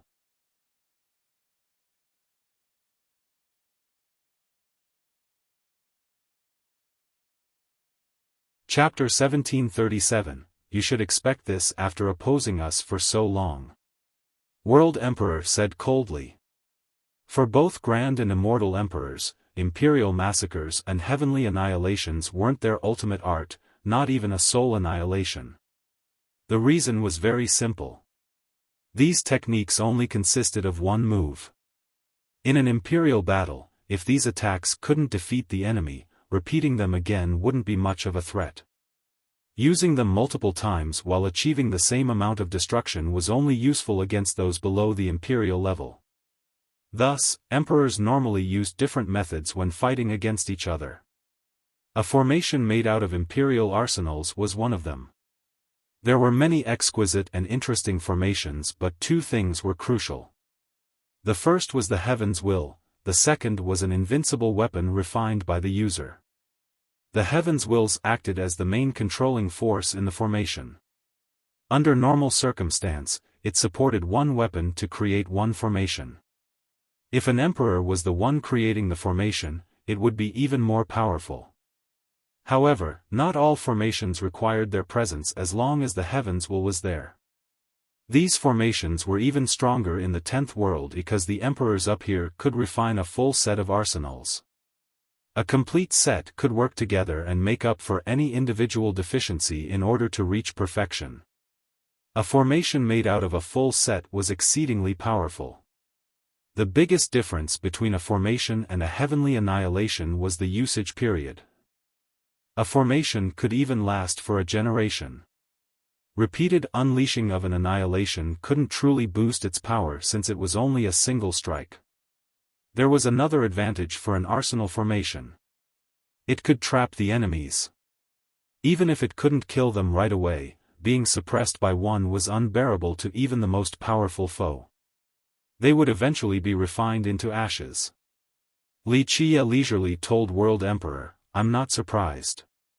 I'm sure you have worked hard and thought about all different ways to kill me. World Emperor didn't do this alone. He deliberated with many emperors from the 3 races on how to deal with the Dark Crow. Eventually, they created a supreme formation meant to be used against the Dark Crow. It was very flexible and could be controlled by any emperor. The individual formations are still of the imperial level, but once combined, they became the Crow-slaying formation. Time to end this. No mercy could be found in World Emperor's eyes. There was no animosity, only a pure murderous intent.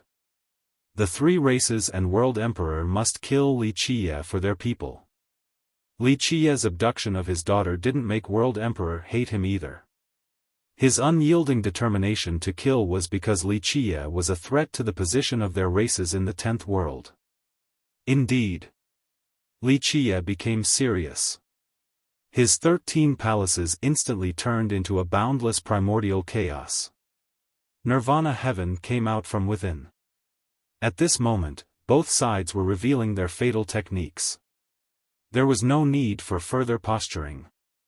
It was time to eliminate the enemy in one move.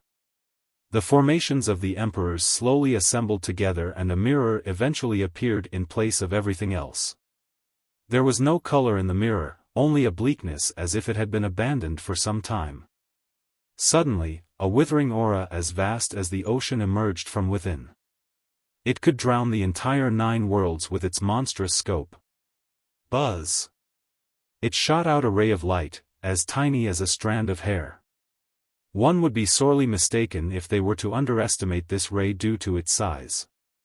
It instantly corroded everything, even lifeless entities such as time, space, laws, grand Tao power, and even the primordial power. The force of the heavens wasn't spared either.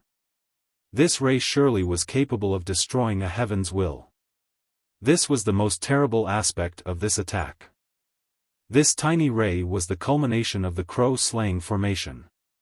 The Dark Crow was immortal, so they wished to use this withering force to end him. Even his invincible crow body would suffer a great destruction. Even if it couldn't kill the crow completely, it would require several dozen million years before it could show up again. Activate! Wuxia roared. His physiques became resplendent while his nirvana heaven suppressed the realms with its boundless vitality. He sealed everything in front of him while creating the most fortified shield made of laws in the world. He didn't bother running because he was already fixated by the withering ray. There was no escaping this time around. Even the strongest shield in the world couldn't stop the ray. With quiet noises, it pierced through his defensive line and body. At someone of his level, being penetrated with a little wound like this was nothing. Exploding into a bloody mist was no big deal either. However, his entire body began to decay from the tiny wound. His vitality, flesh, power, and grand Tao completely lost their vigor. Pieces of flesh began to fall down from his body. Boom! The 3 vessels instantly emerged above his head. The vessel of life poured boundless vitality into his body in order to keep him alive. His dried flesh was recovering. The vessel of Genesis added primordial energy in order to wake up his grand Tao, allowing him to have his power back. Lastly, the vessel of Athanasia made his life and Tao eternal and endless. Their mutual existence allowed him to retaliate against the terrible withering ray. If it was only the vessel of life alone, his flesh and life force could come back, but he wouldn't be able to attack without the grand Tao. With the addition of the vessel of Genesis, his grand Tao power wouldn't be able to last long either. Buzz! The man began to recover under the support of his vessels. He was virtually a corpse earlier, but his life force has returned. Geezer, is this all you got? Wuxia laughed at World Emperor standing in the sky. World Emperor's expression became austere after seeing Wuxia's current state, for he understood the significance of the 3 vessels.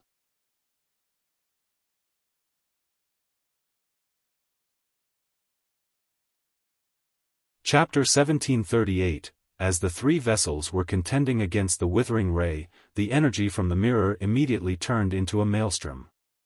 The twisting energy focused completely into the thin ray and crazily oozed out.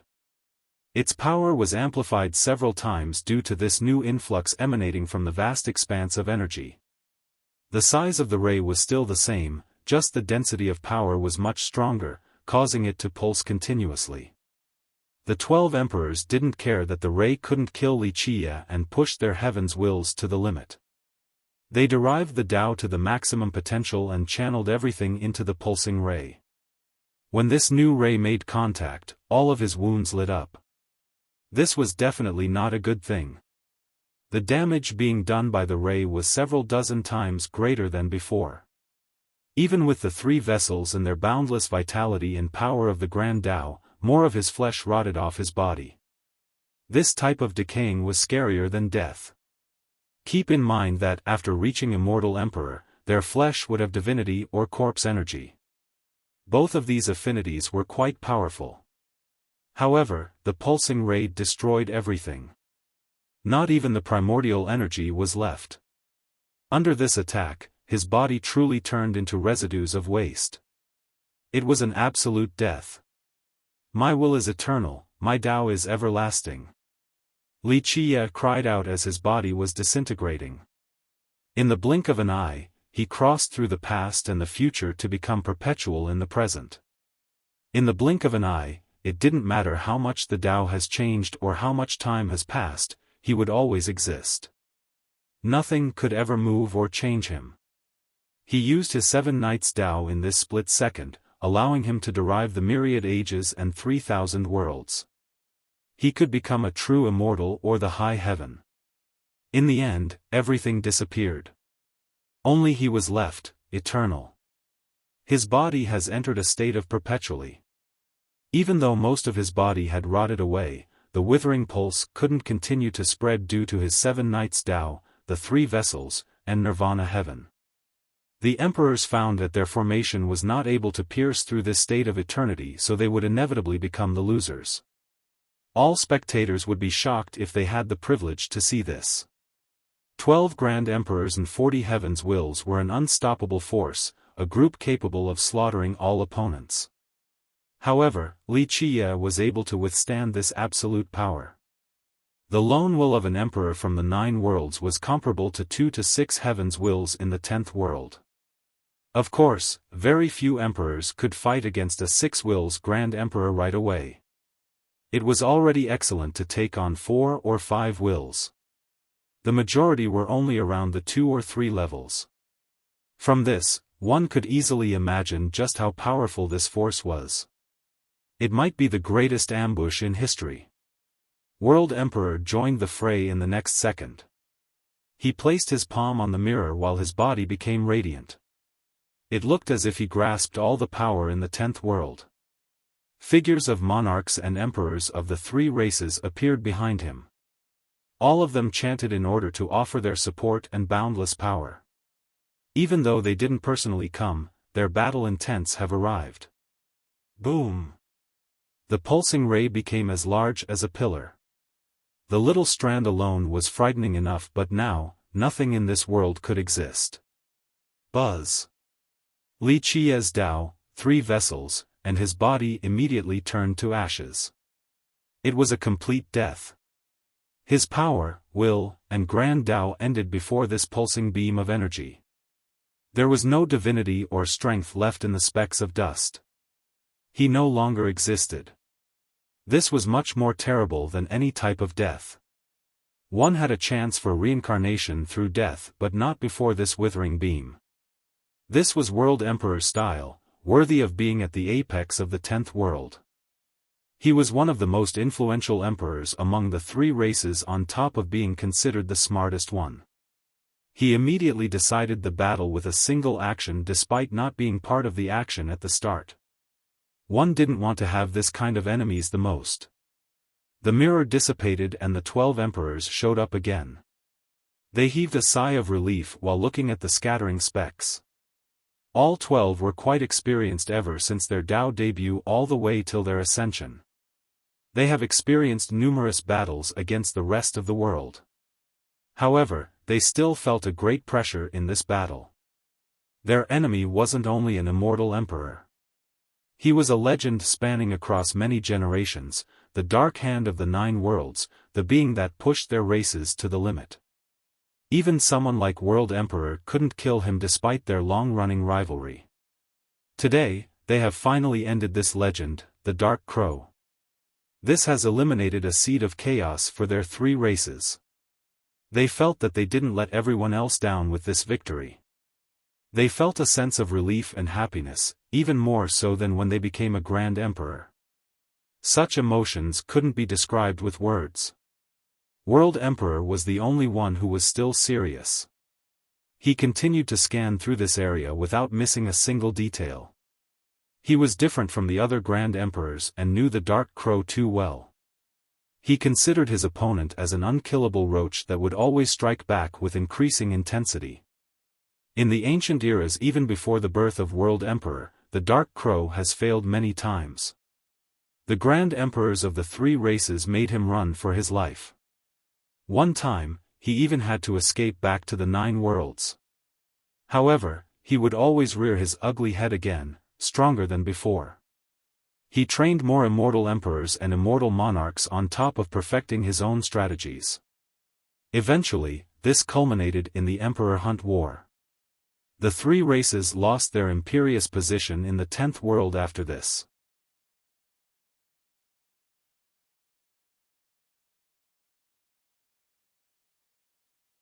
Chapter 1739. Before the Emperor Hunt War, the 100 races had no status in the 10th world. Even though the wise sages and immortal emperors did win some territories for them, such as the Arrogance and Pure continents, these races were still under the Divine, Devil, and Heaven races in most places of the 10th world. They didn't have the right to migrate or to aim for the Heaven's wills. Certain spots were strict enough to stop them from cultivating altogether. After the war, the three arrogant races had to sit down and negotiate before finally signing the Three-Point Covenant. The 100 races won property rights and were considered on the same level as the three races, at least on paper. Everyone knew that during the war, Immortal Emperor Qizhen was in charge. Immortal Emperor Min Ren, Immortal Emperor Yan Shi, and other immortal emperors on top of certain immortal monarchs from the 100 races participated. In the end, they won and earned the same status as the three races. Because of this, these emperors were considered heroes by future generations. Alas, very few people were aware that there was a dark hand behind the scene, the Dark Crow. It was his idea and plan. When he proposed it, Immortal Emperor Qizhen was the first to answer. She stood by his side and supported each of his decisions. Later on, Immortal Emperor Min Ren, Immortal Emperor Yan Shi, Immortal Emperor Mo Go, Immortal Emperor Tun Ri, Immortal Emperor Ba Mia, Immortal Emperor Yulong and many others joined the Dark Crow's banner. The war finally erupted and these emperors and monarchs from the 100 races began their assault. They fought till the Celestials lost their light and the myriad laws were broken. The three races' Grand Emperors had no choice but to settle for peace. If the war continued on, they wouldn't be able to handle it either due to the heavy price. In the end, both sides signed the peace agreement. This eternal covenant was sworn on the honor of all the races. The Dark Crow was the leader on the 100 races faction while World Emperor personally presided over the three races camp. This wasn't their first bout since they had many skirmishes in the past of their long-lasting rivalry. World Emperor was one of the few with 12 Heaven's Wills, a top member of the three races. This was the reason why he fought against the Dark Crow, not because his daughter was kidnapped. The Dark Crow always sided with the humans and the 100 races in the 10th world. Personal feuds didn't matter to these two. They could even let go of past grievances and sit down to have a nice chat with a cup of tea. However, when it came to these large-scale conflicts, they each picked their own people. This past history made World Emperor very cautious in the present. He understood the Dark Crow and knew that the guy wasn't a risk-taker, not to mention his flawless calculations. They used a roundabout method to convince the emperors and monarchs in the 10th world to agree in the sealing of the 13 continents. This gave them a chance to hide the coordinates in this area as well. Nevertheless, no secrets could be kept forever. People at their level should be able to realize something as time went on. Many monarchs and emperors were on the Dark Crow's side, especially the ones groomed by him. After realizing that something was amiss and finding out about the ambush, these emperors should instantly come to assist the Dark Crow. However, no one was coming, so World Emperor found the whole thing perplexing. Immortal Emperor Min Ren had started the 5th expedition and Immortal Emperor Qizhen started the 6th, so many emperors on the Dark Crow's side have left, especially the most supportive ones. Nevertheless, the ones who stay behind should still be coming to help. The lack of reinforcement, strangely enough, haunted World Emperor's mind. This made him think that the Dark Crow was conducting another different chessboard while they were hunting him. Who was the player and who was only a pawn? This has yet to be decided. He felt that the Dark Crow's death was a bit surreal and couldn't confirm it. Suddenly, a lotus flower with 18 petals emerged, 8 of which were already sparkling and translucent. In the blink of an eye, the 9th flower became bright as if something had just lighted up. The 12 emperors had an ominous feeling while World Emperor was completely aghast. Retreat! World Emperor shouted and instantly took action. He pushed back the past, present, and the future on top of all laws in the world. However, it was already too late. Boom! Ancient laws descended from the sky, filled with chaos aura and primordial power. Moreover, the essences of these laws were even older compared to the heaven's will. If the chaos aura and primordial power of the heavens will were created at the start of the world, then the ones of these laws even predated that. Clank! The laws instantly headed for the heavens' wills above the Grand Emperors, wishing to restrain all of them. Hide! The fearless Grand Emperors suddenly had felt a tinge of horror in their mind despite possessing the firmest Tao heart. Nevertheless, they were skilled enough to understand each other and react appropriately. No one tried to directly confront these incoming time-worn laws.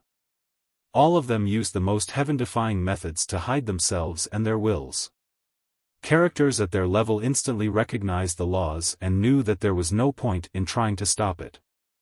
Hiding was the only option. At the same time, World Emperor sealed all the power and temporal affinities in this area with an astonishing speed. The whole place fell into a hush. There was no grand Tao, power, or laws. Nothing was left of this area. The emperors working together to hide and World Emperor omni-sealing happened in a split second. Clank! Alas, the time-worn laws still grabbed 6 heavens' wills. The 4 Grand Emperors, who came with their real form, each had 1 will seized. 2 of the 8 avatars were slower, each of them had 1 will restrained as well. The problem was that Tao Dragon Heaven Emperor and the other 3 came in person. This made their presence and laws too powerful and conspicuous. Thus, even though they tried to evade by concealing everything, strands of their auras still leaked out. As for the other 2 avatars, they slightly lost their composure due to fear. Just this tiniest emotional fluctuation in the shortest period was enough. Because of this, the time-worn laws detected and grabbed onto these 6 wills. The Emperor's expression changed for the worst. In their mind, the heavens' will was more important than anything.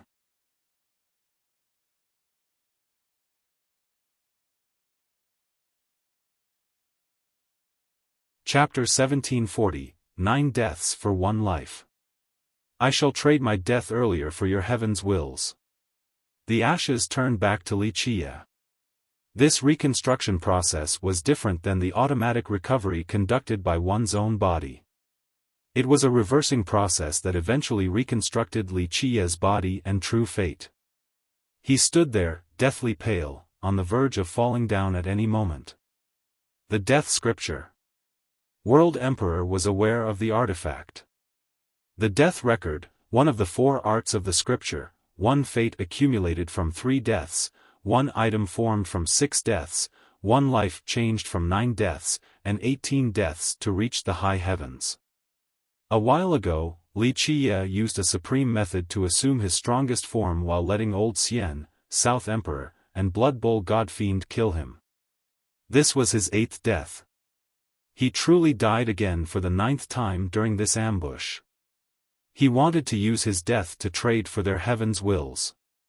If he could grab all 40, it would be completely unimaginable. However, the 12 emperors in the world were amazing enough. They instantly hid their auras so the time-worn laws could only find 6. Guard! World Emperor began again. His hands became bright as he pushed them down to seal everything. This force could imprison a supreme true immortal and all the devil kings. His title and 12 heavens wills weren't only for show. The guy was completely extraordinary, other emperors paled in comparison. The other 12 followed his lead and instantly tried to hold the 6 shackled wills back. There was no point in attacking Wuxia any longer in their mind. They were not facing him but an ancient power that originated from the start of the world. It was the power of a heavenly scripture. The oldest of forces in the universe. The 6 wills were sealed and seemed to be disappearing from the world.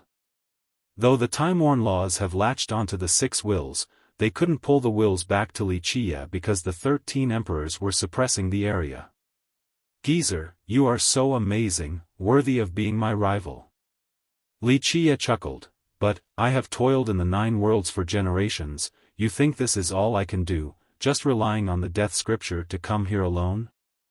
You are still underestimating me, watch this. Having said that, the twisting golden, silver, and iron lights glowed brilliantly. Boom! The 3 grand Tao and the 12 laws instantly floated above his head. It's time for me to harvest, no one can stop me. Wuxia coldly uttered. All along, he didn't utilize the other arts of the death scripture outside of the death record. His whole plan was to wait for this moment. Clank! The record became resplendent with the 9 petals like stars illuminating everything. The time-worn laws that were locking the 6 wills also wrapped around the second of the 12 laws. In the past, he fused the first law with the heavens will from the 9 worlds. He intended on fusing these 6 wills with the second law. Not good. World Emperor was startled while the other 12 knew that something bad was going to happen. Buzz. In the blink of an eye, the second law wished to become one with the 6 wills. The owners of the wills felt the robbing process. Bang! The world shook and quaked with a new arrival. This person was resplendent and presided above the gods. Even emperors with 6 wills here were overshadowed. He could give birth to the yin and yang, master the universe, and end the eternal river of time. World Emperor has finally arrived with his real body since he had no other choice. Rumble. Visual phenomena appeared in the sky as well as the power of the tribulations, capable of judging all living beings.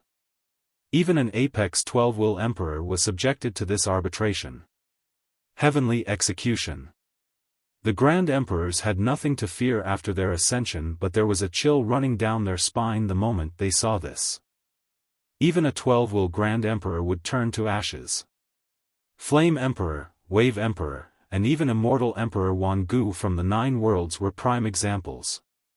Run! World Emperor instantly severed karma and the realms. There was no intention of getting the 6 wills back. He crossed the river of time and peeled off from space while carrying the other 12 Grand Emperors. He came and left quickly, leaving behind the 6 wills that were locked. He was quite decisive enough in this endeavor.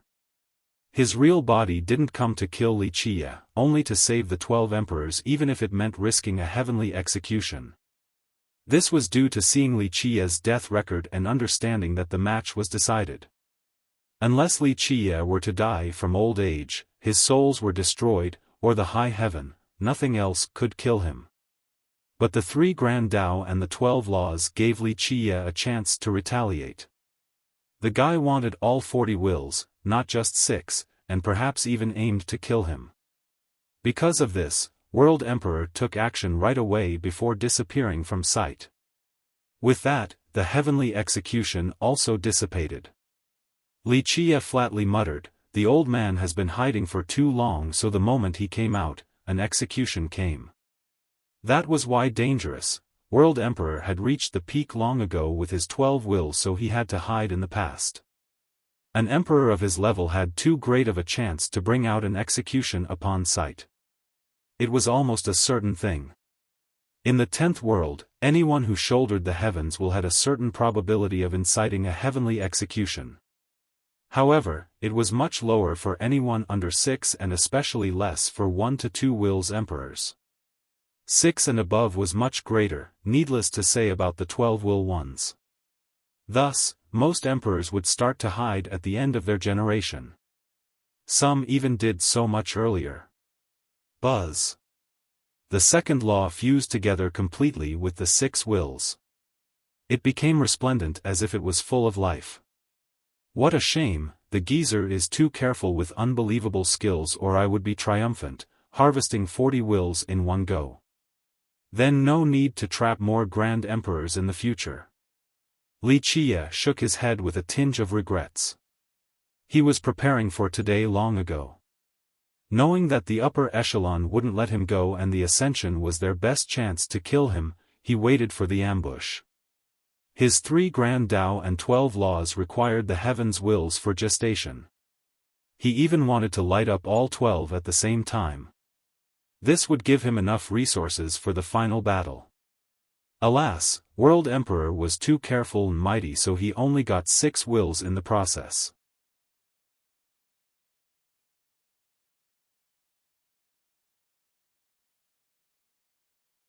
Chapter 1741, Buzz. The death seal lit up and raised Wuxia like a lotus flower. He disappeared into the vast expanse. Bang! It eventually broke through the sky vault and made entry into the 10th world. Thump! Wuxia fell into the ground after the seal disappeared. He laughed and patted the dirt and mud off his clothes. He looked up and saw a barren land with no end in sight. It spanned more than 10 million miles. A scorching air assaulted his face as if there were countless volcanoes underground. This place seemed to have been set on fire by an unbelievable flame. While stepping on the pebbles, people would feel as if they were stepping on burning coal. It was truly a test of perseverance. Burning rampart, pure continent, not a bad place. A home for the 100 races. Wuxia licked his lips and smiled while breathing in the burnt air. This was one of the 13 continents. It had countless inhabitants from the 100 races. No one knows how vast this place was. It wouldn't be an exaggeration to say that it was the size of any of the 9 worlds. It was a prosperous location. Even though it wasn't as highly viewed as arrogance in the mind of the 100 races, it was another safe haven for them along with arrogance before the emperor hunt. Only in these 2 places were the 100 races treated on the same level as the 3 races. Thus, arrogance and pure were considered their territories. Arrogance was the first among the 13 continents where the 100 races gained equality, while pure was the second. Before Emperor Hunt, all members of the 100 races were willing to stay at these 2 continents because they considered them the safest. Of course, this was due to the continuous effort of the wise sages in the past. The greatest contributions came from 2 immortal emperors, Xiaofan and Gu Chun. Just the name of arrogance should be indicative of immortal Emperor Xiaoheng's majestic accomplishment. Its name was white in the past, but the emperor came and defeated 9 grand emperors. This battle achievement threatened all the 10th world. His domination lasted for several generations. Eventually, he even challenged Flame Emperor, who possessed 12 heaven's wills. The result of this fight was unknown. After Flame Emperor died to a heavenly execution, it became even harder to find out. Nevertheless, Immortal Emperor Xiaoheng changed the name of the continent to Arrogance. Moreover, the citizens from the 100 races were no longer under the jurisdiction of the 3 races. Flame Emperor at the time gave implicit agreement. No one from the 3 races objected this change either. Just like that, Arrogance became home for the 3 races. A verse came from his achievement: 1 palm against 3,000 emperors, 2 fists sweeping through the 13 continents. This ode echoed the entire realm, giving pride to the humans that were as weak as ants. Pure came much later after Arrogance. The biggest contributor was Immortal Emperor Gu Chun. He was the first emperor of the 9 worlds, so he ascended much earlier than Immortal Emperor Xiaoheng. However, he didn't challenge and defeat all the grand emperors like Immortal Emperor Xiaoheng at first. He lacked amazing battle records but gained a very high position after arriving. He was acknowledged by many grand emperors from the 3 races.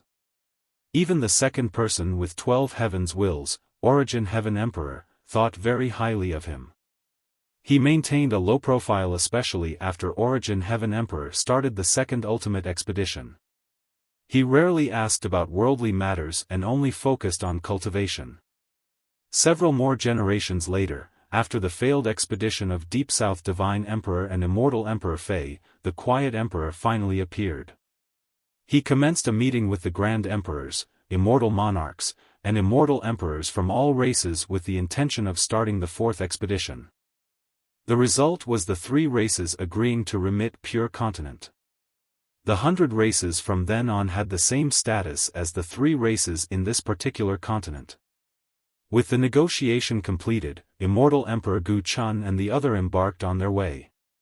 Even though he wasn't as supreme as Immortal Emperor Xiaofan, who defeated many emperors to establish arrogance, his inconspicuous effort and achievements still won him the respect in all the 13 continents. The children of the 100 races felt that he was worthy of being the first emperor from the 9 worlds. Perhaps people from arrogance would think that Immortal Emperor Xiaofan was above him. The citizens from Pure considered him to be at the highest position. Burning Rampart was a desolate desert in Pure. Despite spanning for millions of miles, it was tiny compared to Pure as a whole. Immortal emperors from the 9 worlds could sense a unique aura here beyond the scorching temperature, one that couldn't really be detected in the 9 worlds.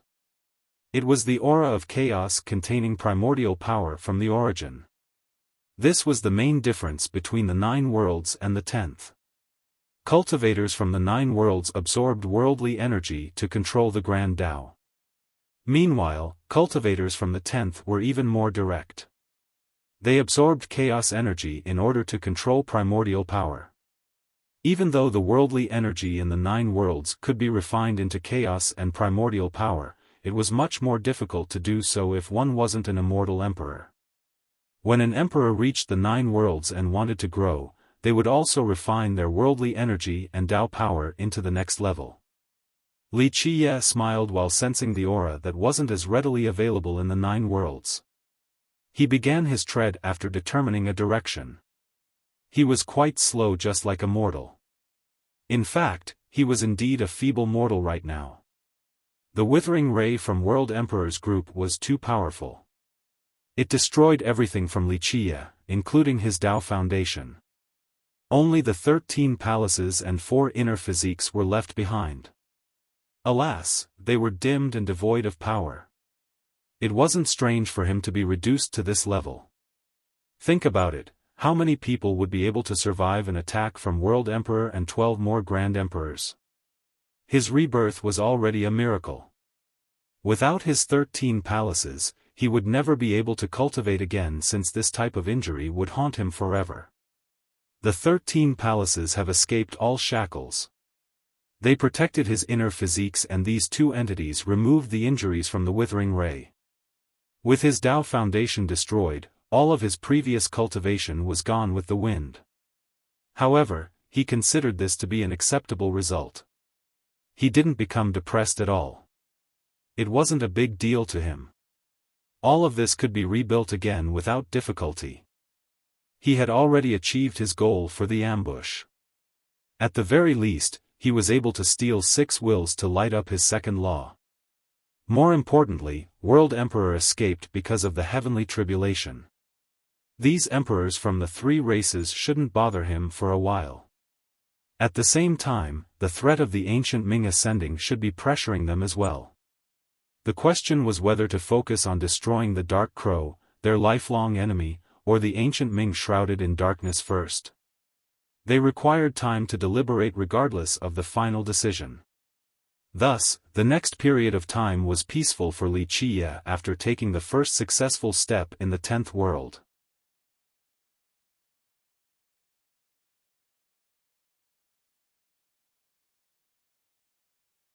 Chapter 1742, Burning Rampart has been incinerated into a land of death with no sign of life here to speak of. Many inhabitants in Pure believed that this place had been burned by a heavenly flame. The stones and rocks have melted. Some places even had signs of porcelainization, this was the proof of the unbelievably high temperature that was present in the past.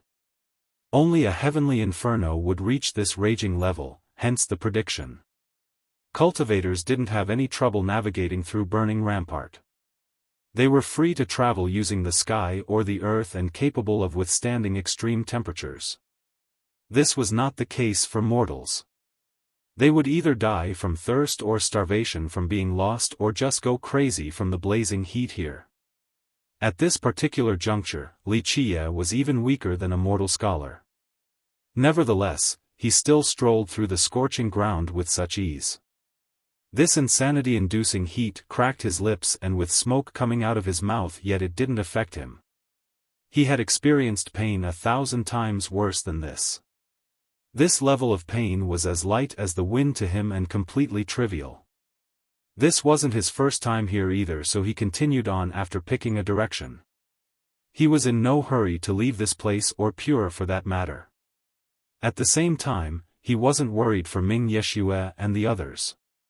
There was no point because the Golden Dragon and Tyrant Tiger were paving the way for them.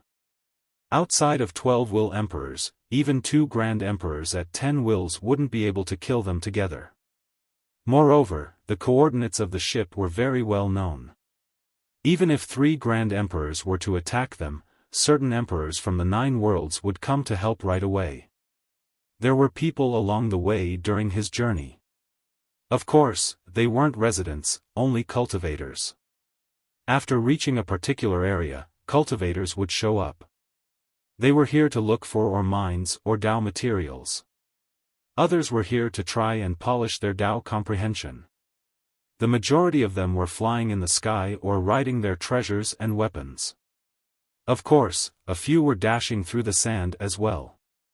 However, there wasn't a mortal like Wuxia walking through this place. This attracted the cultivators' attention. In their eyes, a mortal was simply an ant. Thus, Wuxia was not worth a second glance. They quickly got on with their business. Of course, 1 or 2 kind ones would occasionally stop and asked, "Hey, mortal, are you lost here? Do you want me to lend you a hand?" "Thank you, I am here to improve myself, just let me be." Wuxia smiled and answered them. "Be careful, don't die here. Burning Rampart isn't a place for mortals." The kind cultivator shook their head and left without forcing the issue. Wuxia ignored others' stare and continued on his way. If cultivators were thinking about training at Burning Rampart, there was one place where they must go, the Sky Pit. This was a very strange area to the west of the rampart. There were many large pits here, not just one. These pits had varying temperatures, unlike the rampart.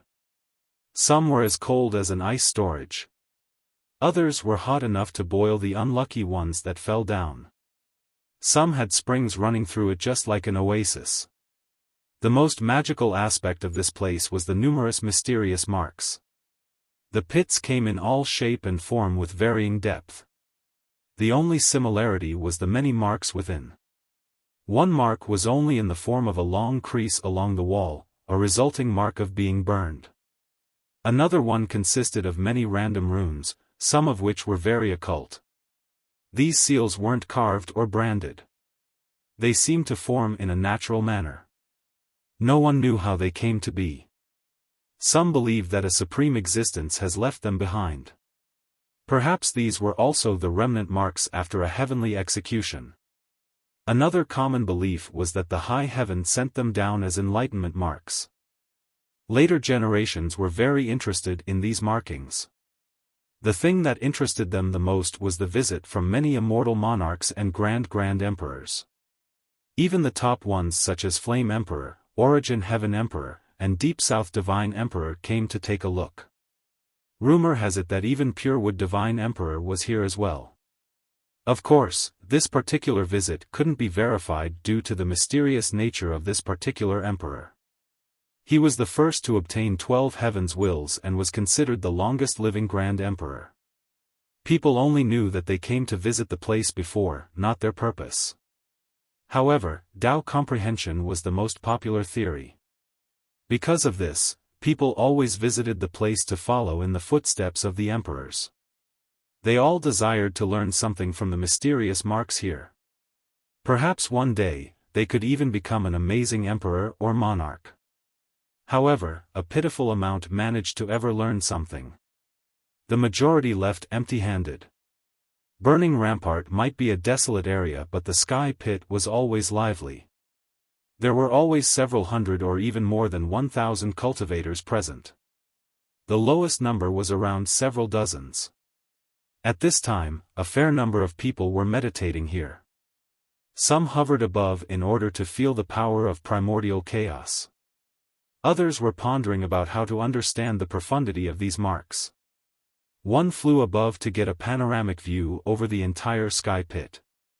Because Pure was one of the largest lands for the 100 races, many humans, golems, and charming spirits were here.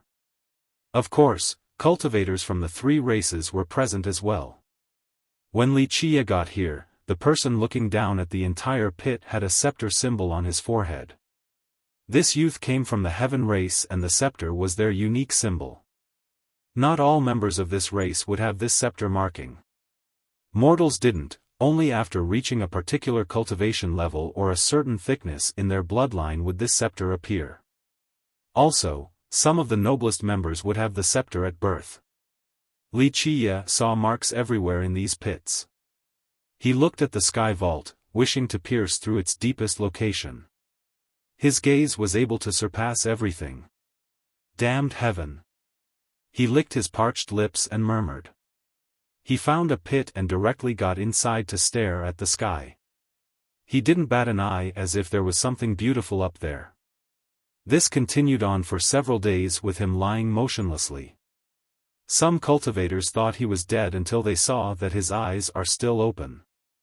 Hey, don't play dead here, mortal. You're in people's way. An expert reprimanded Wuxia.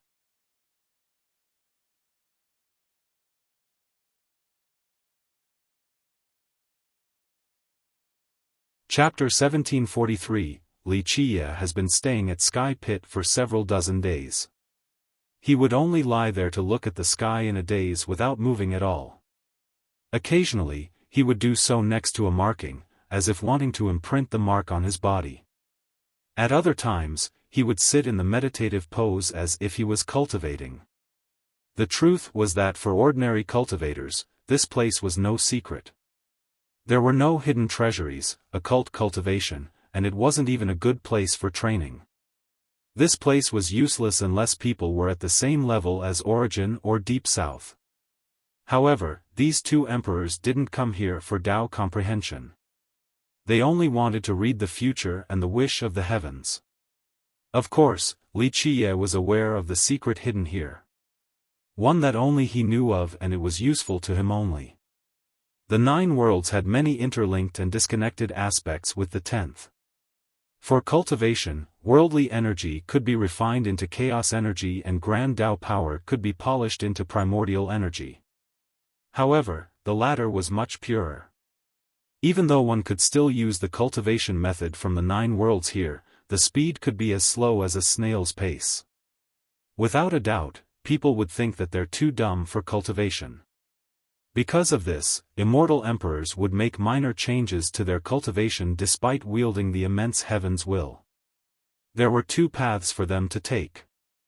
The first was to strengthen their heaven's will. The second was to take in the wills from the 10th world. As for the 100 races in the 10th world, they couldn't cultivate these imperial arts, so they had their own.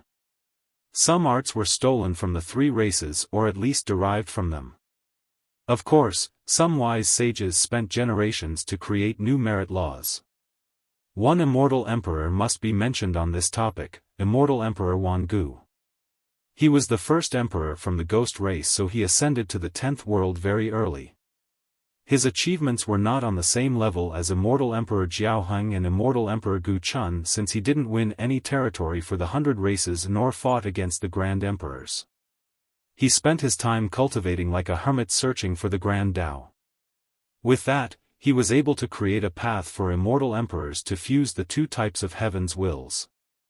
This was a matchless achievement for cultivation. He also spent his time creating suitable merit laws for the 100 races. Ultimately, few surpassed him in terms of contribution towards cultivation. In the 13 continents, many mortals from the 100 races would normally start with the best and most common entry cultivation method, the myriad law art. This method was created by immortal Emperor Wangu. It was suitable for humans, ghosts, charming spirits, and many others. It was one of the most widespread merit laws. Many vagabonds and new cultivators couldn't join the big powers to train with the best merit laws or imperial arts. Because of this, they could only pick the most common and suitable merit law, which was usually the myriad law art. If myriad law was the most suitable for all races, then the mortal reversion art was the best for humans. This was the second law of the 3 most popular ones. Of course, other races could also cultivate with the mortal reversion art, but humans had the best result. It had countless copies. Each of them was different because later generations would make adjustments, for personal use or future use. Despite its popularity, no one knew who created this particular method. It came out of nowhere in an ancient era. Some people believed that it came from immortal Emperor Xiaofan or other wise sages of the human race. The truth was that its creator was the Dark Crow. After coming to the 10th world, he pondered about a cultivation method up here. He didn't only create it for the humans but he took it to a higher level, culminating in an art to punish the heaven. Later on, with increased proliferation and more editions, very few people could use mortal reversion and turn it into the heaven-punishing art. Wuxia chose mortal reversion as his entry method this time around. He didn't pick something from the 9 worlds because they weren't suitable in the upper realm. Even though his memories regarding mortal reversion have been erased, he created it back then inside these pits. Thus, he returned to this old place in order to look at the markings. Memories of the art surfaced again. He had his reasons for doing so.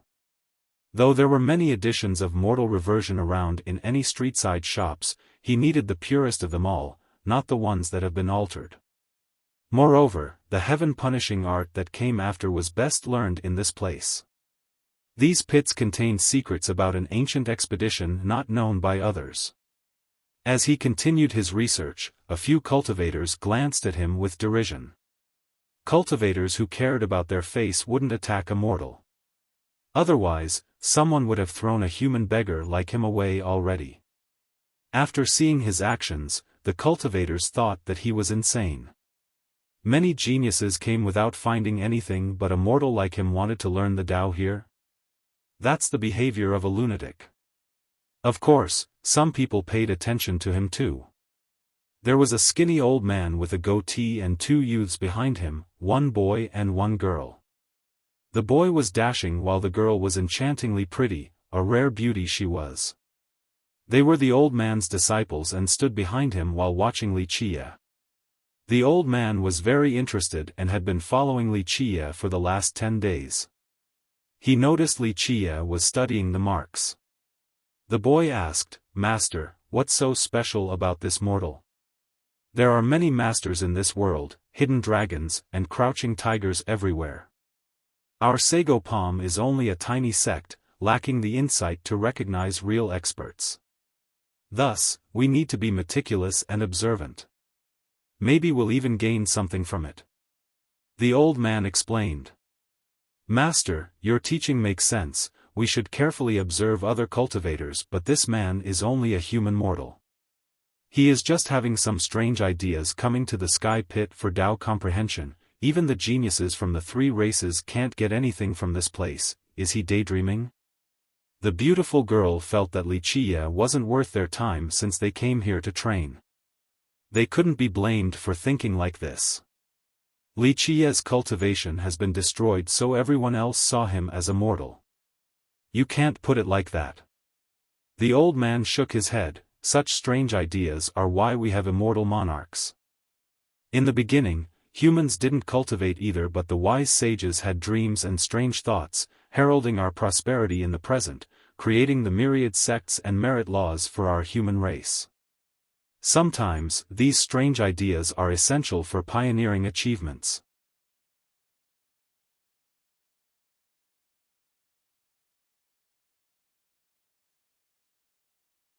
Chapter 1744. The two young ones didn't quite agree with their master.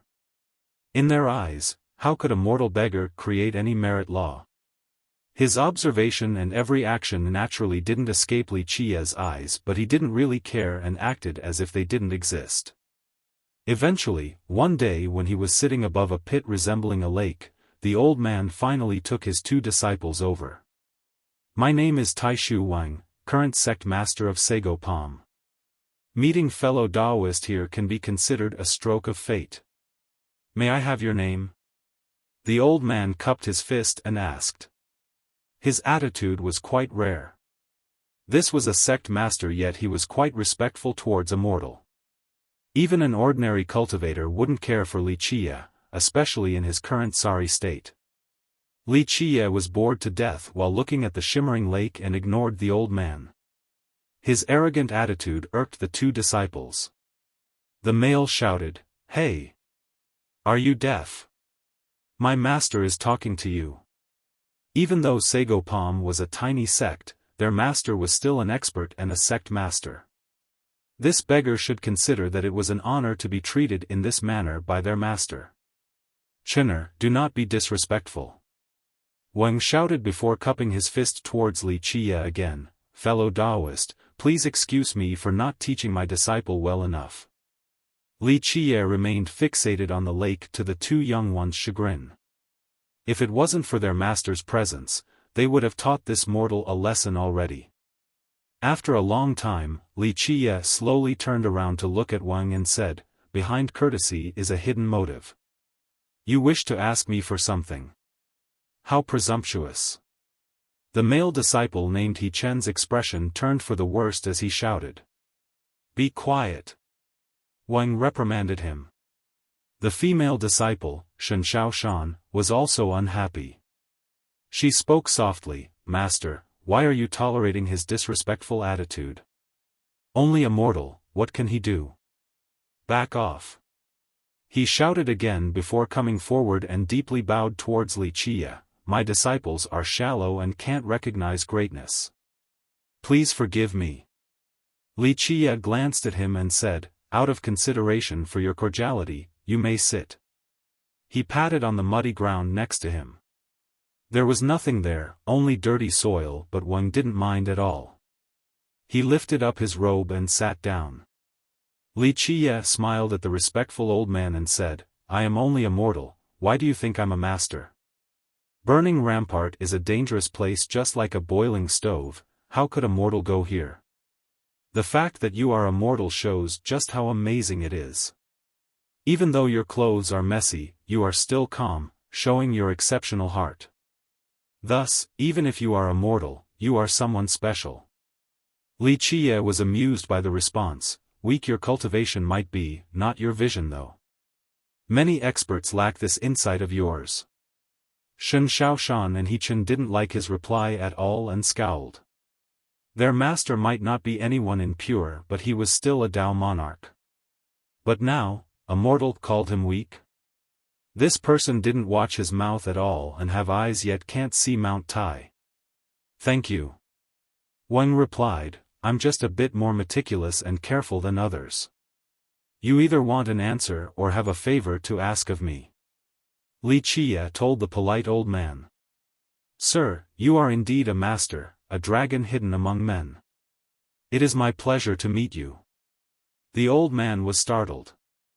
Meanwhile, his disciple felt that his master was only being played by this mortal.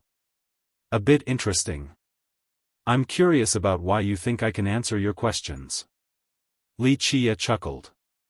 Wang busily answered, "Sir, my late teacher taught me that the eyes are the windows to the mind. It can directly reflect a cultivator's Tao heart. In this place with eternal mysteries, anyone who looks at these marks would have a muddled gaze. However, your eyes are clear, unlike the others. Even emperors can't understand everything here, yet you are unperturbed. It shows that your mind must be amazing, able to see through the sun shrouded by the clouds or all the real merit laws behind the chaos.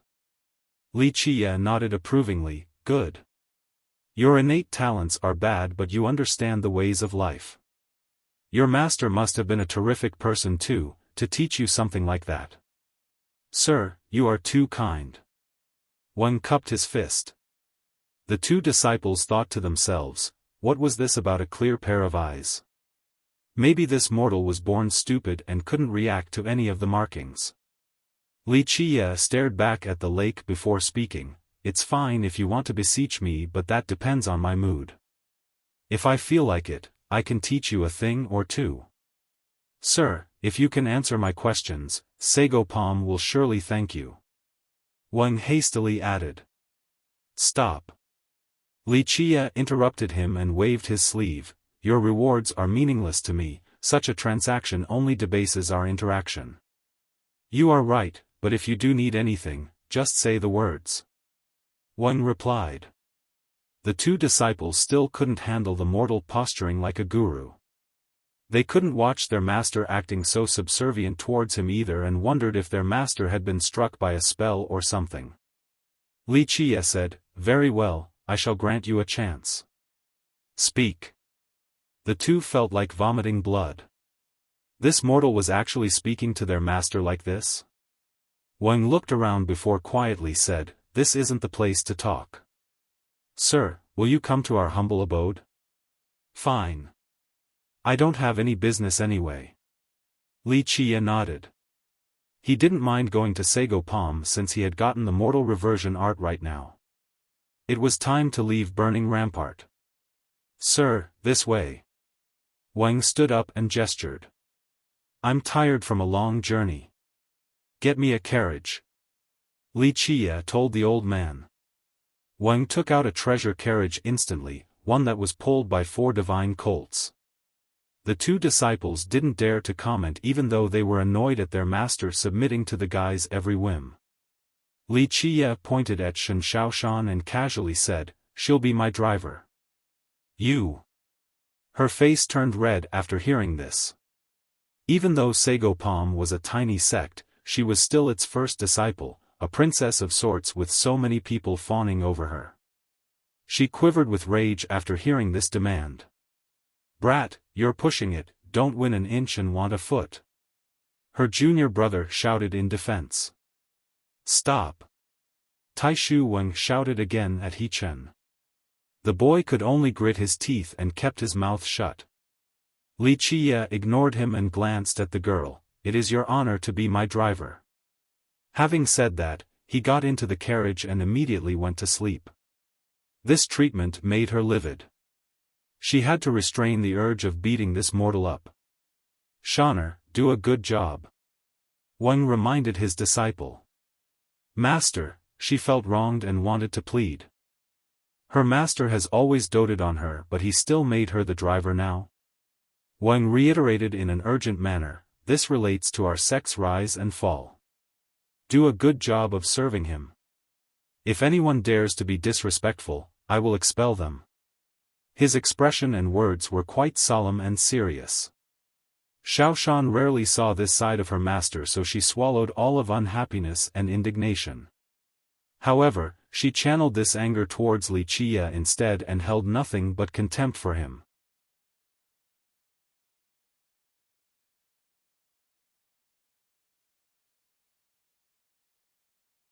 Chapter 1745, Shen Xiaoshan was quite angry.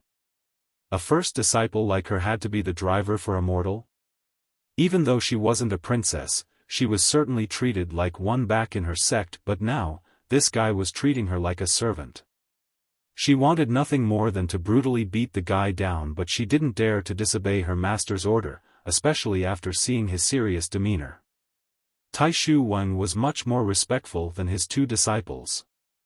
In his eyes, a mortal like Li Qie could make his sect prosper. Thus, he had high hope for the guy. Even though he wouldn't dare to say that under his control, the gate would grow much larger. He just wanted to gather enough resources and capital for the next generation. This mortal could be the bridge allowing them to cross the Dragon Gate. The sect was located in the western frontier. Its scale was quite negligible, only a few thousand disciples. The strongest was Taishu Wang at Dao Monarch. He was also quite famous in the province.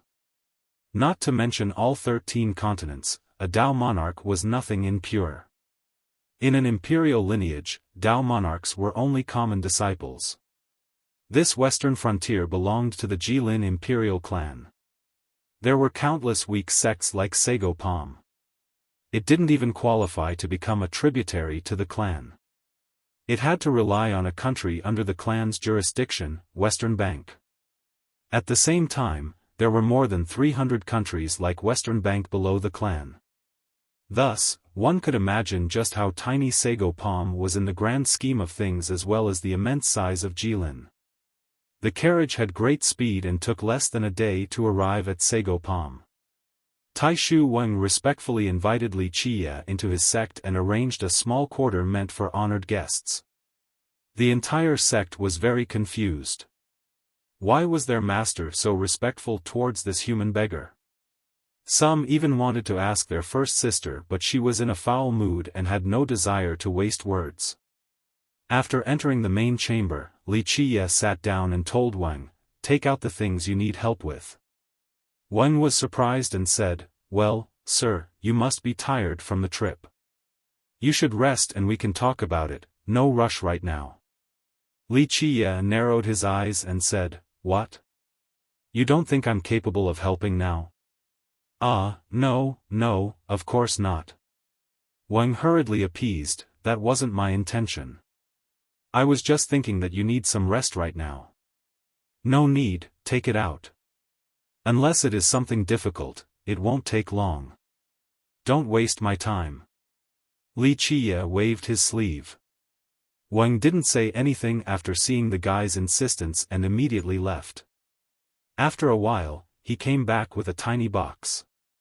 It was tightly locked with a tiny seal. His expression was very prudent and serious. One could tell that the item inside was definitely extraordinary. He unlocked it and removed the seal before taking out a scroll. He carefully placed it in front of Li Qie before rolling it open and said, "Sir, there are many confusing old writings in this scroll. Please take a look and decipher it." There were strange symbols inside with no particular order. People simply couldn't understand it at all. Upon close inspection, one would find similarities between the ones here and the marks found at the sky pit. Both of them were still as perplexing as ever. Li Qie's eyes became austere after seeing the symbols. He raised his head and asked Wang, "Where did you get this thing?" Wang was shocked to see this gaze even though Li Qie was a feeble mortal. He felt his legs giving in, this feeling completely shocked him.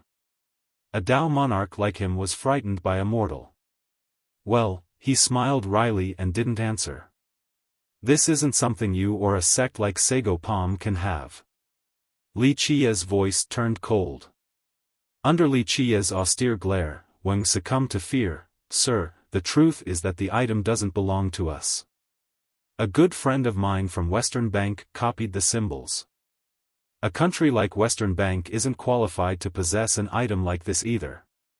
Li Qie uttered. "Sir, how do you know?"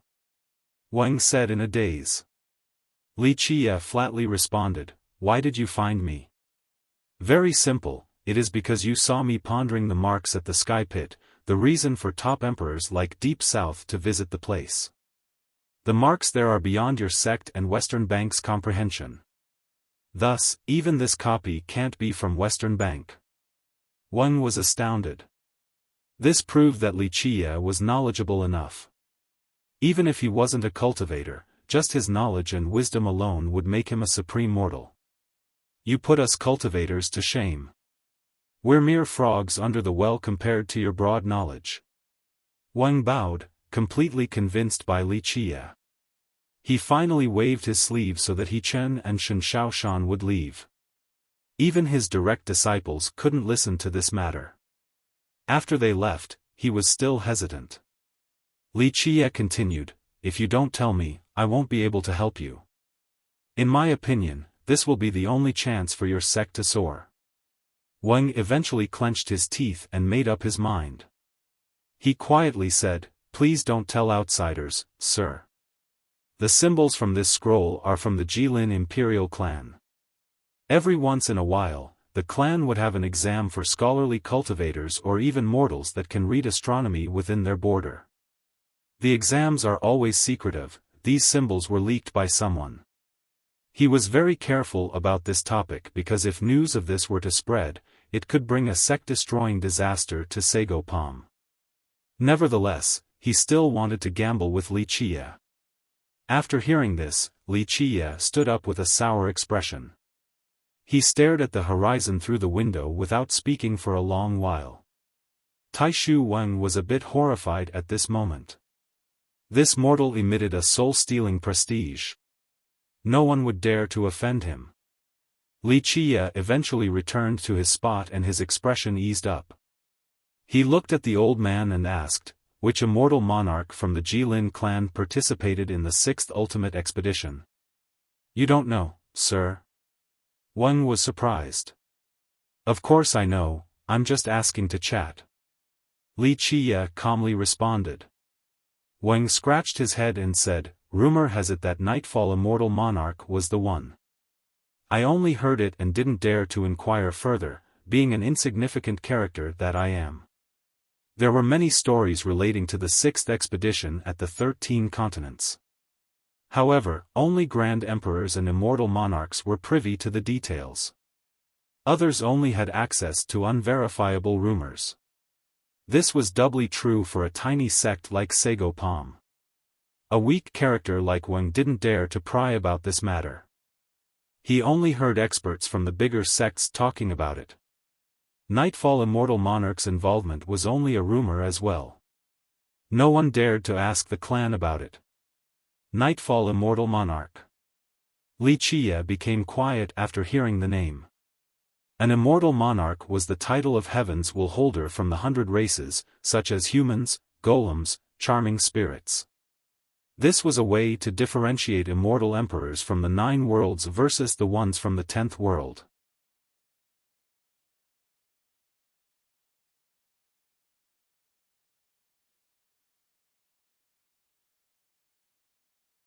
Chapter 1746, Nightfall was the 3rd and strongest immortal monarch of the Jilin Imperial clan. She had 11 fate palaces that contained 11 heaven's wills. She was only one step from being a top emperor. Her existence allowed the clan to prosper again, especially during her era. When did the Jilin clan start these examinations? Wuxia asked Taishu Wang. The old man pondered and eventually answered with a forced smile, "I'm afraid I don't know. It has been going on ever since I knew what's what, so at least this generation on a small scale. I heard that in the past, it was an internal thing. Later on, they also wanted to recruit intelligent and talented disciples, so they opened it to outsiders too." After hearing this, Wuxia chuckled and told the guy, "You want me to join your sect and take the examination?" "Ah. I do recommend you because the Jilin clan loves talents. Any sect within their jurisdiction can recommend examinees. Of course, I would want nothing more than for you to join our sect too." The old man rubbed his palms awkwardly and said, "I know what you want. Those who can pass the examination will be held in high regards by the clan. If you recommended me to take the test or if I were to join your sect, after I become a disciple in that clan and are groomed by them, your sect can build a connection from there. After all, I'll put in good words for you and this will boost your clan status. Perhaps you will no longer need to be a tributary to West Bank and can be directly under Jilin instead." Wang felt his face becoming hot after Wuxia blurted everything. Back at the sky pit, he could see that this mortal was very knowledgeable regarding astronomy. Further conversations confirmed that the guy was a true scholar. Despite being a mortal, he was more than scholarly enough to perhaps join the Jilin clan. This was Wang's plan. "Sir, you are an erudite scholar. With your talents, after becoming a cultivator, you will surely show off your true skill. Even if you can't become an overlord, you will most likely become a strategist for a clan. Thus, staying in the mortal realm is a waste of your knowledge and potential. If you can join the Jilin clan, you'll soar to the sky. With the resources of the clan at your disposal, you'll broaden your horizon and learn even more things. Why wouldn't anyone take such a good path? Wang flattered and told Li Qia about the positive aspects. In fact, anyone who knew the clan would think that a mortal being able to join it was the same as a carp jumping over the dragon gate. No mortal with this knowledge would refuse the offer. It was an opportunity granted by the heavens. Instead of feeling excitement and anticipation, Li Qia simply gave a quick glance at the old man before gazing out the window again. After a while, he said, "I can go to the clan for the examination."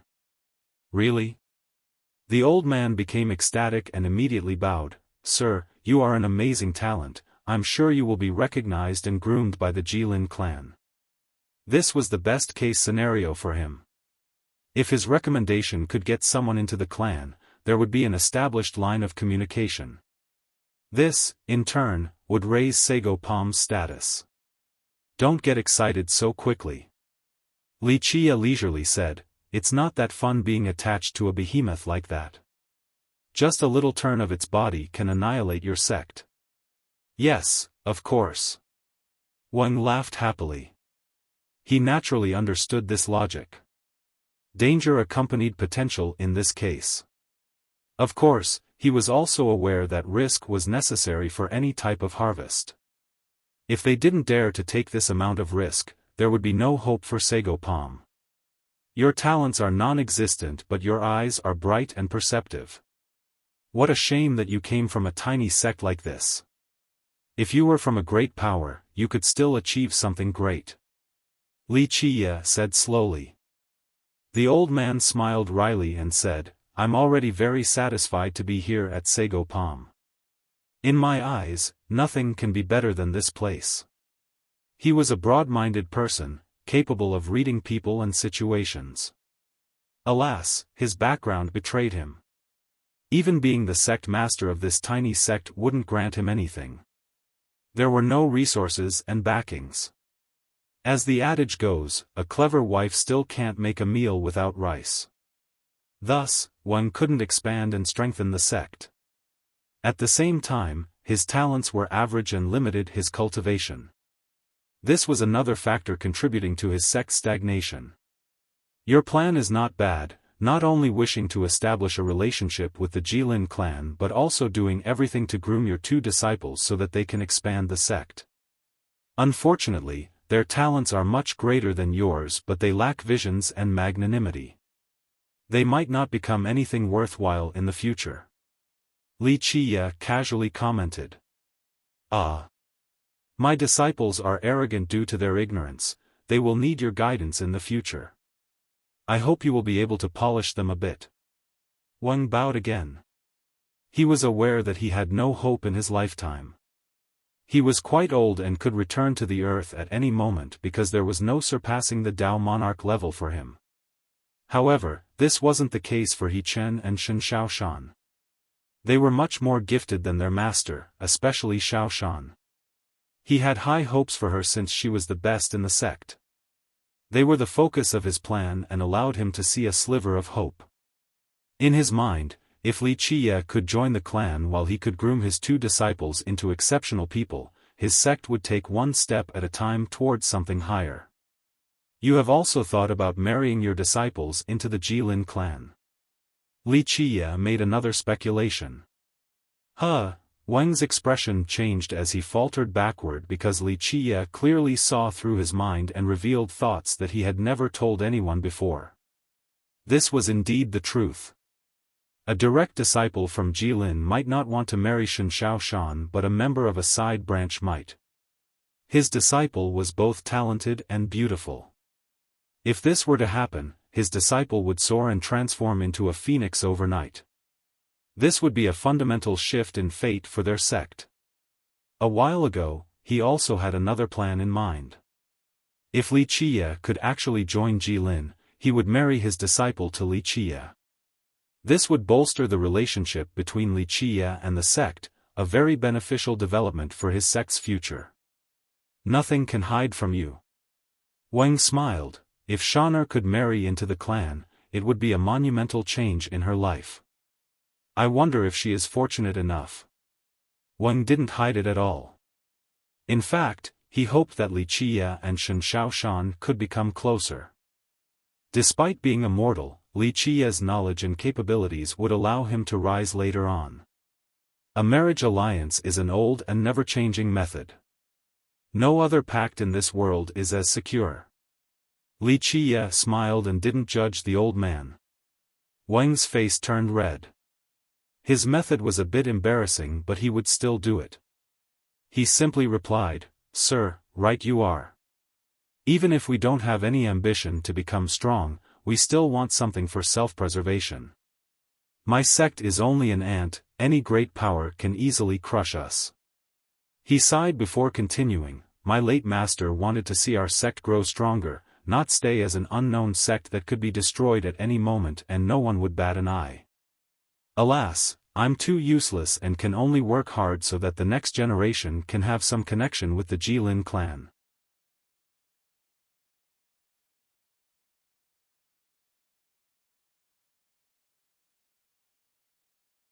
Chapter 1747, Taishu Wang spoke from the heart. Not to mention all of Pure, even in the West Bank alone, they were only a tiny sect painfully struggling at the lowest level. The young ones couldn't sense this struggle. He Qin and Shen Xiaoshan have been trained by Wang since they were young. Wang had even more hopes for Xiaoshan, so that's why she became a bit arrogant after being doted on for so long as the princess of the sect. Contrary to their sense of superiority, Wang was experienced enough and had seen the strength of the great powers before. He knew that their sect must obtain some connection with the Jilin clan. Otherwise, if someone were to destroy them in the future, no one might even hear about it. For example, West Bank country, it would only need to send a random elder to flatten their sect. This was the reason why Wang was always anxious about the future. It rather became a tributary to Jilin than West Bank. It wasn't only because Jilin was more powerful. More importantly, it was much farther away from their own sect. Due to the distance, Jilin wouldn't interfere or supervise with a tiny sect like Sagopam. This wasn't the case for West Bank because of the close proximity. Thus, being connected with Jilin would give Sagopam another layer of assurance.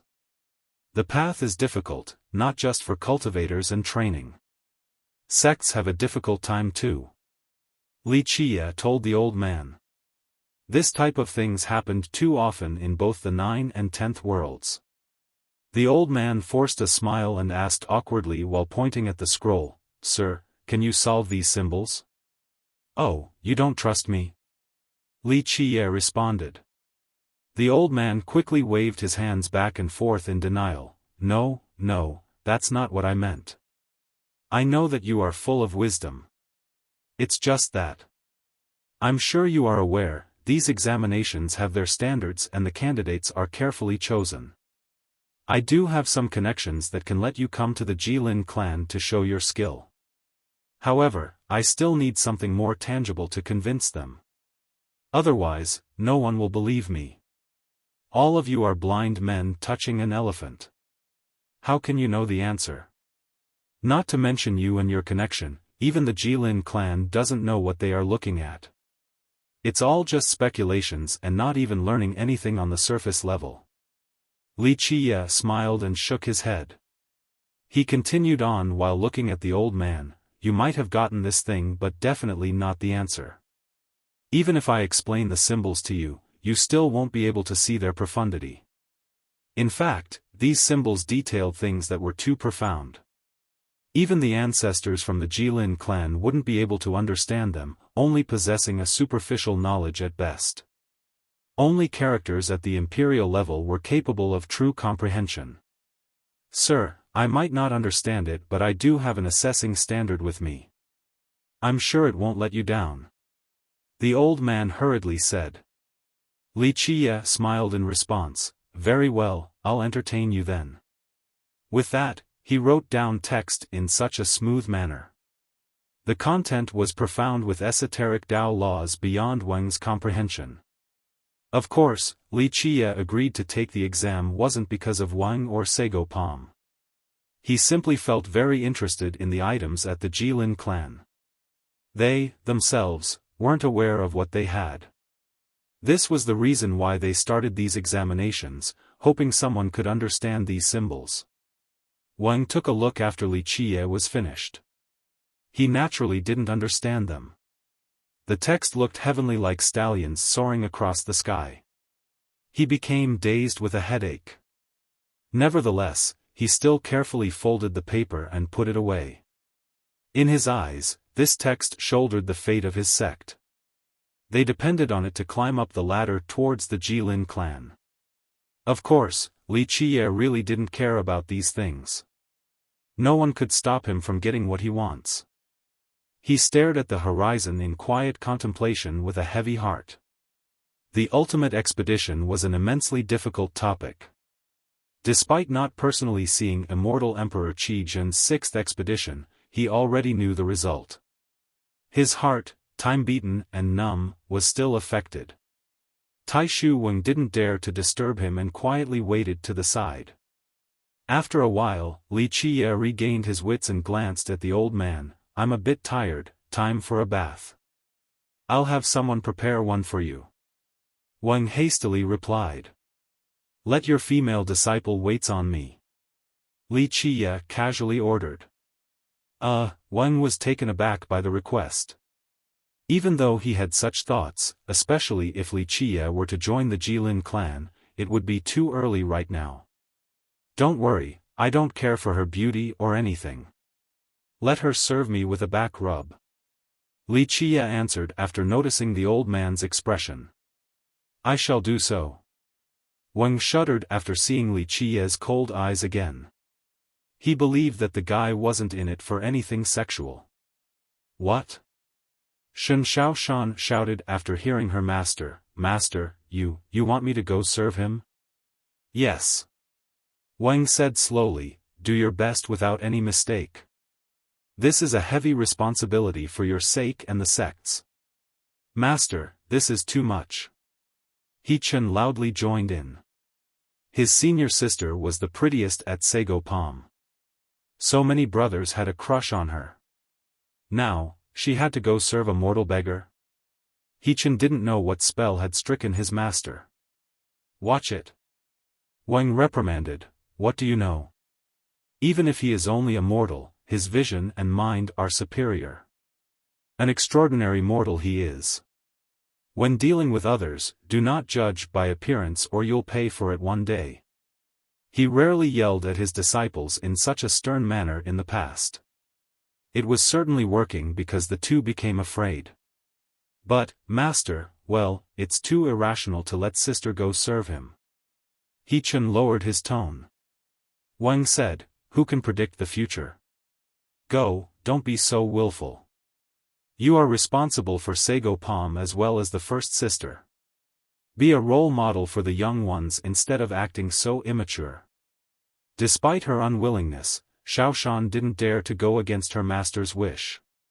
She continued on with an unhappy expression. He Chen stomped on the ground after seeing what he perceived as an injustice. Wang saw everything and said, "Chener, you are letting me down." "Master," He Chen didn't expect these words to come from his master at all. "You and your sister have great talents, much better than mine. However, the two of you are too arrogant, thinking that you're better than others so you look down on them. I pampered you too much instead of doing a good job of grooming you. I have failed in my role as your master." Wang sighed and shook his head. "Master," He Chen's complexion turned pale. Wang went on, "You should know that the responsibility of taking care of the sect will fall on the two of you one day since I'm old now. Cultivation alone isn't enough to lead a sect, wisdom, reading people, and magnanimity are necessary or the sect will fall in your hands. How will you be able to see the ancestors then? The two of you lose your cool too easily while being too obstinate with your beliefs. If you don't try harder to rid yourself of these flaws, how can I ever be at ease to hand the sect over to you?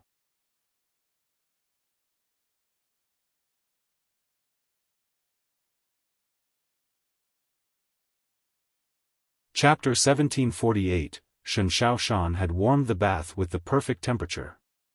After preparing clothes for Wuxia, she said coldly, "It's done, you can take your bath now." She was quite discontent.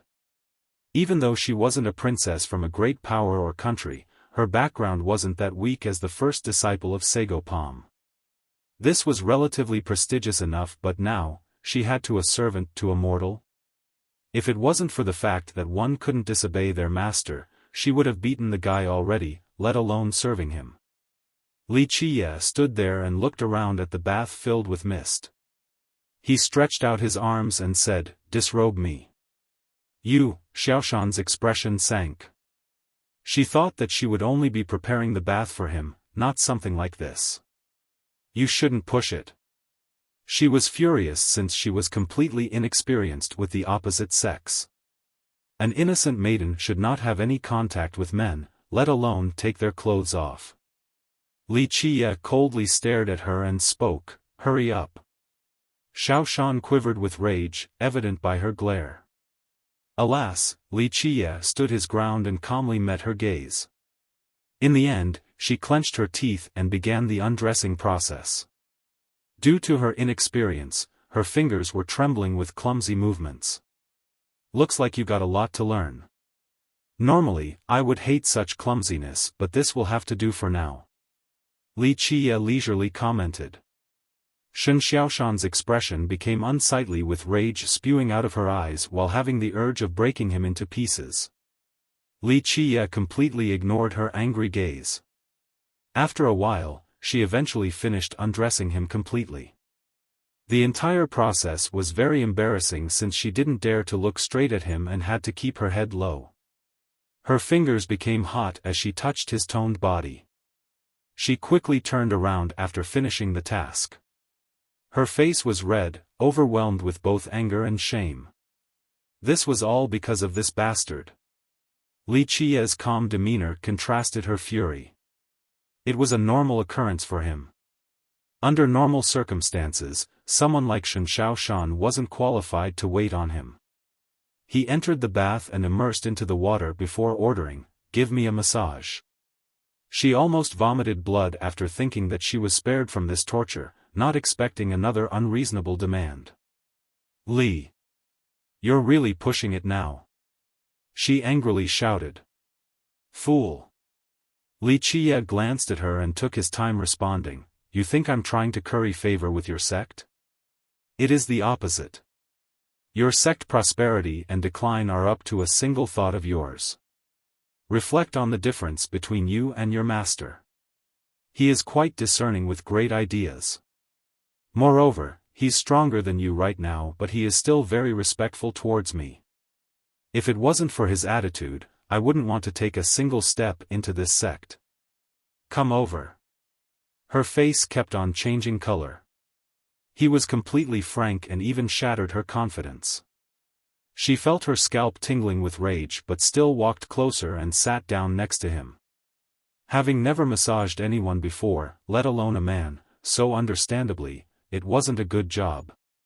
With a blush, she had trouble restraining her anger at having to perform what she considered a lowly task. Thus, she rubbed harder while fantasizing about crushing him to pieces. Alas, that would be going against her master's order. Of course, this pain was nothing to Wuxia. He glanced at her and said, "Your master is a rare talent despite his mediocre constitution. Many Dao saints and Dao celestials have far inferior insight about how to deal with the world compared to him. For example, you and other cultivators, the only thing in your eyes is supreme merit laws and aptitude while taking zero consideration about customs and social interactions. Thus, it wouldn't surprise me at all if one day, someone massacres your entire clan because of something stupid you have done." "Humph, are you saying that you're more exceptional than us?" Xiaofan scowled. This was her first time really talking to him. "What do you think?" Wuxia calmly elaborated, do you think you're better than your master? Look at it from another perspective, will you do a better job as the sect master in the future? She became quiet. Her talents were indeed better, but she might not do a better job than him as the sect master. Though the sect had no sign of rising up the ranks, it was peaceful under Tai Shu Weng's command. Moreover, he had a great relationship with the neighboring powers. He dealt with intersect politics in such a skillful manner. She was confident about surpassing him in cultivation but becoming a better sect master? That was a different matter. You think your master is stupid? Or is he a sycophant that would lick the boots of any man? Li Qie continued. Of course not. My master isn't that kind of person. He is a visionary. She shouted and wouldn't allow anyone to insult her master. Right.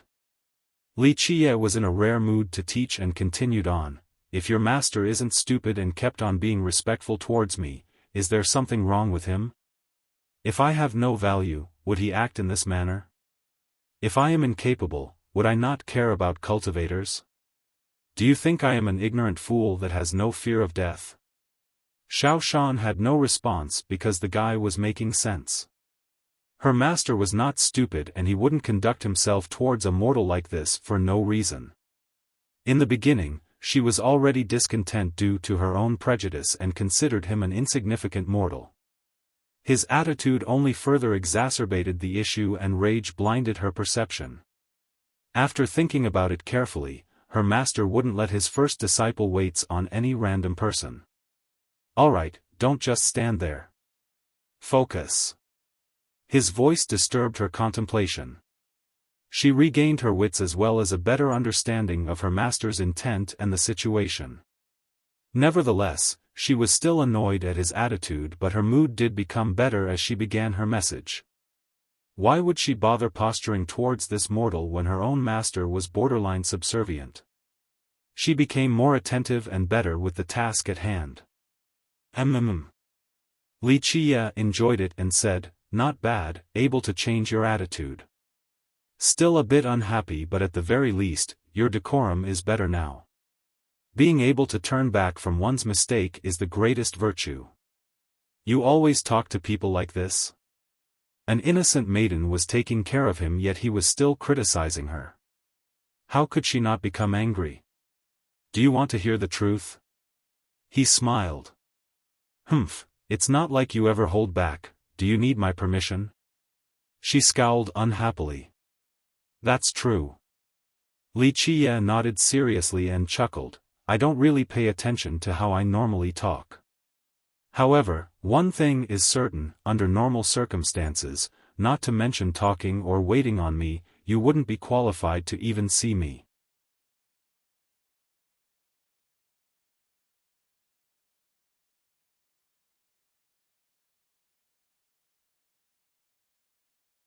Chapter 1749, Shen Xiaoshan's mood had just gotten better, but this didn't last long after hearing this. Such arrogant words would have enraged just about anyone. Not even qualified to see him. How outrageous was this statement? In fact, she naturally didn't know that in the 9 worlds, so many ancestor-level characters and young emperor assailants had a hard time meeting Li Qie even if they wanted to. So many imperial lineages were willing to marry their goddess and princess to fiercest, the prime emperor. Unfortunately, their ladies didn't even have a chance to meet Li Qie, let alone taking the next step. Oh? Then are you saying that you are a noble from some country or an illegitimate child of a big shot?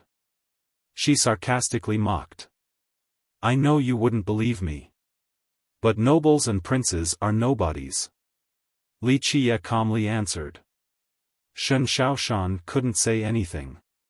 She couldn't even become angry anymore. Other braggers would turn red a bit after boasting so hard. However, this mortal was so confident in his speech to her disbelief. He spoke in such a nonchalant and matter-of-fact manner. If this mortal was boasting, then he would be the best one she had ever met. But if he wasn't? That's why she had nothing to say and was completely confused during this short contact with Li Qie. She had no clue who this man was, he was unfathomable. The more people got to know him, the more they became moved by an unknown attraction, perhaps due to his charisma. It was as if he could engulf just about anyone. After this, they would be utterly convinced by him. It was quite a frightening aspect, causing her to shudder at this moment. "Come in." He spoke as she was lost in contemplation. She was taken aback by the request. He was lying half submerged in the bath and she had never taken a bath with a man before. "What kind of woman do you?" she angrily shouted. "You're overthinking it." Wuxia waved his hand and interrupted her. "I'm not telling you to take a bath together with me, only to clean me well." Her anger didn't subside after hearing this. She still angrily stared at him with a touch of embarrassment. She couldn't get into the bath to serve a man. "What now? Afraid that I'll take advantage of you?" Wuxia assessed her and said flatly, "You are quite pretty, but there is a waiting list for that. There is 1,000,000 women in line waiting to take advantage of me before you. You. 1,000,000 before me." Most girls were a bit prideful of their beauty, especially someone as pretty as Xiaofan. Though she couldn't compare to the daughters from the great powers and imperial lineages, she was still the prettiest at Sago Palm. But now, when Wuxia said there was 1,000,000 in line before her, it was truly humiliating and infuriating. She had the urge of beating the man ahead into a pig head. Who really knows? The 13 continents are too vast. Wuxia said slowly. Blood almost left her mouth again. She glared at him and uttered coldly, "Can you stop being so narcissistic?" Wuxia answered, "This is called confidence. Come, don't waste my bath time." She felt her soul leaving her body after being stared at by his dull yet authoritative eyes. There was a sensation of his eyes gazing into her soul. She lost control of her body, but it was a pleasant feeling. His profound eyes encompassed 3,000 worlds, capable of devouring all divine lights and gestating all existences. All beings would prostrate before them. Even though he was a mortal at the moment, he was once the ruler of the 9 worlds, the dark hand behind the curtains, and especially an immortal emperor. Someone at Xiaoshan's cultivation couldn't withstand his charm. Even eternal existences had submitted to him. Before she knew it, she had already stepped into the bath. Water wetted her clothes, revealing her enchanting and exquisite curves as she gently washed his body. After a long time, she regained her wits and became startled. What sorcery is this? She was understandably alarmed since she seemed to have lost control of her body and became a victim to his whim. It's no sorcery. Wuxia shook his head. This is called prestige. Have you ever seen a grand emperor? With your cultivation, you won't just be kneeling after seeing one. His prestige and authority could turn you into a follower for a lifetime. Humph, but you're not a grand emperor. She scowled. Of course, she hasn't seen an emperor before, but she had heard many legends relating to them and could imagine that scene. Rumor has it that wherever they went, people couldn't help but kneel, just like Wuxia's comment. Ah! She suddenly screamed due to shame because she was completely wet at this moment. She turned red and hot. This situation made it too awkward for her. Wuxia didn't bother glancing at her. He said flatly, "Don't worry, I won't be taking advantage of you." You. His calm demeanor only exacerbated the situation. It was as if this garden of spring was nothing before his eyes. Of course, he had seen too many beauties and supreme figures. He didn't want to take a look at someone like Xiaofan. She was only an inconspicuous tree in a garden with 100 blossoming flowers, and he didn't care for these flowers either, let alone her. After confirming that he wasn't looking, she continued to wait on him. However, she didn't dare to look at his body at all. From start to finish, he simply lay there to enjoy her service. In the beginning, she was quite bashful, but as time passed, she calmed down after seeing that Wuxia had no devious intention and action. Anger turned into annoyance after seeing his lack of reaction to a beauty like her. Though she wasn't a peerless beauty or anything, her features were impeccable and she was certainly confident in her figure. Others might not swoon over her instantly, but they weren't bad. But now, Wuxia didn't steal a single glance at her. This was indeed hurting her self-esteem. Perhaps he wasn't lying when he talked about her not fitting his standards. Humph, do you always make pretty girls wait on you?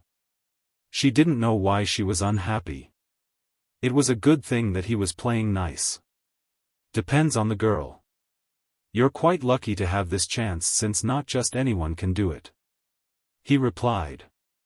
This statement was no longer as outrageous now that she got used to him. So you're saying that many beauties have waited on you? How many figures have you seen? She angrily stated.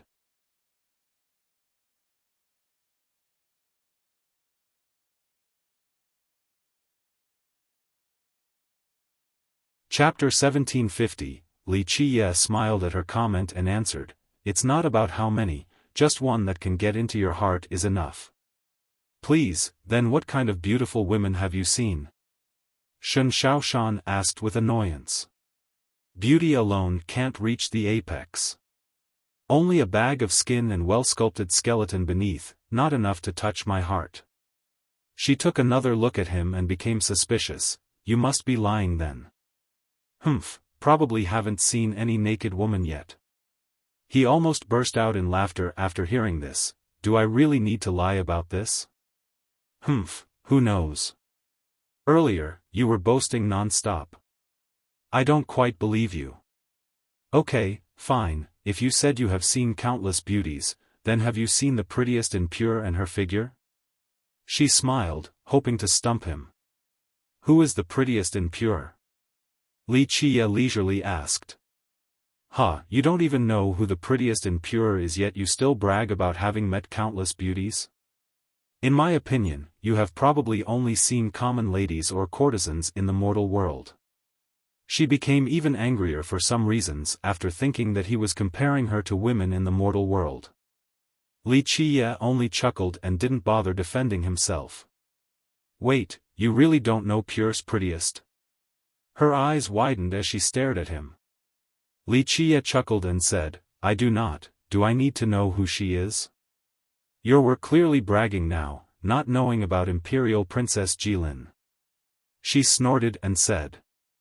Wuxia calmly responded, "Only the prettiest in Pure, not the 13 continents, but then again, I don't care about the latter either." "Here you go again." She retorted, "Do you know who she is?" "She's the princess of the Jilin clan, a noble lady with immeasurable stateliness. Rumor has it that she even has the bloodline of an immortal monarch. Imperial Princess Jilin was very well known in Pure due to her beauty and prestigious bloodline." Of course, Xiaofan had never seen her before, but she still believed that the princess was the prettiest in Pure. Only the bloodline of an immortal monarch, not a real imperial princess. It only takes a sentence from me for her to become my bed warmer. Wuxia smiled freely. "You're insane." She didn't mock him this time. On the contrary, she was scared out of her mind and immediately covered his mouth. If outsiders heard these words, it might bring about a sect-destroying disaster to Sagopam.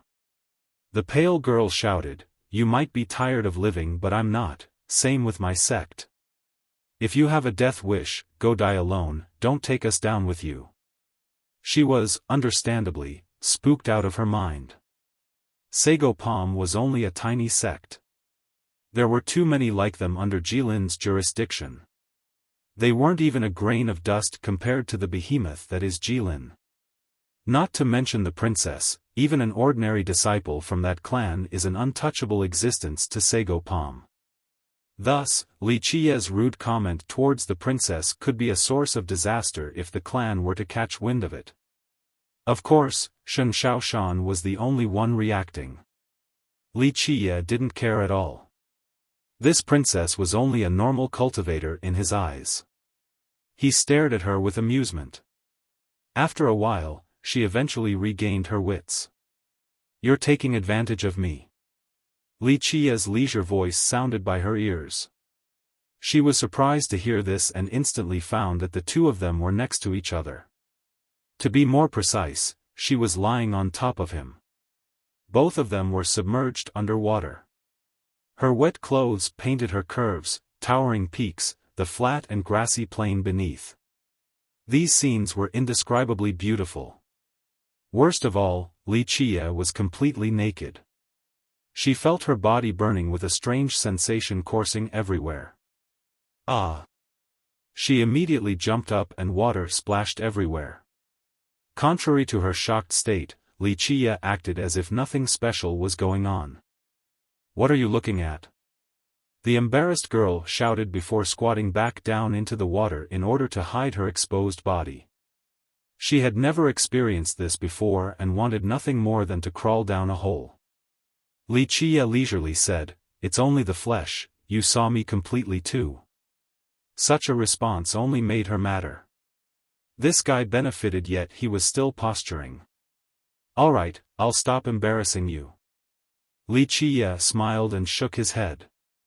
He closed his eyes and went back to enjoying the warm water.